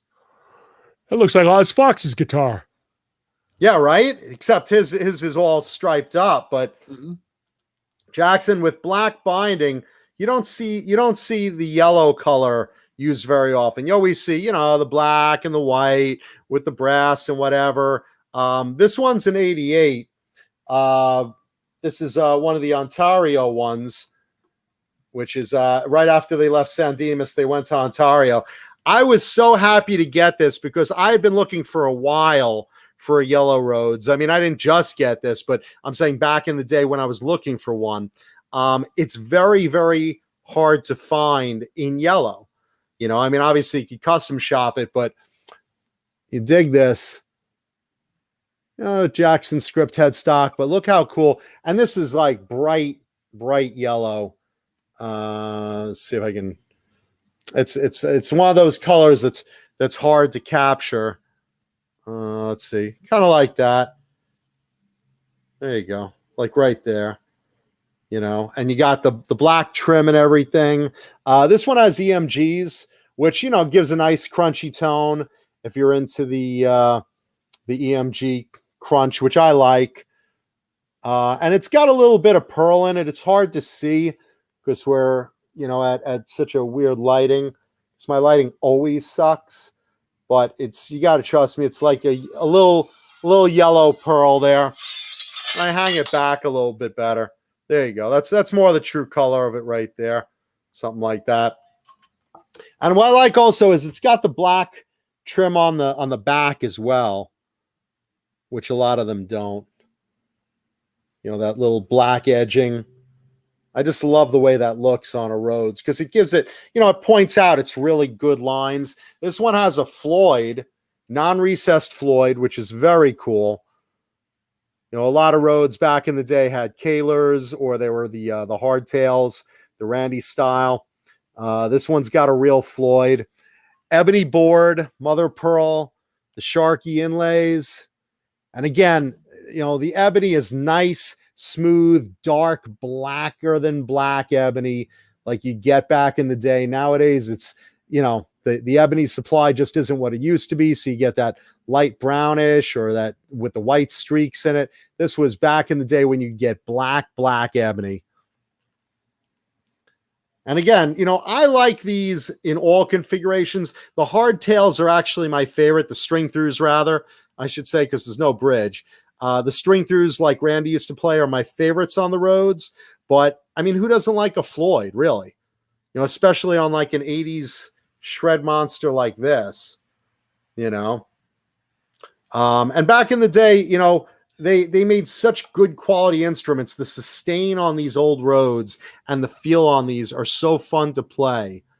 You know, the sustain is great, neck through. I mean, that's, you know, what the Jacksons really are known for. You know, when they first came out, remember, Jackson was made as a Jackson because of Randy's Concord, because Grover Jackson, who owned Charvel at the time, did not want to risk the Charvel name if the guitar wound up being a dog. You know, but you know, the Concord prototype wound up being modified into the first black Rhodes, which looks a lot like this, but with a string through, and it was a hit.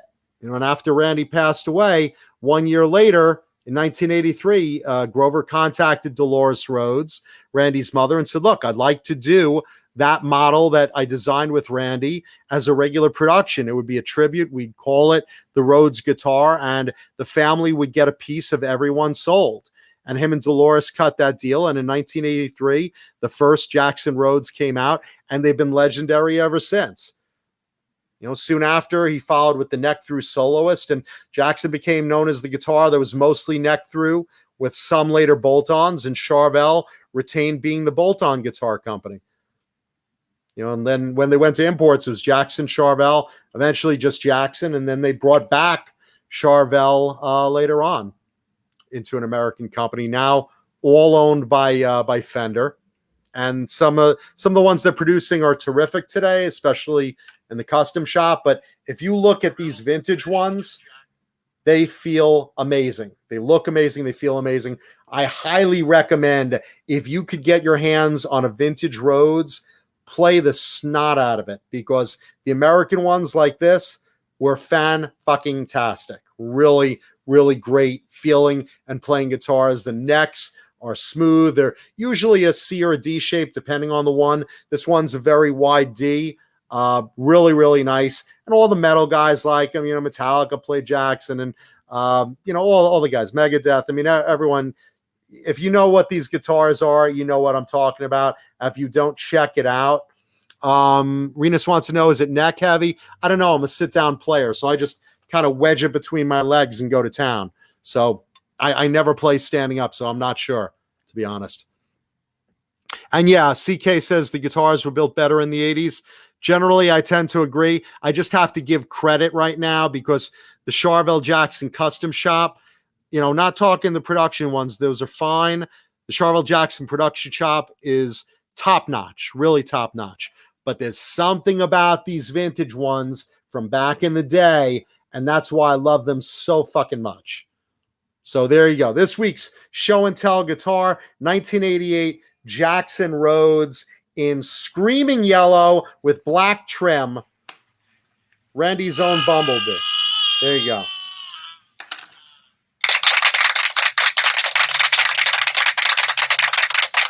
The real deal.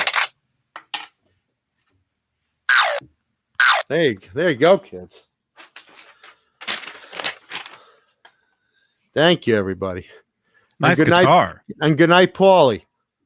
Oh, he took off. He was gone. Yeah. No, I'm sure he's probably listening, so I want to say good night. Okay, so still, let's move on to, and I promised we would talk about this tonight, because this is a really, really big deal. Jason Becker, one of the greatest guitarists of all time, one of the nicest people on earth, and a dear friend of the show, is having an event of events called Shred for Jason Becker. And you can look it up, hashtag Shred for Jason Becker. It started already. It already started. Jason Becker, as you all know, has ALS. And he's one of the most amazing human beings in the world. Still writes music like unbelievable levels, and is an inspiration to everyone, because he doesn't let his disability stop him. He pushes through, and he does things that the best guitarists cannot. So with that said, Jason has this event, Shred for Jason Becker, going on. It's an ongoing event. It started a few days ago. It's going from March through April. And check this out. It's started and basically hosted by Herman Lai. Is it Lai or Lee? L-I. I think it's Lai. Herman Lee. Lee, Li, okay, of Dragon Force, who a lot of you should be familiar with. And basically, what it is, it's guest shredders every time live airings, guest shredders going on, as well as artists selling their own memorabilia, merch, signed guitars. And then later on in the year, Jason will be auctioning off 3 of his own guitars, 3 of his own most important guitars, the 2 guitars that were on the covers of his first 2 albums, as well as his famous Numbers guitar, the original one, that was also played by Eddie Van Halen. And look at this lineup, because I played it too. And Johnny Beane. I've played the same guitar. And I'll tell you something: if you buy that guitar at auction, when that does go up for auction, Johnny himself will sign it for you. You just have to ask. So, but let me go down this list of talent, because it's mind blowing. All the artists that are joining on to this. Let's see here. Goodbye podcast. Oh, that was 25 seconds ago. Oh, well, we lost the podcast, but we have YouTube, which is most of our audience. As my internet does wonky things at the worst time. Hello. Ugh, Jesus. I should know, because they told me. I had this queued up too. They told me everything like right before this happened. Well, you know what, Johnny? Go to jasonbecker.com, because that list is on there. Go to jasonbecker.com, which is where everybody should go, to jasonbecker.com and check this out.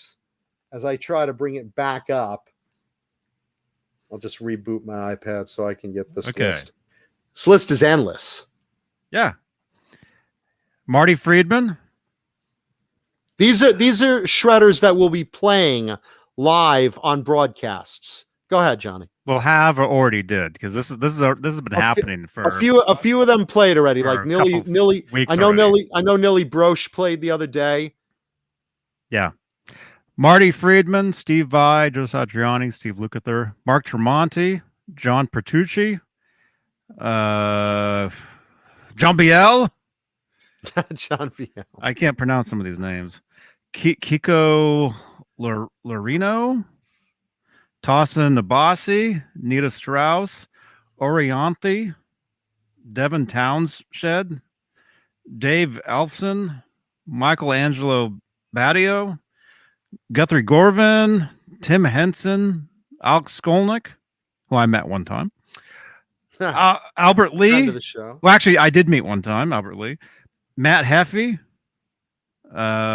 Zoltan Bathory, Ron Bumblefoot Ty, Satchel from Steel Panther, John Five, Gus G, Nilly Broush, Jason Richardson, The Dew, I think that's his name, from YouTube, Jared Dines, Ola England, Steve Terrenberry, Tyler Larson, Cole Rowland, Thomas McRockland, who we've met a few times on here, Rusty Cooley. Now, hold on. Rusty Cooley, by the way, who is endorsed by Swiss Picks.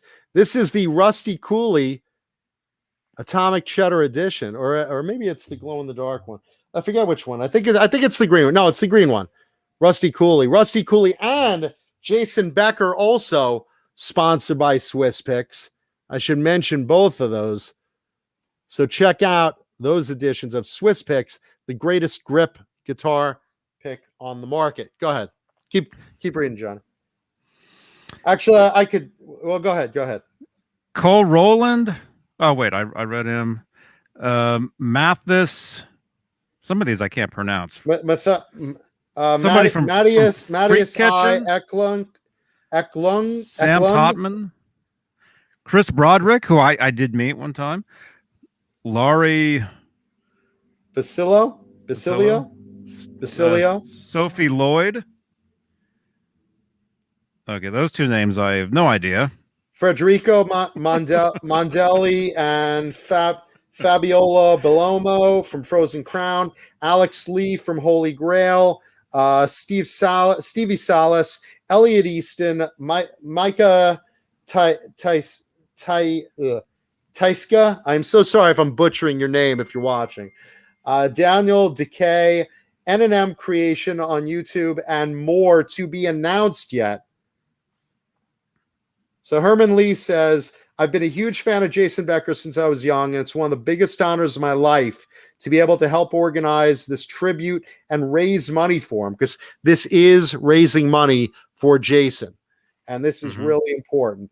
I still have a Jason Becker poster in my studio in London. It's been very inspiring to see everyone coming together to celebrate him. Let's see. And Jason leaves a message on the website. I'm so grateful for all the love and support everyone has given to me and my family. As far as selling my guitars being sad and that I shouldn't have to do it, I just want you to know that isn't how I feel. It makes me happy to see others playing my music. I feel good about passing on my guitars, thinking they mean something to others, which they certainly do. I can't play them now, but other folks can. That's a good thing. And I want myself and my family not to have to worry about money, if possible. Thank you for all the love. I send it right back to you, Jason Becker. So again, looking at these, there's the dates on these. Let's see. Let's see. So far, $17,000 has been raised so far, and that's a good start. But let's beat the shit out of that number by multiples, because Jason deserves it. He's given us so much and continues to give us so much and inspire. So let's see. Guest schedule. Let's see. Who's played so far? On March 10th, Alex Lee played. Cole Rowland played on the 11th. Gus G played on the 12th. Now, Thursday, March 18th was Alex Skolnick. The March 19th was The Do. March 23rd, today, was Nilly Broche. And you can watch these streams, by the way, on the channel. So you can still see these shows. Even though they're not live anymore, you can watch these as they're going on. Tyler Larson coming up on the 23rd, March 30th. Jason Richardson and Thomas McRocklin. April, Ron Bumblefoot Thal. Friday, April 2nd, Nita Strauss. April 7th, Steve Terraberry. April 8th, Devin Townsend. Michael Angelo Battillo on April 9th. Tim Henson on the 13th. Satchel of Steel Panther on the 15th. Kiko Lorioro and Tosin Abasi, who's incredible. 8-string motherfucker. What a player. On April 16th. Rusty Cooley on the 21st. Marty Friedman. They talk about reuniting for the cause, right? April 23rd. And the list goes on. More to be announced. And all the names we mentioned earlier, like Steve Vai and guys like that, coming still. So all those streams will be playing on the Dragon Force YouTube channel and on links that you can go to Jason Becker's website and see. And then you can also get through there to the Reverb store, which will soon be putting up memorabilia, signed guitars, all sorts of rarities. And then later on, as time goes on, will be Jason's big 3 guitars, which should raise a fortune in money. If you ever wanted something major from Jason's career, this is the time. It doesn't get any bigger than this. So look, tons and tons of entertainment from the greatest guitar players on the planet. And all of this to raise money for Jason Becker, absolutely one of the greatest guitar players on the planet. So go to jasonbecker.com, check this all out. This is happening. It's already started and it's going on through April, maybe even longer. Let's see how much money we can raise up for Jason. Every little bit helps because they're giving you so much content. I mean, this is really well deserved. So do your best and help Jason out. So we love the man. Yeah.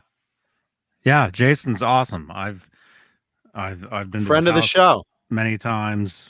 Yeah. He's been on the show. He was on here with Richie Kotzen. a while Mhm. back, and I've played all those guitars that they're going to auction. I've played them, and yeah, definitely. If you're listening to this, and if you're a huge fan of his, this is something you want to check out to do. because even if you're not looking to buy one of his big guitars, just come on and check out as these streams air like every couple of days, because you're seeing some of these great performances from some of the greatest artists in rock today, you know, and you know, I mean, just keep turning back and coming back and checking out. New videos are always being posted.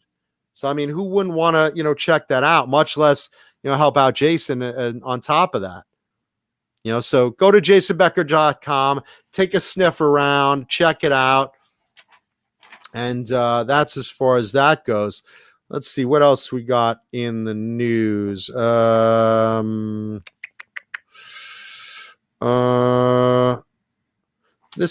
see. Let's go on to this one. Kiss announced they will not be putting out any more new music as Kiss. People have been asking, hey, listen, during the end of the road tour, and I know this is the final tour, but will you still be doing studio music? And a while back, Paul and Gene said, well, if the timing's right, you never know, blah blah blah. But both Paul and Gene recently said in interviews that they kind of agree that there's no point in it. And the reason they say there's no point in it, Paul was quoted as saying, there's really no point in it anymore, because when we do new music as Kiss, we did the Monster album, and that was the last one we did. And, everyone, I write songs that I think are just on a par with some of the original stuff. And everyone says, okay, now play the hits. So if I'm just playing the hits, then why am I making new music for everyone? And then Gene chimed in. Boy, I wish Paulie was here for this. And then Gene chimed in basically saying, he does such a good Gene. Gene basically chimed in saying that with all the downloading today, it's just not financially worth it for them to put in so much effort and make new music, because everyone's doing new music, and people are just downloading it for free. So all of that is in live performances and merch, which Kiss has no problem selling merch. And this is their end of the road tour. So they're not really going to be doing more live performances at this point. So they just consider it a waste, even though they appreciate the requests. They just feel that it doesn't make sense to keep making more new albums, because even though, yeah, it sells a certain amount of money, they're just not doing it. It's just not enough to justify it at this point in time. So they're going to just stick with the end of the road tour. And Paul's doing his own project in different style of music. And I don't know what Gene will be doing, but at this time, at least, because they've changed their mind. They'll be counting the money. Oh, they'll be doing that past their death. Yeah, and CK hits it on the head. Paul's project is named Soul Station, which he's already started with. And look, if they change their mind, I'd love to see it, but I hear where they're coming from too. I do. They're at a certain age where it's like, a lot of their peers are doing studio music, but they don't need the money, and they're not going to tour to back anything up. And, if they get the inspiration, maybe later on, maybe they'll change their mind again and say that they will. I hope they do. As a massive Kiss fan, member of the Kiss Army as a kid, Paulie and I both massive Kiss fans. Johnny, I know you're a huge Kiss fan. I like the early stuff. There it is. I like the Desmond Child stuff. There it is. Drop that name right here. No, it's all good. I love every era of Kiss. I really do. I will always support them. I get it. I hope they change their mind. I hope they change their mind, because I'd love to always see more music out of Kiss. Moving on, let's see. Matt Sorum is writing an autobiography that's coming out September 7th as the tentative date. Now listen to this title, Johnny, because this is the longest book title I've ever seen. Double Talk and Jive and True Rock and Roll Stories from the drummer of Guns N' Roses, The Cult, and Velvet Revolver. The book is on the cover. I mean, the whole cover is a chapter. Listen to that. Double Talk and Jive, True Rock and Roll Stories from the drummer of Guns N' Roses, The Cult, and Velvet Revolver. Mm-hmm. Try punching that into Amazon. So that should be interesting. I love autobiographies of 80s guys. Mm-hmm. I remember at NAMM one year walking by some little enclosed booth. It was clear, and he was in there like playing drums. Oh, the drum booth. I it's funny. You saw that? I know that drum booth because I was looking only the other day at photos of that year NAMM. I forget how many years ago it was. It was a few. There was this little kid in there. There was this little kid in there that I purposely took photos of because this kid was a prodigy. He couldn't have been more than like 5, but this kid was wailing on the drums. I mean, like just beating the shit out of him to amazing levels of talent. And I was like, holy shit, I got to get photos of this kid because when he grows up and does certainly this, I got to say, I saw him when he was 5 doing that and he was incredible, So I know that glass booth of drums. That's very funny. When he was playing the shit out of him, right? I guess, yeah. I mean, who? He's a great drummer. He's a great drummer. I was on my way to the bathroom, which is right next to that. And so I just walked by and I'm like, oh, that's that dude. And I just went, there's that Guns N' Roses fella. Steven Adler walked by there too. He's like, so guy could be in that booth right now. Steven Adler was hoping he could sneak a hose with water in it, lock the booth, and like maybe they'll call me back if I drown their drummer. Oh my gosh. And yeah, CK. I know Desmond, and yeah, he started with them in the 70s. Like their biggest hits from the 70s was him. Was Johnny used to room with Desmond.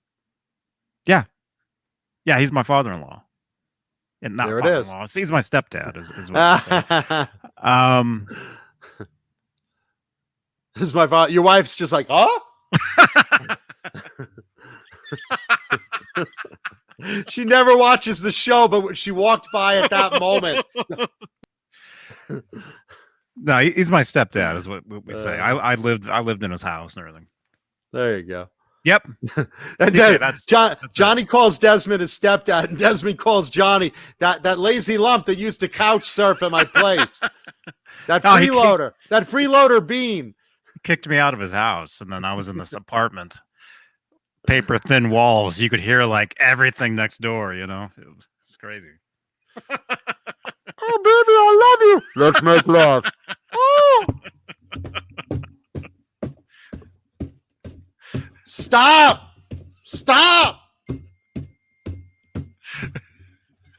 I remember that was like the walls of when I was in Hawaii doing Lost. They had me up at what was great at the Maui Sky Court Hotel, the 40th floor penthouse I had for a year.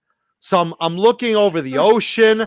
It's amazing. It's like I'm like, oh my God, this is like the best hotel accommodations in the world. And then I realized like the first night I'm there, the walls are paper thin. And every couple of nights, you get some couple there for a romantic honeymoon or something. And every fucking night,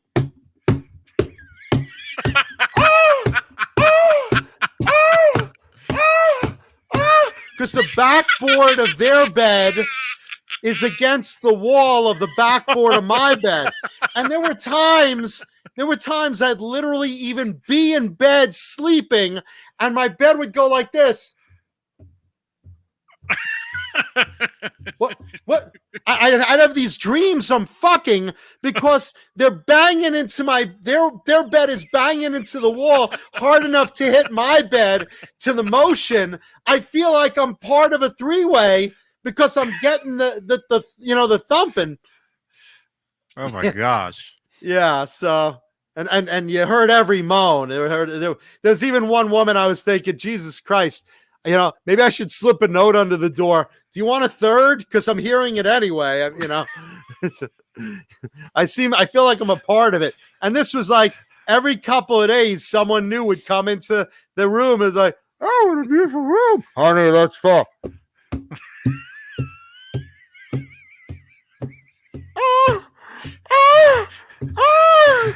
And they heard on the other side. Yeah, what they heard on the other side was I was violently beating my meat. I've never gone through tissues so many times so fast. It was like I had the flu. I was going through tissues, jerking off so much. Like, unbelievable. I was like, yes, room service. Yes. Do you have any more lotion? Oh, that's the 30th bottle you call. I know how much. Don't question. Just can you bring it up right now? It's 1 in the morning. I know what time it is. Can you just bring up more lotion, please? I want to get an Indian burn on my knee. Yeah. So it's just unbelievable. So anyway, I could almost hear the slurping of vagina. Just Jesus, gosh. Jesus. 3 in the morning. Ah!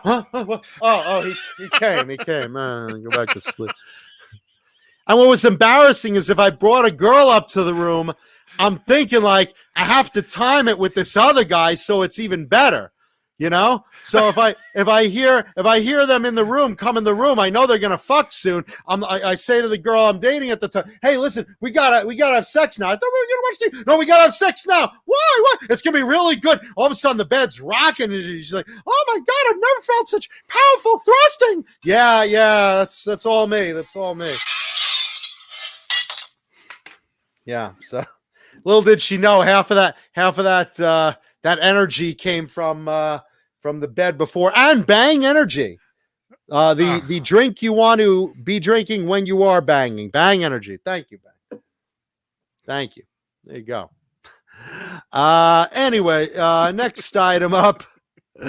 Let's move on to this is what I call a mixed bag story. Okay. So the University of South Carolina Libraries recently had a very big comic book collection donated to their library for preservation and research. And I always hate seeing that because it's like, if you're going to donate your comic book collection to anyone, the libraries probably aren't the best place, because the fact is that they usually just box it up and it's in their storage area. It's never available for the public to take out. Once in a while, so they make it accessible for some research. But, that stuff's already out there on the internet. Donate it to me. If you're going to get rid of your comic book collection, donate it to me. If you're going to get rid of any comic book original art, donate it to me. If you have anything like this, comic book original artwork, you donate it to me. Call up Mancuda and go on my Facebook page. But anyway, that aside, so this comic book collection goes to this library. This businessman and his wife, very prominent businessman in Charlotte. No, I'm sorry, not in Charlotte, Charleston, South Carolina, says they have a huge Kiss collection. And when I say a huge Kiss collection, Kiss the band, they have archives of photos through their whole career, scrapbooks of articles through their whole career, memorabilia and merch and things through their whole career. And they decided, hey, let's donate our Kiss collection to the University of South Carolina Libraries, where they will preserve them and research them. Now, I'm okay with that aspect of it because I love Kiss being exposed. Pardon the pun. I love the idea that they will probably use it for accessibility and research purposes of the band, and I think that's a good thing. Here's where they lost me. In this collection were 26 of the actual band's guitars used throughout their career. So we're talking from Ace's Les Pauls all the way All those through- guitars that through Bruce you've been Kulick. trying to get all these years. Probably, Locked up. probably stuff that's on my particular want list, and stuff that went at the Kiss auction, and really iconic guitars that I'm dying to buy and own and share with everybody. These guitars, what the fuck are they going to do with them in this library?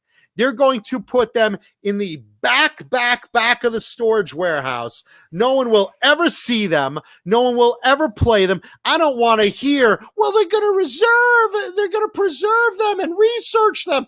Research them. What research are you going to do on a fucking guitar? You're going to research? What are you going to fucking research?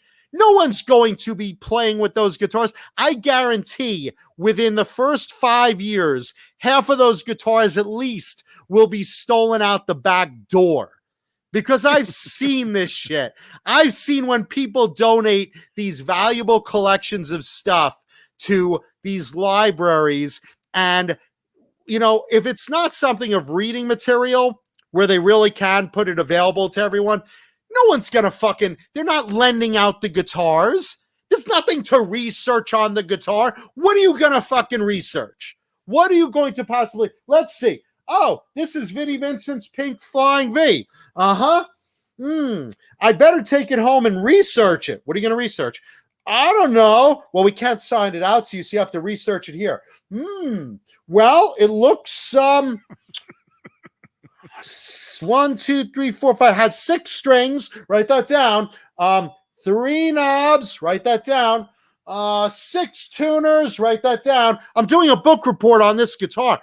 The shit's not going to happen. Here's what's going to happen. That shit is going to be stolen from employees. You mark my words. And I'm not saying that this university library is full of crooked people. But the fact is, I've seen this shit before.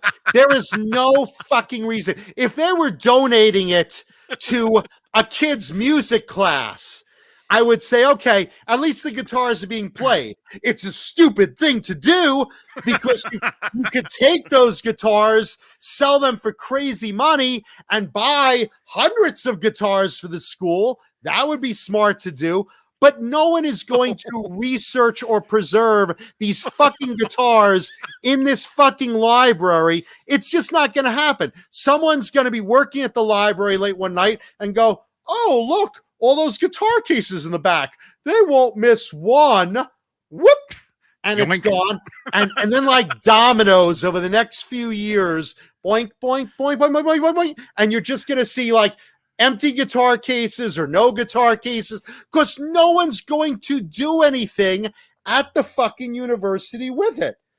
Let's see. You have to, Hobo Rody says, and this is true, you have to be a certified academic to look at manuscripts and shit. Universities suck, I know. That's true. You have to be a certified academic to look at manuscripts, to look at rare books, to look at things like that. There's nothing they're going to do with 26, and I'm not just talking production fucking guitars. I'm talking, these are the ones they used on stage, ones from the Kiss auction, Ace Frehley Les Pauls, and Paul Stanley Ibanez Icemans, and BC Rich Eagles, and, you know, all these fucking 26 fucking guitars. These are gonna be gone. These are going to be gone. Our audience is saying they'll break in and steal them. What do you think I'm planning on doing? I'm going to have Blue Rhino and a little mask, a little domino mask. Keep a lookout, buddy.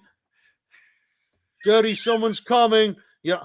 Oh God, yeah, you bet. I'm gonna be like Tom fucking Cruise, Mission Impossible, coming down, dun, dun, dun, dun, dun, dun, dun, dun, dun, dun, dun, lowering from wires on the roof. There'll be cross section of lasers guarding the fucking guitars, and I'm gonna be sneaking through with mirrors on the lasers, like I'm stealing a high end royal crown jewel. I'm gonna be going into that fucking museum, and I mean, good God, what are you people thinking? Give them the paper stuff. Give them the scrapbooks, the photos, all the stuff that someone would legitimately research. What the fuck are you thinking donating the guitars to the library where they're not going to sell them? They're going to just shove them in the back and wait for them to be stolen. Don't think I'm kidding, because this is the real deal. That they're not going to research and preserve the guitar. No. Someone like me preserves the fucking guitar. I take it out. I see the wood is dry. I put some F1 oil on it. Change the strings, maintain it. They're gonna fucking maintain it like the Hard Rock Cafe maintains it, where it's just gonna be hanging on the wall at the Hard Rock Cafe and rotting. It's gonna be worse because it's gonna be in the fucking basement of the library, rotting away, never touched or seen by human hands. At least when I have guitars, I come on and share them with people. I let people play them. They get use, they get maintenance. This library ain't gonna do that shit. You know who's gonna do the shit? The people that steal the fucking guitar. They're gonna do that shit. They're gonna maintain it. They're gonna play it. What are you thinking of giving the fucking guitars to the library? If you were smart, sell the fucking guitars and donate money to the library. They don't want your fucking guitars. They want a check. What do you think they're gonna do with those fucking guitars? They're not going to do shit with them. They want a check. If you gave them a check for $500,000 or said, would you rather have those 26 guitars? You think they'd be like, what do you think, folks on the board? Should we take the guitars that no one in the library is going to use? What happens when you're in the fucking library and the woman at the fucking desk with the glasses and the fucking flip-up lenses is going to go, shh, quiet in the library. Quiet in the library. I bought my fucking Marshall half stack because I want to research these fucking Les Pauls. Where? Shh. Not in the library. Of course in the fucking library. No one's going to play in the fucking library. You're not allowed. You got to be quiet. You got to be quiet in the library. Shh. You can't play the Kiss guitars in the library. Shh. You have to play them acoustically. Even then, they'll bitch about it, believe me. This one resonates nice. Shh. I'm on the microfiche. I want to smack someone with a Dewey Decimal card catalog draw because I'm just so frustrated that these pieces of rock history are basically going to fucking rot. They're just going to rot in the fucking library. It'll sound like that. There's people studying for the SATs.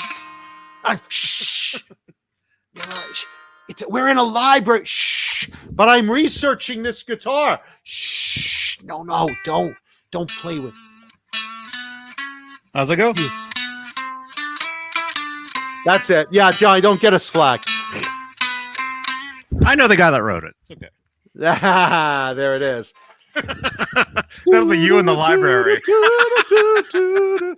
Yeah, dude, you got to realize, man. And again, there are some of these guitars that I would kill for, just kill for, and tons of other people. I don't like guitars in the Hard Rock Cafe. It is as it is because I know they're not being played, which all guitars fucking need to be played. I know they're not being maintained and cared for. I wish they were. Okay, that already pisses me off. But when you're talking, putting them in a library, they're not going to display them. They're going to do one initial display because they have to. When they get a collection of stuff, they will do a display. And they said, look, we will do a display. Let's see what they say in Johnny, stop. This is important. This is important stuff. They will do a display in the future. They have to because they're obligated. When you get a collection like that, you have to do an initial display of stuff in the library. And then a few weeks later, it's all packed up, never to be seen by humans again until those humans, what are you, like a little kid playing with pots and pans? What are you? Are you beating your wife, Johnny? Are you beating your wife? No, Turn no, that no, camera. no, I no, demand no, you no. turn that camera on. I demand to see her and that she's safe. What the hell's going on? I It's heard dinner. It's dinner time, man. I She's heard making dishes. dinner. I heard dishes being thrown and It's almost pots 10 being o'clock banged at night. around. I heard pots being banged around. I hope she's safe. The hell was that? Anyway, my point is, once that initial display is over, they're going to go into the basement. The next time you're going to see them is when they're ripped off. So while I appreciate the thought, because I love libraries, I appreciate the thought you want to support a library, do not donate valuable shit to the fucking library. They don't want it. They want a check. They want a check. So there you go. Rant over. And if anyone does break into that library, don't do it. But call me and give me prices of the stuff that I'm not buying because I don't buy stolen stuff from that library. I'm just saying. Don't call me with any prices. Right now, you know, Linny, Lou, and Mary are lowering a wheelchair down the chimney. You know, Mary's like lowering her wheelchair down gently. It's 3 a.m. Linny Lou's hanging on the back, looking for security guards. Go, go, go, go. You know that's going on. So anyway, yeah, but I just think it's a shame. Look, if you have celebrity guitars, don't fucking donate them to a library. Sell them to people like me that pay money. Sell them to other collectors. Sell them to anyone that you could get money from, and give the damn money to the library. Don't give the guitars to the library. It's like, and to my 5-year-old son, I will my stamp collection because I know it's an heirloom he will always treasure. Your son doesn't want the fucking stamp collection. He wants a check. Give the stamp collection to an auction house before you die or when you die. Don't leave things in the hands of people that don't want them. There you go. And thank you, Black Salami. Let's see. And finally, tonight, and Johnny, you'll have to bring this image up because it's very cool. Guar has teamed up with the brand Puck Hockey, PUCKHCKY.com. PUCKHCKY.com for a brand new line of Guar hockey jerseys. And how cool is that? I think these things look pretty badass. Will you see this? How do you spell Guar? Well, yeah, you just go to the Puck Hockey, PUCKHCKY.com. And then if you do a search, GWAR.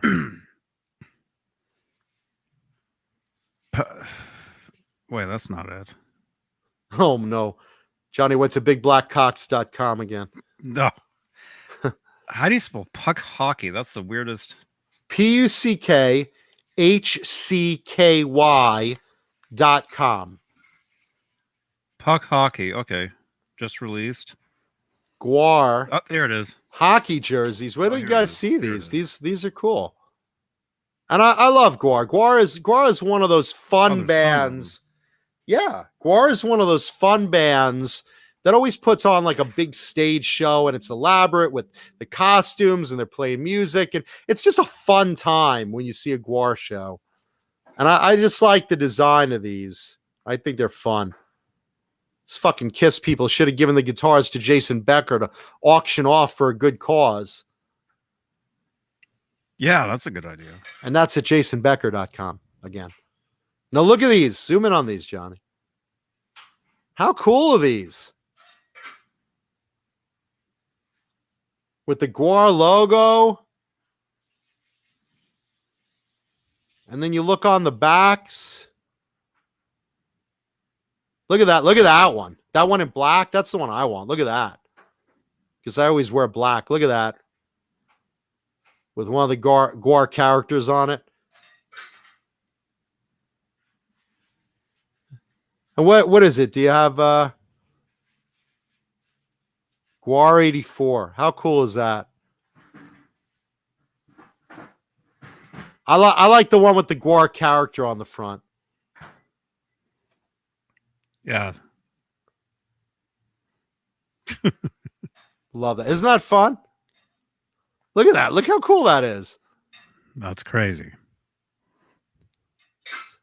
So if you guys are fans of Guar, I think that's a lot of fun with the logo. And that's the one I want, that black and red. Extra large, please. If the hockey company is listening. And look at it. You got a bunch of them.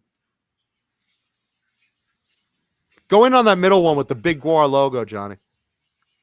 This one? Yeah. Look The at green that. one? Yeah, look how cool that is. That's fun too. Big Guar logo on that in the slime. What's it called? Rappa-funk? I love that with the slime and the bones. That's cool. And then go the next one with the creature on it.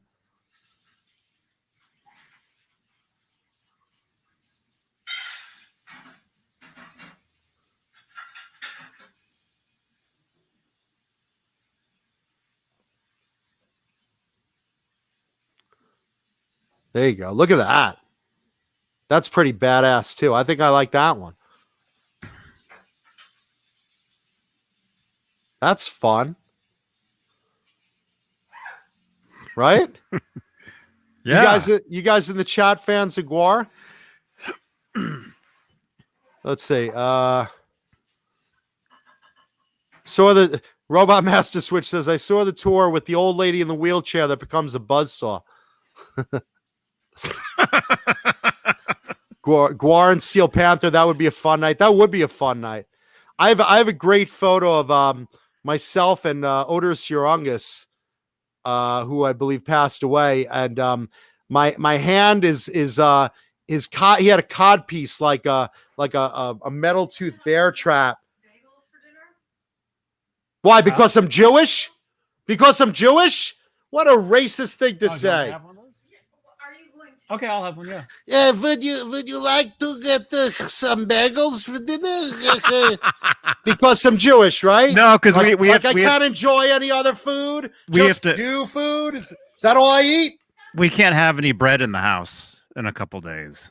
I know. It's religious, and so I she know. wants me to eat, she wants me to eat 10 Saturday. bagels tonight. Passover is Saturday. Is your wife Jewish, Johnny? Yeah. She's one of my tribe. Well, you married well then. You married smart. Let's see. Yeah, and by the way, happy Passover on Saturday to my fellow Jews. Yeah, I love Guar. Anyway, Otis Urungus had this cod piece he wore. It looked like a mouth of metal teeth. And I stuck my hand in it, and I have a photo of my hand stuck in his cod piece mouth. It's really funny. It looks like his crotch is eating my arm. There you go. That's cool. I like these Guar jerseys. I like these a lot.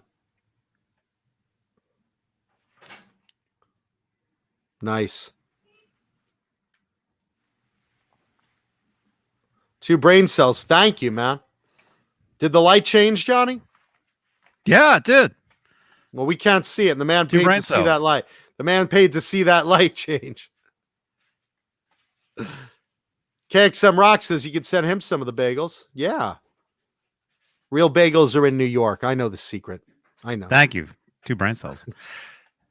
Yeah, these bagels are pretty good. The ones that I have, they're everything bagels. From everything except New York water, which is what makes it good. So it's almost everything. Yeah, everything except New York water. Right, 2 brain cells? Happy Tuesday night, man. Yeah, let's see. So I talked about Jeff Scott Soto and Dave Ellefson's new song, the remake of, or the cover, I should say, of Riot Swords and Tequila. Check that out on YouTube. And I'm still high on that Starlight video, Johnny. That one, Secondhand Love. I really love that. I really love that song. So if you guys haven't checked that out on YouTube, check that out as well. Because that's pretty good. Jeez, it's like the headboard banging from the other room again. Do you hear that? You hear that? They're having sex in the next room again. Did you hear that? Yeah. Yeah, there you go. Oh, they're on the headboard. Jeez, that was just terrible. Just terrible.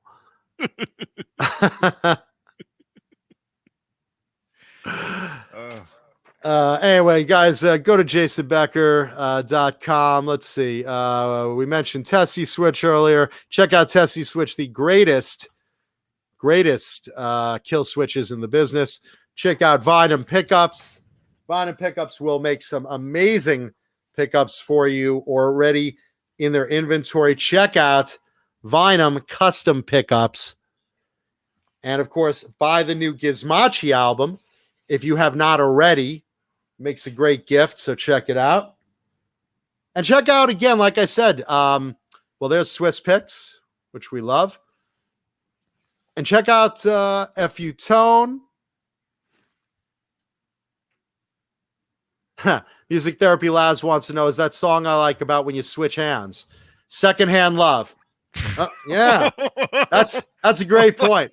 Actually, it's a really cool video, and there's a really, really pretty girl in that video dancing real sexy. So now, like, half the audience should already be like dropping this show and tuning in to Stardust Secondhand Love.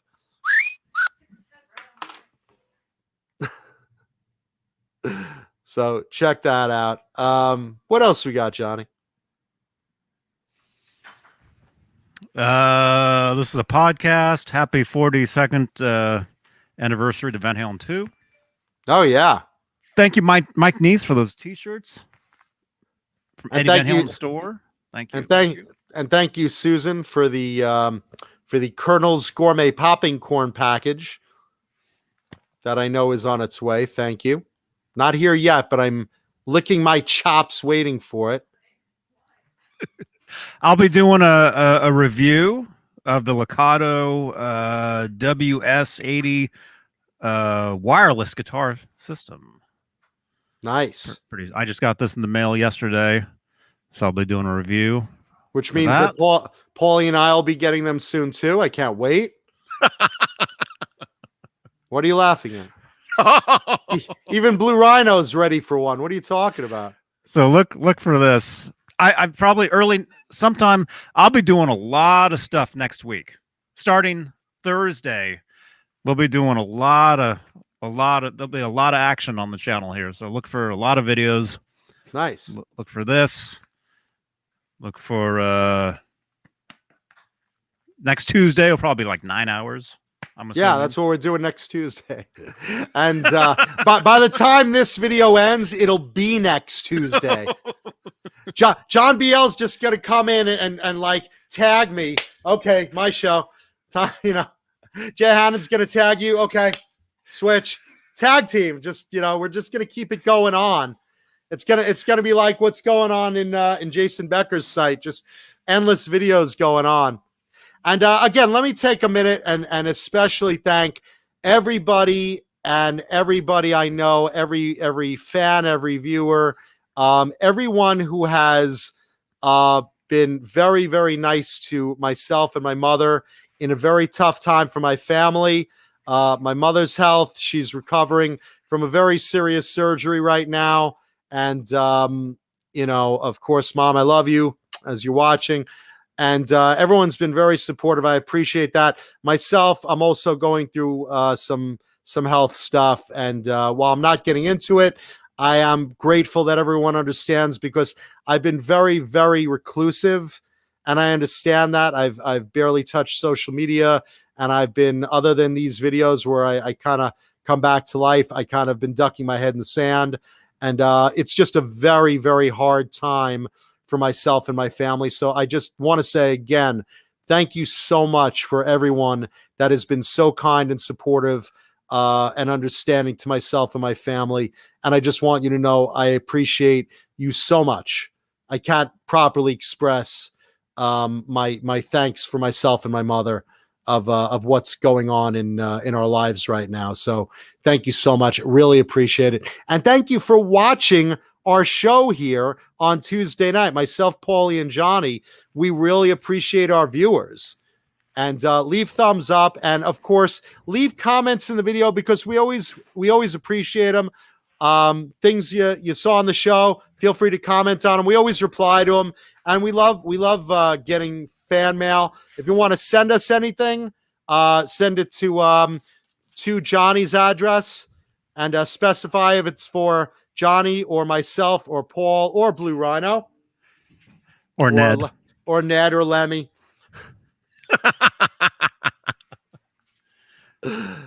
Or Ace. We have plenty of or of Johnny, things, but yeah, or we said Johnny ready, you have enough stuff. Because we do appreciate things from the viewers, and we do. And yes, and that phone number that says text us. I've been getting text messages all throughout the evening, like this. Stuff like that, photos from people. Look at those. Who's that from? Those Kramers. You got a Snake Sabo edition Kramer Beretta and an Aztec a Night Swan. Night Swan. Very, very cool. Look at that. They got the Bang Energies sitting there. Who's that from? I don't remember. Somebody sent this before we even started. Okay. This is like very, hours ago. Very cool. Very cool. While they're waiting for us, but yeah, text us photos while watching the show, and I will share them out on Twitter as fleets and Instagram stories. Very, very cool. So yeah. Very cool. Suddenly Johnny gets this flood of dick pics. It's like Schmeckel, Dick, Rod, Lance, Peter, Becker.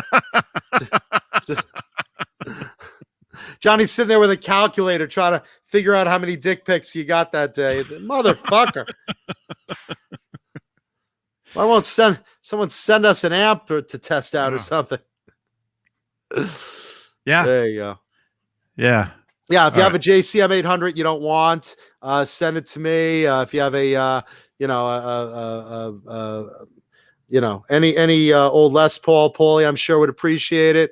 And I know Johnny I've heard at least that he likes guitars too. I like these. I'll take one of these if Wolfgang or someone from the Van Halen camp feels like dropping one of those spares, Johnny would definitely appreciate it. Those are my favorites for sure.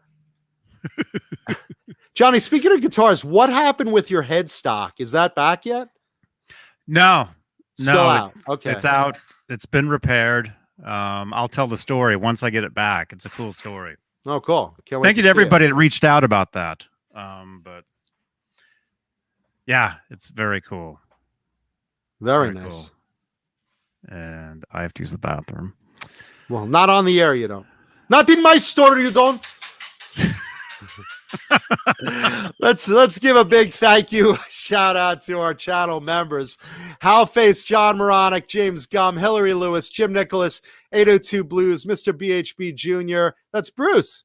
Frag 5150, Pal Guitars, Dan Halen, Frank Corcoran, Ben Tom, Jeff T, R2R3, Locking Nut, Robot Master Switch, 6 Chicks 71, Rick Green, the Chad, 2 Brain Cells, Thomas Santiago, Voodoo Child SJ, the Chanson, Brian Spalding, Fender Guru, Music Therapy Laz, Ghost BC Rich, 5150 TV, Jimmy Ray Hawkins, Hugh Caldwell, David Crosby is a dildo fucker, he sure is, Jesus Rapes Me, Randy Price, and Steve Carmichael.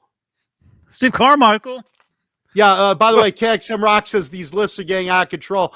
Johnny's going to soon make them all onto one list that'll need like a magnifying screen just to read these because they're all so bunched together.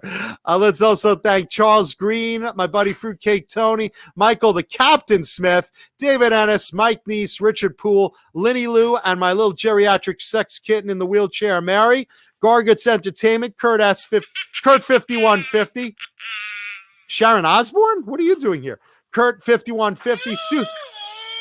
Will you stop? Susan Silvestri, Mickey Settlemeyer, Joe Christian, Nicole Mrazek, Sean Boland, Wayno, Stephen Franklin, Will Starr, our Habs, KXM Rock, David Shea Garmery, Bozique, Crazy Cook 678, Carol Hatcher, False Flag, Margaret Scranton, Sean Silas, Julia Baldessari, and Jarhead Rock. Johnny, is it me, or do you have some of those names on the list twice? No. You didn't have KXM Rock on the previous card? No. Kurt? 50. Oh, 5150 TV. I'm looking at Frag 5150. Okay. 5150 TV. That's my buddy Michael Gutierrez. Michael Gutierrez.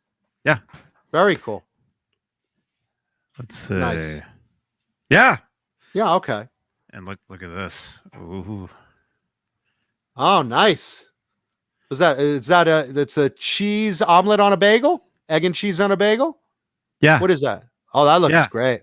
Cheese and egg on an everything bagel. Looking and then good. Steamed broccoli with carrots. There you go. A little veggie action. What? Geez, what do you get? The sampler? It's like I go over to Costco and get bigger portion. Is that an hors d'oeuvre? What the hell happened? Well, she knows if I eat more than 2 broccolis, I throw them in the trash. You'll shit the bed. Yes, throw them in the trash. That's what I meant. I can only handle 3 vegetables. Well, she has to sleep there. She doesn't want you blowing steam all night. All night she's got to hear. How's the broccoli, Johnny? Stop! Well, you gave me broccoli. Stop! Sheets of blowing up like a Jiffy Pop popcorn. Jeez, I could eat a bowl of broccoli and carrots like that. That bagel sandwich looks good. Oh yeah. Rena says Johnny's going to give her a Dutch oven. Honey, go down there. Can you reach my socks? What? Just don't reach my sock. Wait, Johnny, put the. Oh, Johnny, no! Dutch oven, boys and girls. Dutch oven. Jesus. All right. I could use the bathroom. I gotta go. All right, kids. We're just about at 5 hours anyway. Again, thank you everyone for watching the show. Thank you for the support, and especially thank you for all the kindness and nice words to myself and my mother in this hard time. We love you. We appreciate you. Please be careful out there. And again, all love and condolences to the people of Denver, Colorado, and Atlanta, Georgia. Please be safe. We love you.